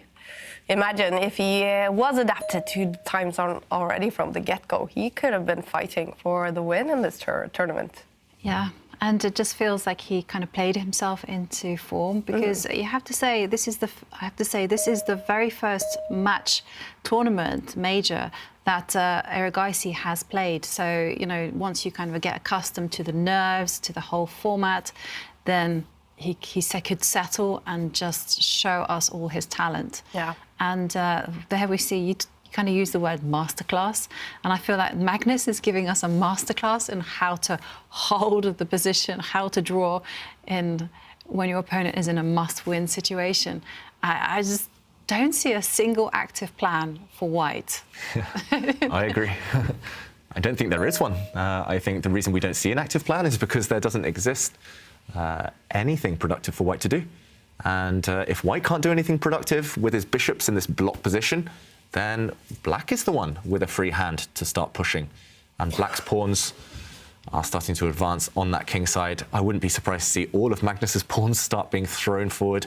I'm not sure exactly where those pawns are going, but Magnus, remember, loves gaining space. That's what makes him so dangerous in the endgame. His pawns are always ready to run. I've never seen Magnus lose a pawn race. He's just always ahead by the time the endgame starts. That's a fair point. Yeah, it kind of almost seems like it's magical, his capacity to push pawns, because you think, okay, well, that's just an irrelevant pawn, it's a weakness, yeah, good, excellent. And then when you get to the end game, like you say, suddenly, goodness, no, he's kind of like, his pieces swarm into the position, and you're thinking, how did I just suddenly become worse? Yeah. Out of nothing. His weak pawns tend to become queens, Magnus. Yeah, it's like a magic trick. And this is why Duda is struggling. This little dance that we've just seen, he wants his dark-squared bishop on this square, Duda, staring down at that weak pawn on d6, staring at the black king. But any time it lands on that square, Black's knight retreats to kick it away. And you can't allow a knight for bishop exchange. That would just lead to an immediate draw. Therefore, we see the bishop retreat and Magnus plant his knight back on the c5 outpost. But he's holding all the key squares. He is holding all the key squares, and I do wonder whether Duda will claim a moral victory because he will be able to deliver check to the black king. True. Its dark square bishop can go to h4 now, hit the king from a different angle, but one check alone. It might be a moral victory, but it doesn't achieve anything. Yeah. I admit that, but you know, you do get a satisfaction from delivering check to your opponent, especially when you first learn the game and you're playing in classical chess, and then you like to announce as well, you know, there's a check, my friend. Gotta move the king. I remember it felt unfair when I first learnt the rules of chess. I remember playing games I gave 10 checks and my opponent would be like, oh, that's checkmate. I'm like, yeah, but you only given one check. How can you win the game? But yeah, it's that final trap, that final check, caging the opponent's king that counts. And here Black's king is very, very safe. Okay, Duda finds nothing better than to just push a pawn, and we will see Magnus most likely advance the black g-pawn, perhaps. I just see no reason at all for Magnus not to get active now. The black king could move, the black rook could potentially land on the third rank, hitting some pawns. Yeah, I mean, the only thing that I would be calculating is if I pushed my g-pawn forward, what is happening if White also returns the favour and pushes his g-pawn as well? And if that's not a problem, then I'm all for expanding on the right side of the board. Yeah, first Magnus hits this pawn just to show what we were describing there. Black could gain space, aiming to achieve the deadly girl gang, as we've called it, the mean girls, these four pawns all lined up together. But you do have to perhaps make some long-term strategic decisions. Do you capture this pawn? Do you leave the pawn where it is? Do you step forward and change up the pawn structure, perhaps? Magnus didn't want to answer that question. There's no need to. So why not just attack a weak, undefended pawn? And not only is this an attack, but if the white king steps forward, then Magnus could force a draw immediately by jumping in with the black knight. This is a check. It's a fork. It has to be removed. And now the reason I say this is a draw is because opposite color bishops, and not much life left in this one. If anyone's playing for the win, it might be black, because this is a clear target. So Duda cannot allow an exchange of knight for bishop, remember. That does, however, mean he has to put his bishop on sad squares, such as this one. And these two pieces are very passive. One question for black is whether there's anything direct. Can you force an exchange of knight for bishop somehow? If not, you can just take a time out, improve the black king, start pushing these pawns. Plenty of choices. Magnus is not going to run out of waiting moves, whereas for white, what is even white's next move? I don't see it, to be honest. If the white king ever comes to the center, there'll be a knight check. If the white bishop moves, then this pawn will drop. Magnus, wow, he does make a committal decision. He blocks up the center. Normally, you don't want to put pawns on the same color as your bishop because your bishop becomes worse, but he's essentially trying to fix this pawn as a target. Yeah. It makes a lot of sense once you see it, but Magnus, he's so good at spotting those exceptions. Normally, you don't want to go for this, but here it also carves out a nice square for the knight to jump into. Okay. Should be inching closer to the draw now, Magnus. We do have some big results, you guys. Liam Le, he has won game 4 against Mamedyarov to secure the match win. That means he finishes off with 3 points. It's a loss for Mamedyarov, but a big thank you to both these players for their fantastic entertainment throughout the season. And Wesley, so he won suddenly the first blitz game against Anish Giri. Something happened there, probably some time trouble. It looks like Giri, under some time pressure, just let things slide. It wasn't a knockout blow, it wasn't just a one-move blunder, but step by step, Wesley pushed him back, pushed his pawns forward, and won a nice endgame. So, yeah, Wesley just in great form these last few days, and Giri, unfortunately for him, just out of shape right now. Definitely. There will be a blitz game 2 starting in a very few minutes. Anish, with the white pieces, has to win it to take it to Armageddon. And then game 4 is going on with Prague and Eric Icey. They are tied before game 4. Bar is still very much over to Prague's side. He could decide this final match of the season. Yeah, and unless Duda finds something magical, we might have to jump over to the closing stages of that game because Prague is about to win. I'm not sure whether we'll even get there in time. Prague's pawns and knights are just looking phenomenal in that battle. Well, I'm rooting for that. Yeah, maybe we should switch before it's too late. Check out the end of Prague's tournament. It's been an historical season for young Prague. 9 months ago, he started the tour. Hardly anyone knew who he was. And then he beat Magnus Carlsen. And over the next tournaments, he became one of the top players on the tour. And here he is, now a mainstream name and one of the top players in the world. At 17 years old, sitting opposite Magnus Carlsen but playing his fellow Indian, Eric Icey. And with a win in game 4, he will win that match. So we need to take a look, hopefully at the finishing stages of his very last rapid game of the season. So what's happening on this board? So Prague is going to end this tournament and the season on a high. He has sacrificed material. Note how black has a rook. In return, white only has a knight. But it's about those white pawns. Look at those 2 white pawns on c5 and b5 in front of the white king. Those are just going to step forward and there's no stopping them. The black bishop is impotently just sitting there on dark squares, unable to prevent their advance. And the 2 white knights actually going to combine very, very nicely. The black king is forced back. That's step 1. Now you can advance your c-pawn, for example. You can advance the 3rd pawn, that forgotten pawn on the b-file, to hit the black rook. That's my choice, and my second choice would be advancing the c-pawn, just to mobilize the knight sitting on d3. You feel like white should introduce all the pieces to the party, let everyone have some fun, and it's very difficult to recommend something for Eric Icey because, let's face it, white's pawns on the left are just overwhelming. Nothing black can do about it. Yeah, and black can barely move. That's the icing on the cake. I wouldn't even be surprised if Prague takes a timeout and, for example, pushes the white h-pawn forward 1 square and says, OK, I'm going to put my pawns on this side of the board on light squares so the bishop can't ever capture any of those. I don't think you even need to rush here. I think a special kind of person would play a move like that. Sadistic person. But, exactly. I mean, all the action is happening on the left. It's all about pushing those pawns, and someone moves a pawn on the other side. You're like, what? Yeah, it's not Prague style, though. He's quite direct, right? Yeah. He's a calculating machine, Prague Nananda, and he will be looking for direct ways to force forward white's pawns. And there we go. There you go. My faith in humanity has been restored.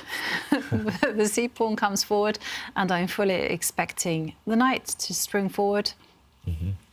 Or maybe the knight to spring back, actually. One of the 2 white knights to move. Yeah. Something is going to come and appear on c5. Yeah, I love this move because white's knight looked mighty impressive, but actually white's b-pawn was tied down defending it. So now you've freed up the b-pawn.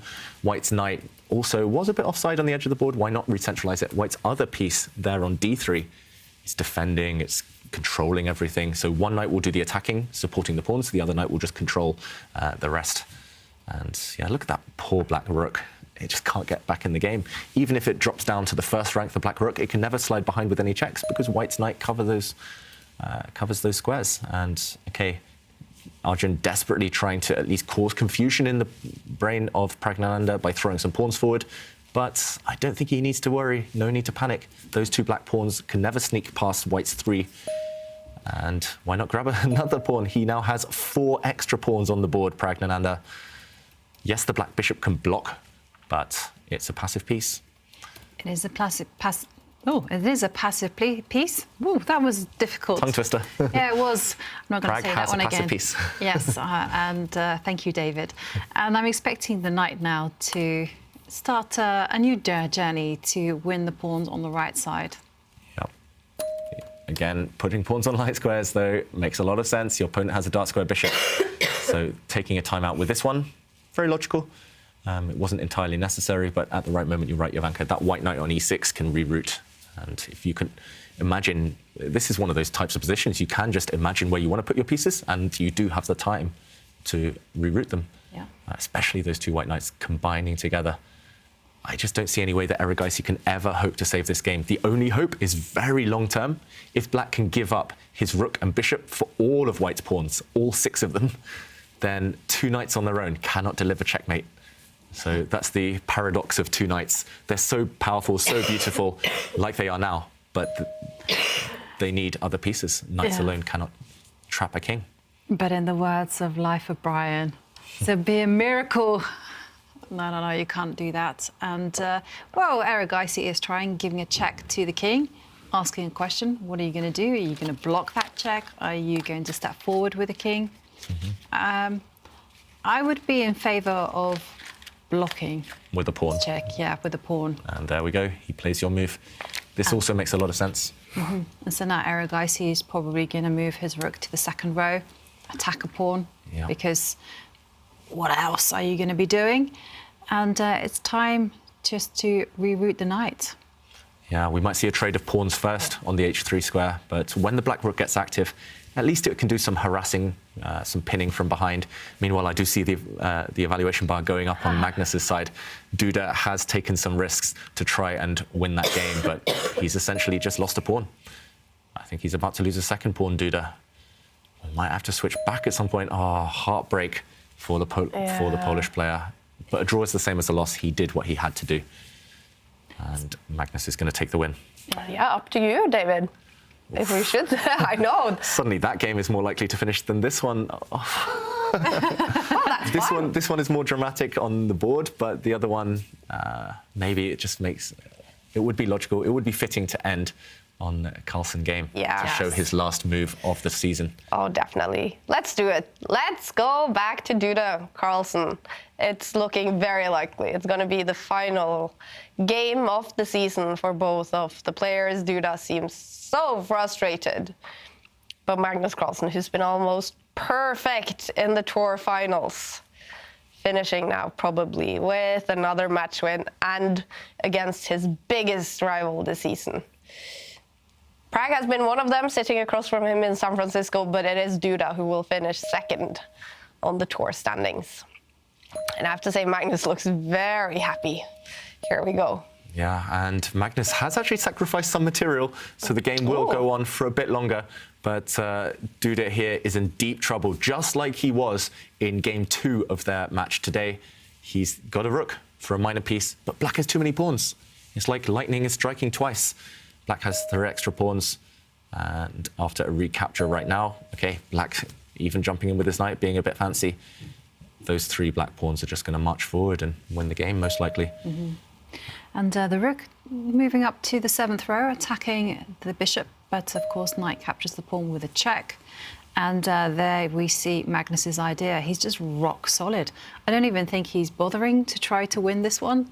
I think his idea is just, I'm just going to hold the position. After all, a draw is as good as a win. Why not? Yeah, why not? Magnus looks very relaxed with 5 minutes on the clock. I'm very surprised at some of his moves, I've got to say. He could have ended it on a high, could have won a few moves ago, I think. But still full control for black. Black's king is about to sit proudly in the center of the board.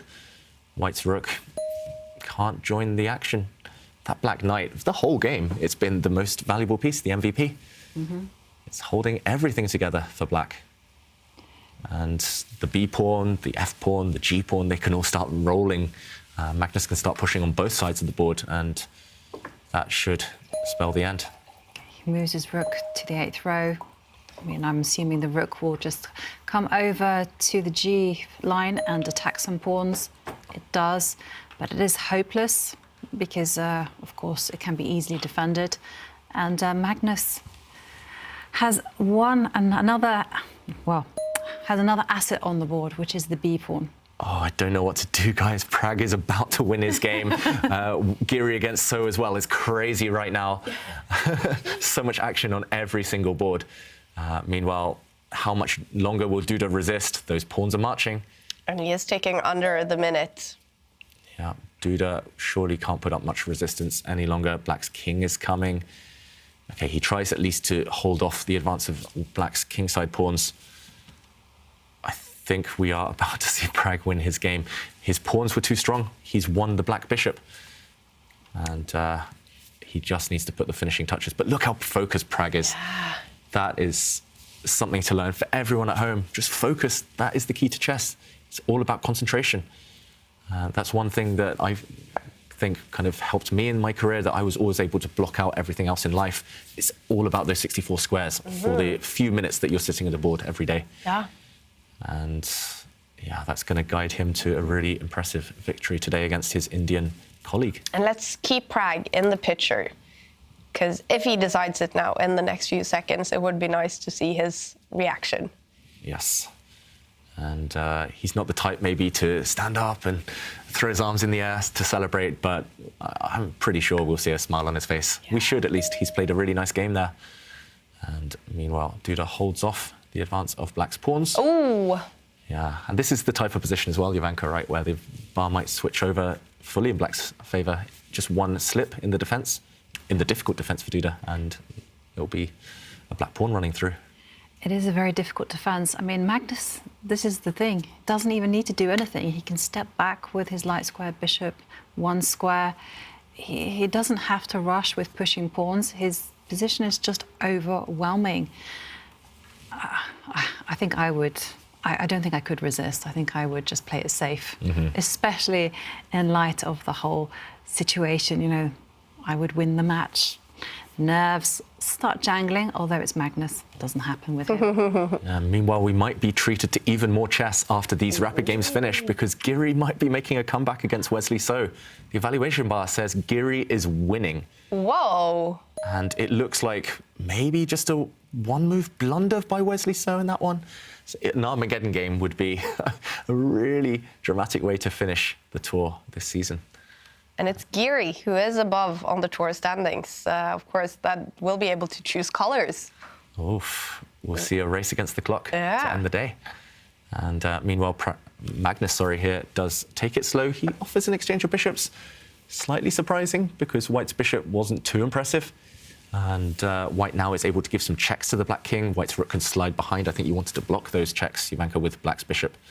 But it does feel like Magnus, he's still in control. He can force a draw anytime he wants to take the match. Yeah, nothing to do.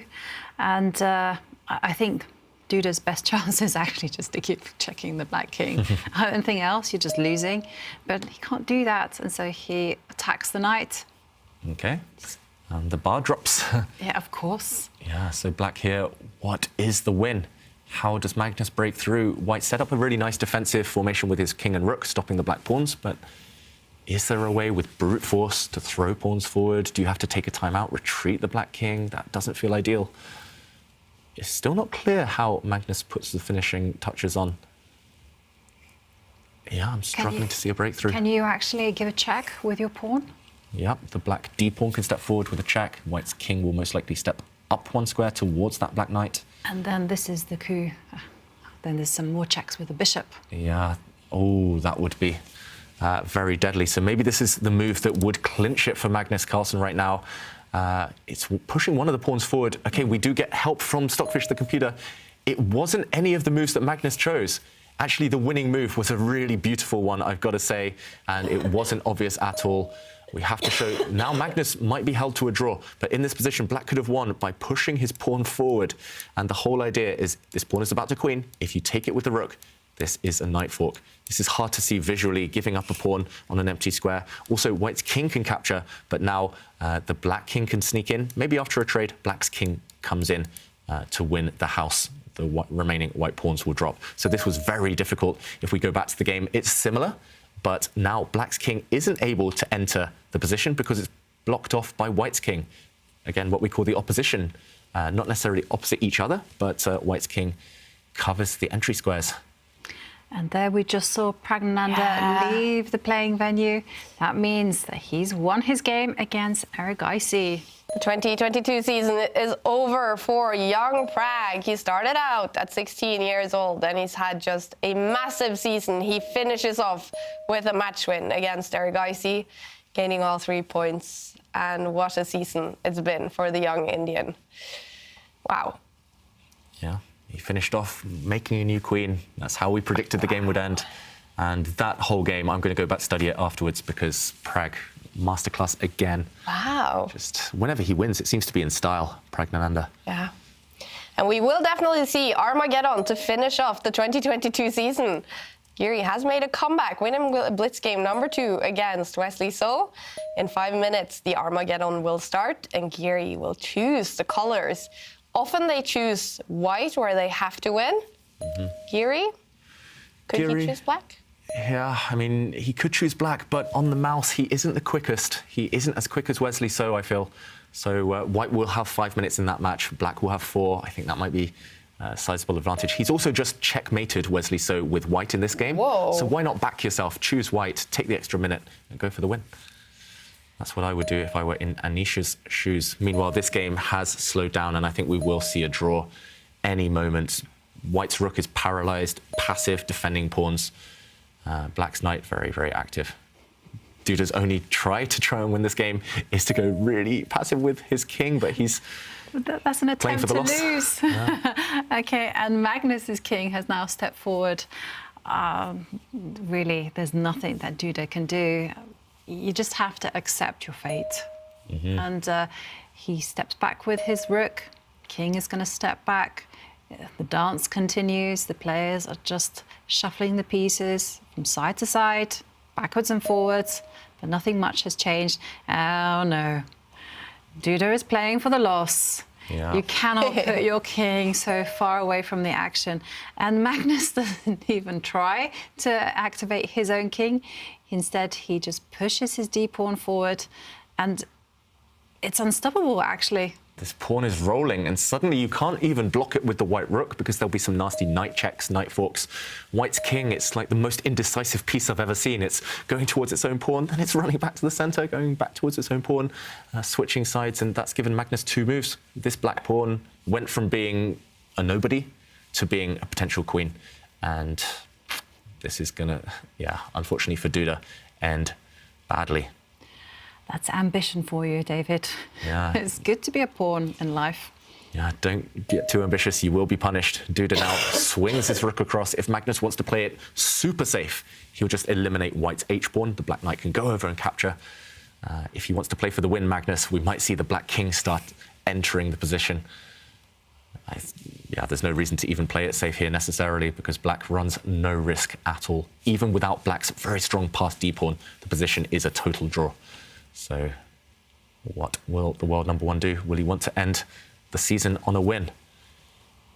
Why not? Yeah, why not? I mean, as you mentioned, he runs no risk. Duda has been the one taking all the risk, and it's just such a straightforward plan of just running the king through, also grabbing material. I mean, anything goes. Yeah, anything goes, and Magnus does take a pawn. I called this a safe approach, but it's also quite ambitious. Black now has 2 pawns for White to worry about. Duda, meanwhile, frowns. That black h-pawn, watch out for that one, promoting later, maybe. Again, it's these endgames. We mentioned it, what was it, 30, 40 moves ago? We said Magnus never, ever lose a pawn race, or in every endgame, he seems to have pawns running. And yeah, it's going to be hard for Duda to prevent their future advance. He cuts off the black king. The Black King was going to come in and help that d-pawn promote. He cuts it off.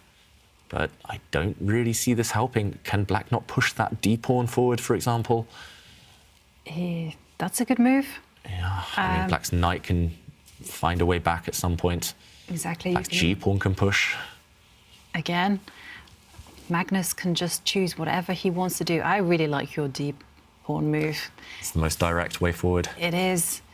D for direct, and also, you know, you have some nice moves within that. Yeah, we can just show quickly what we think Magnus will choose. He does push the d-pawn, because if the white king now steps across to block and stop the pawn, then knight takes pawn is possible. The white king now is torn in two minds. It cannot go and take the white knight because Black makes a new queen. And instead, we see a check from Duda. The king steps across, and the white pieces now are just completely stuck. Knight takes pawn is coming. Next move, no matter what. Same problem for the white king. It can never protect this pawn and stop Black's pawn. I think we're going to see Duda resign.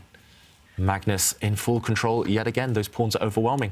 Let's have Magnus in the picture as well as he finishes the 2022 season. There it is.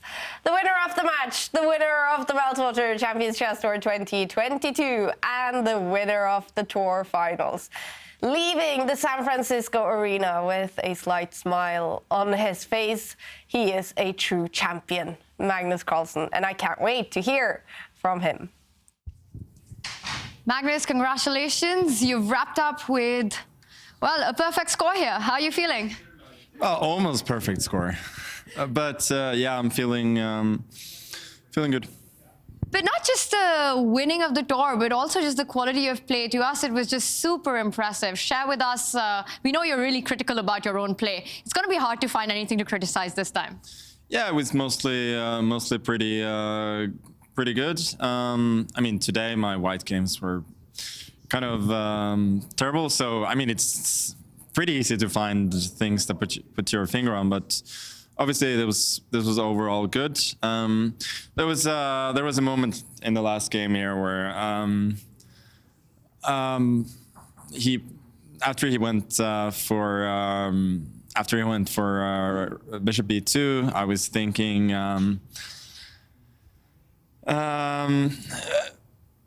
Yeah, so knight e3 followed by knight c4 was an immediate draw, but then I thought, you know, it's the last game of the season. Let's try and end on a high note, but then I didn't really manage to convert it, so I had to force a draw. But then, yeah, he couldn't. Yeah, he couldn't be happy with the draw, of course, and then what he did just lost instead. I want to ask you, Magnus, you mentioned about this bishop e3, knight h6 in the first two games where you got this huge time advantage. Were these all over-the-board inspiration, or was this part of the plan from before the match? No, I didn't know the position of the knight h6, but it's not an untypical move, I think, especially after you played f6 to put it on f7. So, yeah, that was just. But that particular system that I played has been it's been kind of advocated by neural networks, and it's not so bad actually. But yeah, somehow the black games just went very well today. Second game also, I was just enjoying having a time advantage in a very solid position. Magnus, you have not only won the tour, you've not only won this final event, but also you have won the best game of the season. Your game against Alireza has been chosen by our viewers as the game of the season. Do you remember it? And what is that game, well, what's the memory of it for you?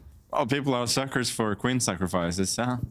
So, no, I mean, that was one of my better games of the tour. I was very happy that I managed to calculate precisely with only seconds left. But for instance, Duda played a very nice game here, sacrificing practically all his pieces to mate on each. So there have been a lot of good games played, but I'm happy to have this fan support.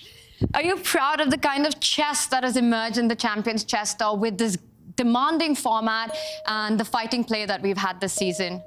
Yeah, I think in terms of fighting chess, it's been an awesome season, and for myself as well, I've had a lot of fun, experimented with some openings, and generally tried to play for a win almost every game.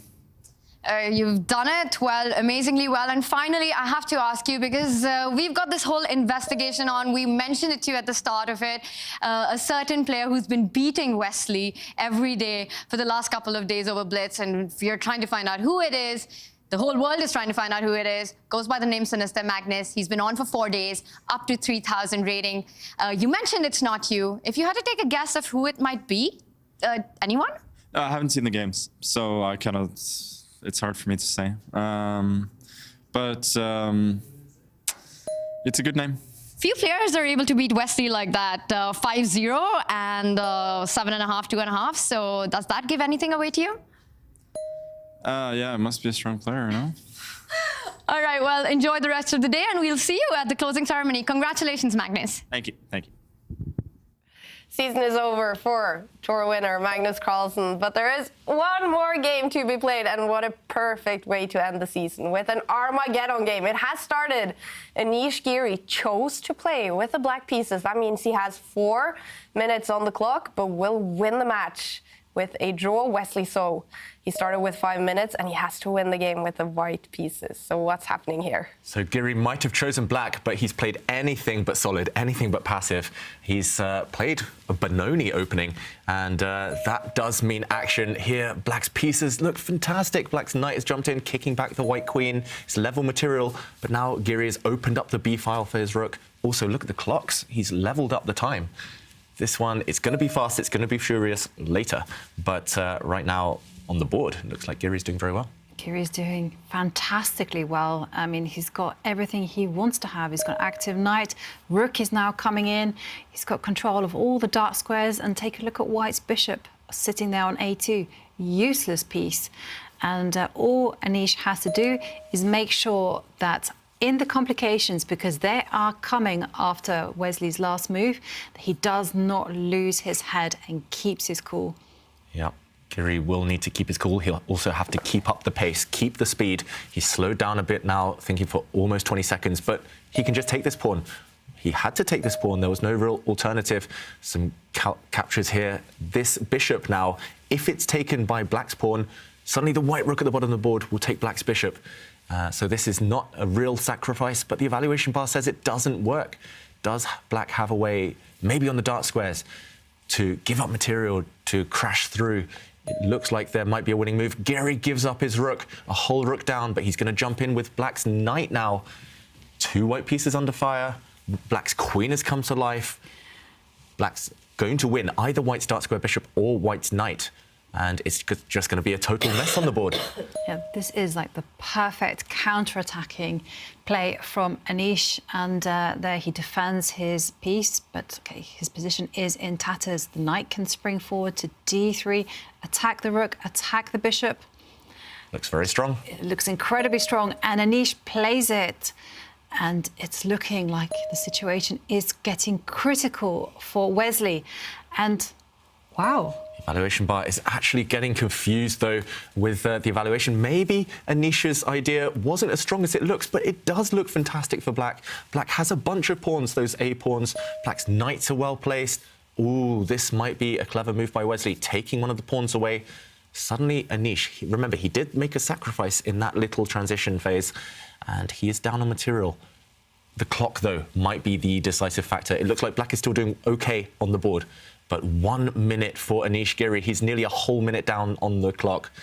And I don't think 1 minute is enough. It's still completely chaotic, this position. White's rooks aren't impressive, but they will get into the game eventually.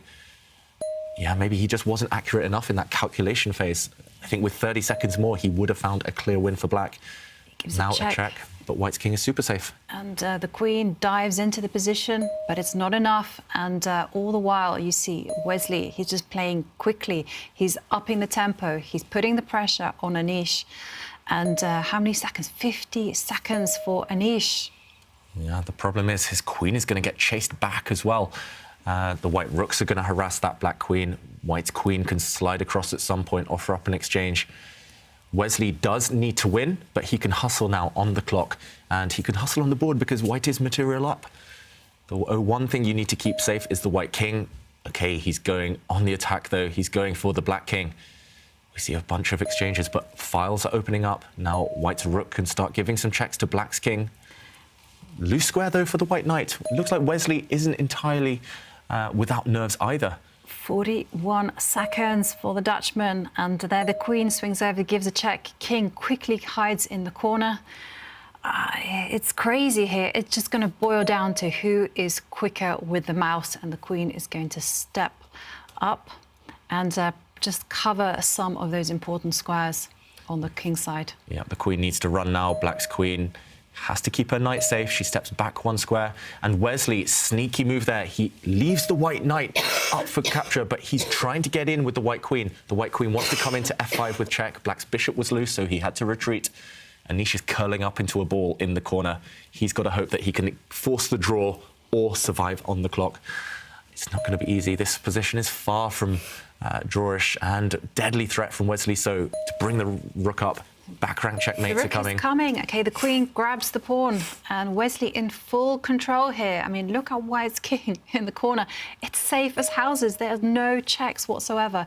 And wow, that is a nice move from Anish. Just as I spoke, attacking the rook, and suddenly the knight comes and gives a check. Suddenly Giri is fighting back. He's reasserted control, but look at the clock times. He's down 20 seconds against 30 seconds. Okay, the knight has been captured. Giri, he's won one of the white rooks. Suddenly he must be the favourite. The black queen is hitting the white knight, but also she's sliding behind with some nasty checks. He should be able to force a draw here, Anish Giri, but it's about the clock, 20 seconds each. The clock can't keep up. The clock can't keep up. It looks like Anish has lost on time, but he does have a few seconds left. Oh, but now the white knight is coming in, and there's... Okay, the pawn drops. It looks like Wesley So has blundered. He's blundered his knight. The white king is trapped. This is checkmate, and Giri does have enough time. Wesley resigns. Giri finishes up with a smile on his face. It's been a struggling few days for him, but what a way to finish it. Winning it in Armageddon. Wesley So, he loses the match, but he takes second place in the tour finals. Let's hear from the two players.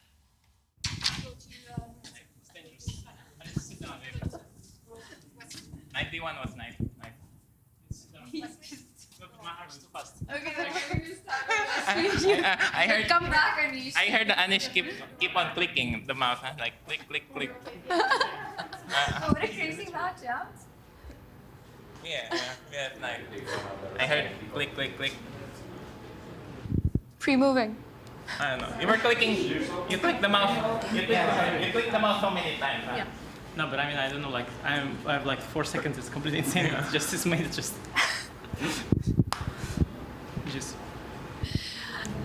Anish, congratulations on winning that Armageddon. What a crazy day and a wild game at the end. How are you feeling after this? You know, like today I've accomplished all of my goals. First of all, I didn't lose the match in 3 games. Secondly, I played 1 good game. And third, the goal that I couldn't even have dreamt of is that I won the match. So I've accomplished everything today. It's the, true redemption for me. Today it really did. It was just thrilling to watch. But it's been a tough event for you, Anish. What do you think went wrong in this one? The thing is that, some small things went wrong on my part. There was nothing huge. Like I was sleeping well, I was eating well, I was preparing well, I was feeling all right, everything was good. But I was slightly off, like very slightly. But of course, when you face such opponents and they're like bloodthirsty, they sense, there is no weak opponent. So if they see that you are in bad form, they are seeing you as an opportunity. And that's how it works. So, I had a very bad streak for sure. I lost 4 matches and I think in 3 games, all of them. And the problem was I started with the loss in first game. That was so difficult, and that, if at first you're not worried, so even first match against Prague, I came back, but if it happens every single time, it starts to at some point be a bit frustrating. So it was just, it was tough, but I'm really happy that it ended well. I didn't even expect that. Finishing on a high always feels good. Anish, so many fans across the world. What's coming up next for you after this?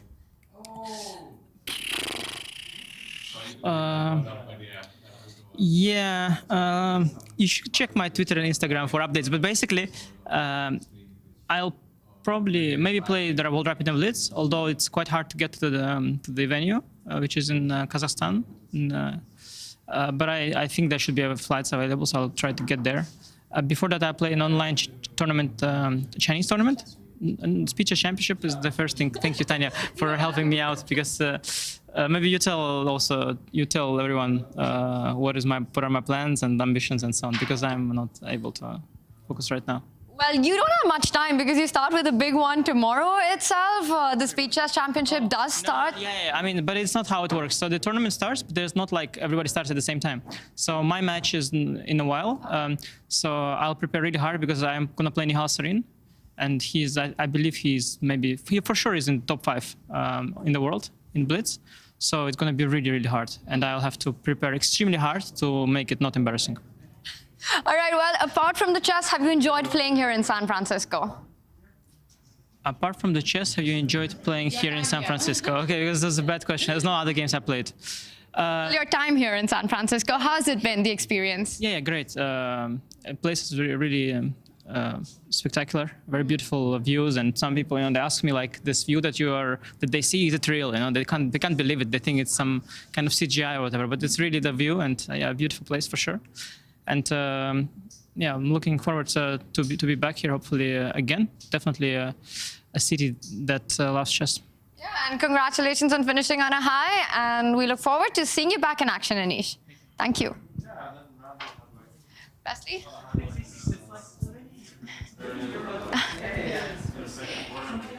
Wesley, what a match this was. It went down to the wire. Super thrilling to watch. How was it for you? Yeah, it was fun. I think Anish played, his normal level today. I mean, I really badly wanted to win this match, but since Duda and Arjun lost, I believe I still finished second, right? Yeah, I still finished second. So, I mean, it's all good and said. All good when well said done. But I'd also like to congratulate Anish for winning a tough match. It was a very fun match. I think we both played very solidly in the rapid format. But in the Blitz, the games were very interesting. And also the Armageddon, it was back and forth, crazy. Like, I was trying to flag him, but it didn't work out. But it was fun. And I mean, I'm quite pleased with how the tournament went when all is said and done. But I'm glad to play in a Meltwater chess tour event this year. Very happy. Yeah, this one was a wild match today, but a big congratulations to you finishing runner-up here in the final event, your first event that you played in the season. Wesley, after the way things started, were you expecting that it could finish like this? No, not really. I mean, first of all, I'd like to congratulate Magnus for a dominating performance this year. Also in this tournament. Well, as I said, the format here is very interesting. It's unheard of before, where you win prizes based on match wins, not on the standings. So it's very interesting, and it doesn't really matter how many losses you have as long as you bounce back. I was just giving my best, trying to play well, trying to learn from my games, and well, Lekwang played very well in the second round against me. I think that was my only bad match in this. But yeah, now I'm looking forward to my next tournament in India. But I was really looking forward to this event, and I wanted to do my best. But at the same time, I didn't have much time to prepare, so I just came in and played. Tried to sleep well and tried to practice. Yeah, chess.com stuff. Wesley, you had a fantastic win in Toronto at CGC, and now you finished second here at the Meltwater Champions Chess Tour Final. You must be really looking forward to and feeling good about the upcoming speed chess tournaments that you've got. Yeah, for sure. One tournament at a time.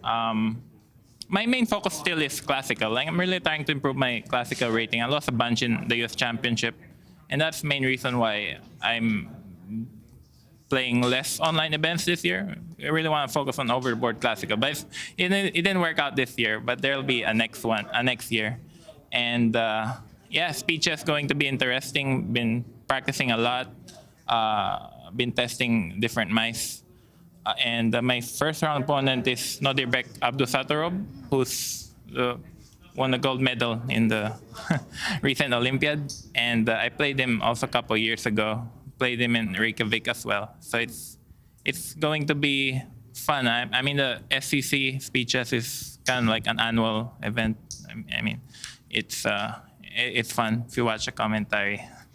I mean, it's not a big deal, but it kind of is. Yeah. Absolutely. And did you enjoy playing here in San Francisco? Yeah, certainly. I love it here. Very grateful to the organizers for treating the players extremely well. And I had a great time here. Thank you so much, Wesley. And you've always been amazing and humble and kind. And congratulations on your brilliant performance as well. I also want to say shout out to one of my favorite commentators, Peter Leko. Keep up the good job.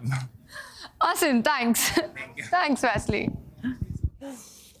Great performance by Wesley So, but he finishes off with a match loss in Armageddon.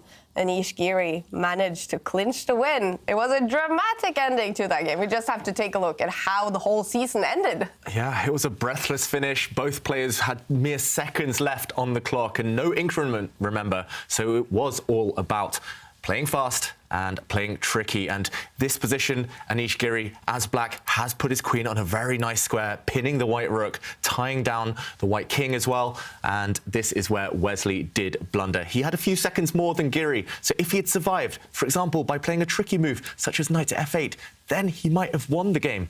And this whole idea is to come back with a knight check, and black cannot take this knight. No matter which way you take this knight, you will be checkmated. Black could defend, but it wouldn't have been easy. This would have been a nasty shock for Anish Giri.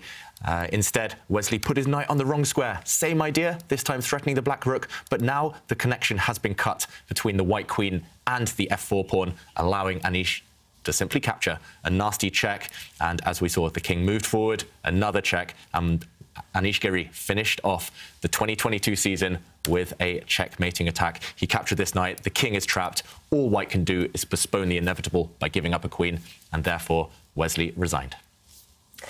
Match win for Anish Giri. Match win also for Young Prag in the final match of the season. And this is what he said after beating Arjun Erigaisi. Prag, congratulations on winning the final match here at the tour finals. It was a really up and down day today. Yeah, okay, the third game I just played very badly.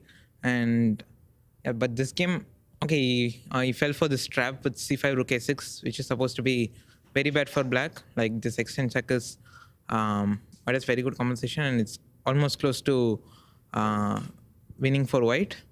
And then I think after I got this bishop f4, bishop c7, I think it's just totally lost for him. There was no chance. Arjun had a tough start in the tournament, but then really picked up the points and momentum. And in this game 3, he was... It looked like he just absolutely crushed. Were you worried after game 3? Yeah, no. I was just very upset with the game 3 because I kind of made some quick moves in the opening and got into very big trouble. And then, yeah, and then, okay, in the end also I just blended a mate in... I mean, I just blended a mate. Otherwise, maybe I could have tried to play on a little bit. But yeah, it's just... I just had to play my best in the game 4 and hope for the best. Yeah. And you did that. How are you feeling with your overall performance here at the finals? I don't think it was anything great. But it's always good to win the last match because that's what you remember of a tournament. So, yeah, I'm happy that I won the last match. Yeah, and is it a little tricky when you're playing against... Well, Arjun is a colleague of yours, a close friend of yours. Is that always a little tricky? No, not really. Yeah, it's... There is always thing that you're playing against, like, your compatriot and your, like, your category players. There's always a thing, but it doesn't matter nowadays because, yeah, it's just... It feels like playing a strong opponent as well, so it's nothing makes difference. Prag, the tour has come to an end, and it's been a phenomenal one for you. Even though, yes, it's a little bittersweet at the end with this event, we also congratulate you. You have won the Best Performance Prize in exceeding your expectations. You started as an underdog, you finished the tour as a total star. How do you feel about that? Yeah, when coming into the tour, I didn't think I would perform this well, but okay, considering the tournaments I played, this one feels like not so good. But yeah, it happens. And I think overall the tour was a great opportunity for me. It was a great experience, and I think I learned a lot and enjoyed the tournament as well. We loved having you here and play. What are your hopes for Champions Chess Tour 2023? No, hopefully I'll get a chance to play again, and yeah, it'll be it'll always be a fun tournament to play. Well, regardless of what you feel about your performance, Prag, you have been phenomenal this entire season. Congratulations. Yeah, thank you. He certainly has, one of the top players this season. He also finished off as the main attraction in our very final quiz of the day. We asked about caption for the picture posted by his coach Ramesh from a basketball game, where Prag fell asleep on his shoulder here during the tour finals in San Francisco. And we have to announce the winner of the very cool prize that we have in store today. Yeah, we have a very exclusive prize. I'm going to bring it out one last time. It is a Simon Williams Just Resigned t-shirt. And the winner of our caption this competition is Sterling, who says, looks like Prag needs some liquid life. Very nice. And thank you everyone for entering and being part of all our quizzes throughout the season. Yeah. Great stuff, you guys. It's been fantastic to have you guys joining us throughout the whole season. And finally, let's take a look at the results from the very final matches in the tour finals. A win in the Armageddon tiebreaks for Anish Giri to gain 2 points against Wesley So. Liam Le, all 3 points against Mamadiyaro. Prag finishes off with a great match win against his fellow Indian Ergaisi. And Magnus Carlsen, almost a perfect score in the tournament. He finishes off with a match win against his big rival, Jan-Krzysztof Duda. So the final standings in the tour finals, Magnus Carlsen on 20 out of 21 possible points. He wins it by 7 points down to Wesley So, who made his debut this season on the tour here in the tour finals. Impressive to finish off in second. Liam Le clinches third place in front of Duda, and Prag and Arjun Ergaisi, the two young Indians, both on 9 points. Mamadiyaro and Anish Giri struggled a little bit in the end of the tournament and finishes on 6 points. So how about the tour overall? Here is the final standings. Magnus Carlsen wins the second season of the Meltwater Champions Chess Tour, winning a total prize fund of $242,000. In second place, Jan-Krzysztof Duda. Prag takes third place. Liam Le fourth, Anish Giri fifth, Mamadiyaro sixth, and then we have Aronian and Ergaisi. Impressive performances by all these players. There are a couple of bonus prizes with a total prize fund in the bonus section of $80,000. This is the first one. Christopher Yu wins it for best tour performance over expectations for players who have played one tournament. Prag wins it for players who have played more than 5 tournaments.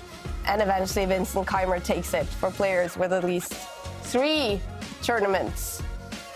And we also have bonus prizes for the Fighting Chess Index. This has been a cool one to follow. Abhimanyu Mishra, the youngest grandmaster in history, takes it for 1 tournament. Hans Niemann takes it for 5 tournaments.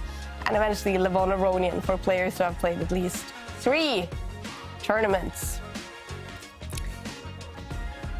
And the tour stand, the best game of the season. That's the third one for the bonus prizes. It's Magnus Carlsen against Furusha, a win for Magnus Carlsen in the Crypto Cup. You guys voted that as the best game of the season.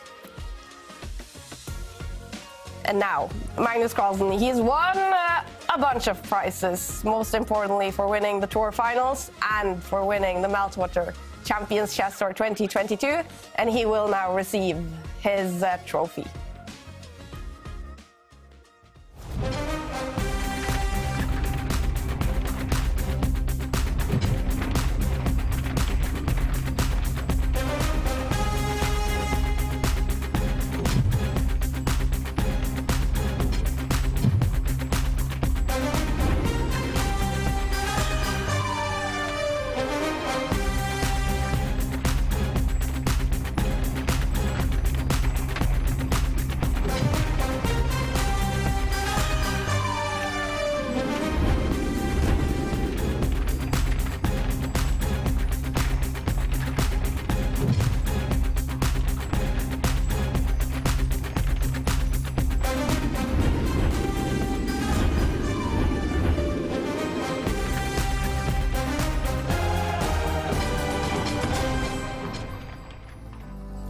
9 tournaments in the 2022 Meltwater Champions Chess Tour season. Magnus Carlsen has won 5 of them, and he finishes off winning both the tour finals and the tour overall. And inside Shack 15, inside the Ferry Building in San Francisco will now be the award ceremony. So let's go to Tanya in San Francisco. What an incredible season we've had. So much drama and intense chess action. The Meltwater Champions Chess Tour has been a game changer for the chess world and in digital entertainment. I've got here with me the tour director, Arne. Arne, you must be so proud of everything the tour has achieved this season.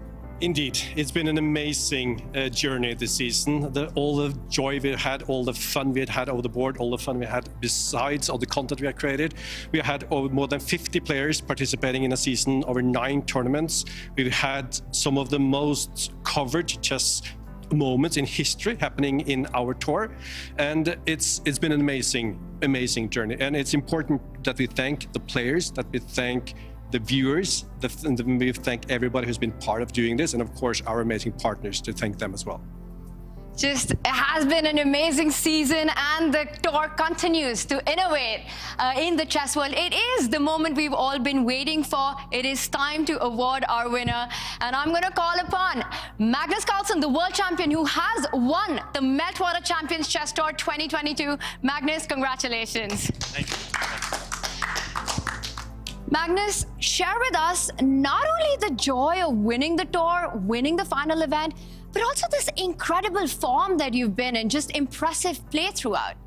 Yeah, there have been a lot of good events this year on the tour, some a little bit worse as well, but super happy to finish on a high note. And today, yeah, it was just a pleasure to play, knowing that I had it in the bag and I could just relax. It's a pleasure for the chess world to watch you in this form as well. Now, Magnus, you have decided to not defend your world championship title. Winning this tour this season, does it have a special meaning for you to assert your domination? Yeah, for sure. I want to win every tournament that I play, and this is certainly no exception. Yeah, as I said, it was very important now to finish on a high note. I didn't win the last tournament that I played. Also, the first random world championship didn't go so well. So yeah, it was huge to set the record straight here. And coming up for the next year, there is this huge news of a partnership between Play Magnus and Chess.com, with them taking over. Magnus, what are your hopes for the tour in the coming year? Yeah, I hope to continue to play a lot of events, both in the tour and others. Nobody knows at this point what's gonna happen, but I think whatever will happen, it will be good content. Good content. I have to ask you, you did start this whole tour during the pandemic. It was born out of the pandemic back in 2020. How has it been personally for you to see the tour grow and expand and become what it is today? It's been great to see, and I hope that next season there will also, because there will be no conflict of interest with Chess.com, most probably, then there will be an even steadier diet of the very top players participating in every event. I think fans would love to see that, but yeah, the team does a great job producing these events, and I especially love the ones where you play in the studio, and I was happy to finally do well in one of those as well. Champions Chess Tour has really changed the way we play chess. It's transformed it into an e-sport, and you mentioned that you really enjoy this format. Do you like it on site, or do you like it when you're playing remote? No, I like both, but it's especially pleasurable to play on site. It's something else, and it's a format that I really think has potential for the future also. And you're really shining in it. Magnus, you said there's so much to look forward to this coming year, but for now, how are you going to celebrate this big win? I haven't thought about celebration. For me, the celebration was playing today, just being here, enjoying the fact that I'd had a good season and I'd won this tournament. So that's all I need. Congratulations. It is time now, Arne, to hand over the winner's trophy to Magnus. Please take over. Indeed. And last year, the winner of the Meltwater Champions Chess Tour got an NFT-only trophy. This year, we are stepping it up a little bit. So you get a physical trophy as well. That is yours. And showing that is Magnus Carlsen, who's the winner of the Meltwater Champions Chess Tour 2022. And by that, I hereby declare you the winner of the Meltwater Champions Chess Tour 2022. Thank you. Congratulations, Magnus. That's a special trophy, Arne. We've got a QR code on it and a surprise for our viewers. Can you tell us a little bit about that? Yes, as I mentioned, last year there was an NFT trophy only. So this year it's a physical trophy and an NFT. So there is two versions of that NFT. One is yours to keep and the other is now going up for auction. Oh, wow. That is incredible. So this is your chance to own a copy of this trophy, the only copy of this trophy, which currently Magnus Carlsen holds. It is the NFT trophy. Take a look at this. The trophy from Chess Champs is powered by augmented reality. Use your phone to scan the code and see the trophy appear right in front of you. Owning the trophy will get you a chessboard signed by Magnus Carlsen himself, as well as lifetime subscriptions to Chess24, Aimchess, Chessable, and more. The auction is already live. Scan the code, press the link, place your bid. Well, the tour would not be same without the participants. They're fighting chess. It is now time to invite all our other players. And we've got Arne here with Pragnananda. What a standout performance he's had. He started the tour as an underdog, finishes it as an all-star. We've got Anish Giri here. And of course, the runners-up of the Meltwater Champions Chess Tour final, Wesley So and Magnus Carlsen, world champion, winner of this season of the Meltwater Champions Chess Tour. It's time to celebrate.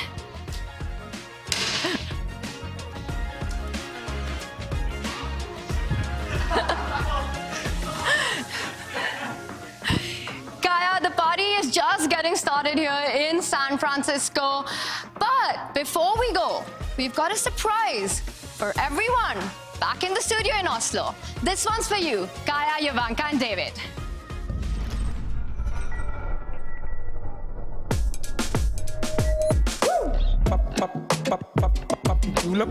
Welcome to the Chessable Masters. I'll start again.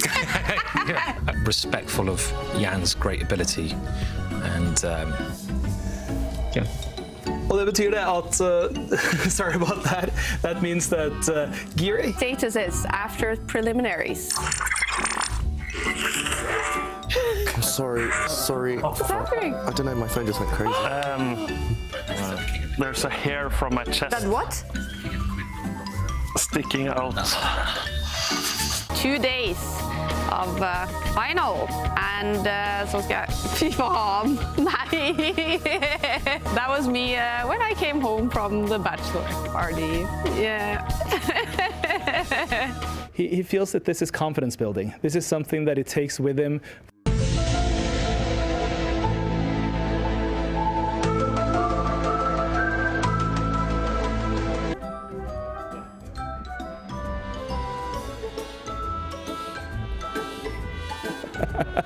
Pragmatic decisions, and there you can see. Pragmatic, I like it. That was so good. Oh, okay, give me. Very clever there. Of course, you meant to say it. Pragmatic Prag. I mean, that was sharp. Yeah.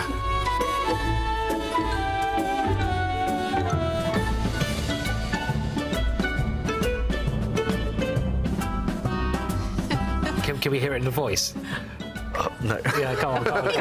We've got to hear it, come on. I am inevitable. That was good. Okay, I would just leave the board if... quick! Oh, quick! Yes! I am inevitable. Yes! I am inevitable. Yeah, I agree with you. I think this is just a technical draw. I mean, even if you remove one black pawn and one white pawn in a lot of positions. That is a technical draw. The black king, but a check followed by another check. In the perfect battle game. I mean, all sports. Your phone agrees. Two, Liam Le and Jan-Krzysztof Duda. They won one game each. And of course, some tea. And we're going to need it today, David. I'm so sorry. I shouldn't put it in my mouth. Magnus, who's grabbing a hot dog here, and he's not quite up for talking right now. You're right, Jovanka. White has and yeah, right now, Mamadorov, he's turned it around. And now, my mind has gone blank a little bit. Aaron, it's Duda. This is I just got a bit put off by Richard Rapport's face. Say that again. I like it. You got a bit of a hippo on the screen there. Yeah. I think that's a step Not up. Arne in the background, but in her hand. Yeah, well, I didn't say which one was the hippo. Oh dear, there we go. Last tour for me.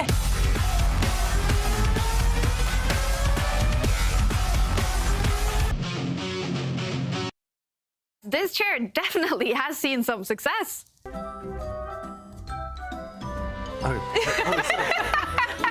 Magnus Carlsen, who finished the day with a win against Vita. What? Congratulations, Magnus. Oh, we didn't check. Oh, okay. That's a surprise. Yes, Slightly surprised. Lawrence is surprised. Magnus, what happened in your game against Vita? Ginger DM, what do you expect from the final? Push Harry the H-pawn. Attack. What should Duda do if he's worse in the...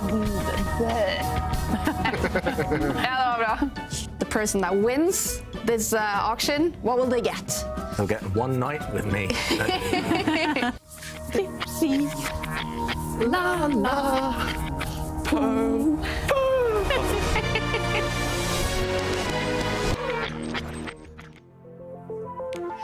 Such incredible, amazing memories. It is a goodbye from us here in San Francisco. We will see you next year.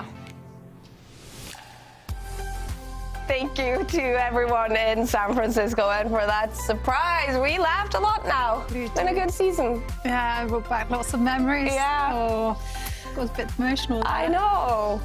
Have you had fun, David? Yeah, what a year it's been for chess reasons, personal reasons, everything. It's just been the best year ever. So long may that continue. I hope everyone joins us next season as well. Definitely. 2023 season is coming up. A big thank you to everyone in San Francisco, to all the viewers, to all the players, to everyone that's been working on the Tour 2022. It's been a blast, and we look forward to 2023. Now it's going to be nice with some rest. And we'll see you again next season. Have a good one, everyone. Keep playing chess. It's fun and it's educational. See you next season.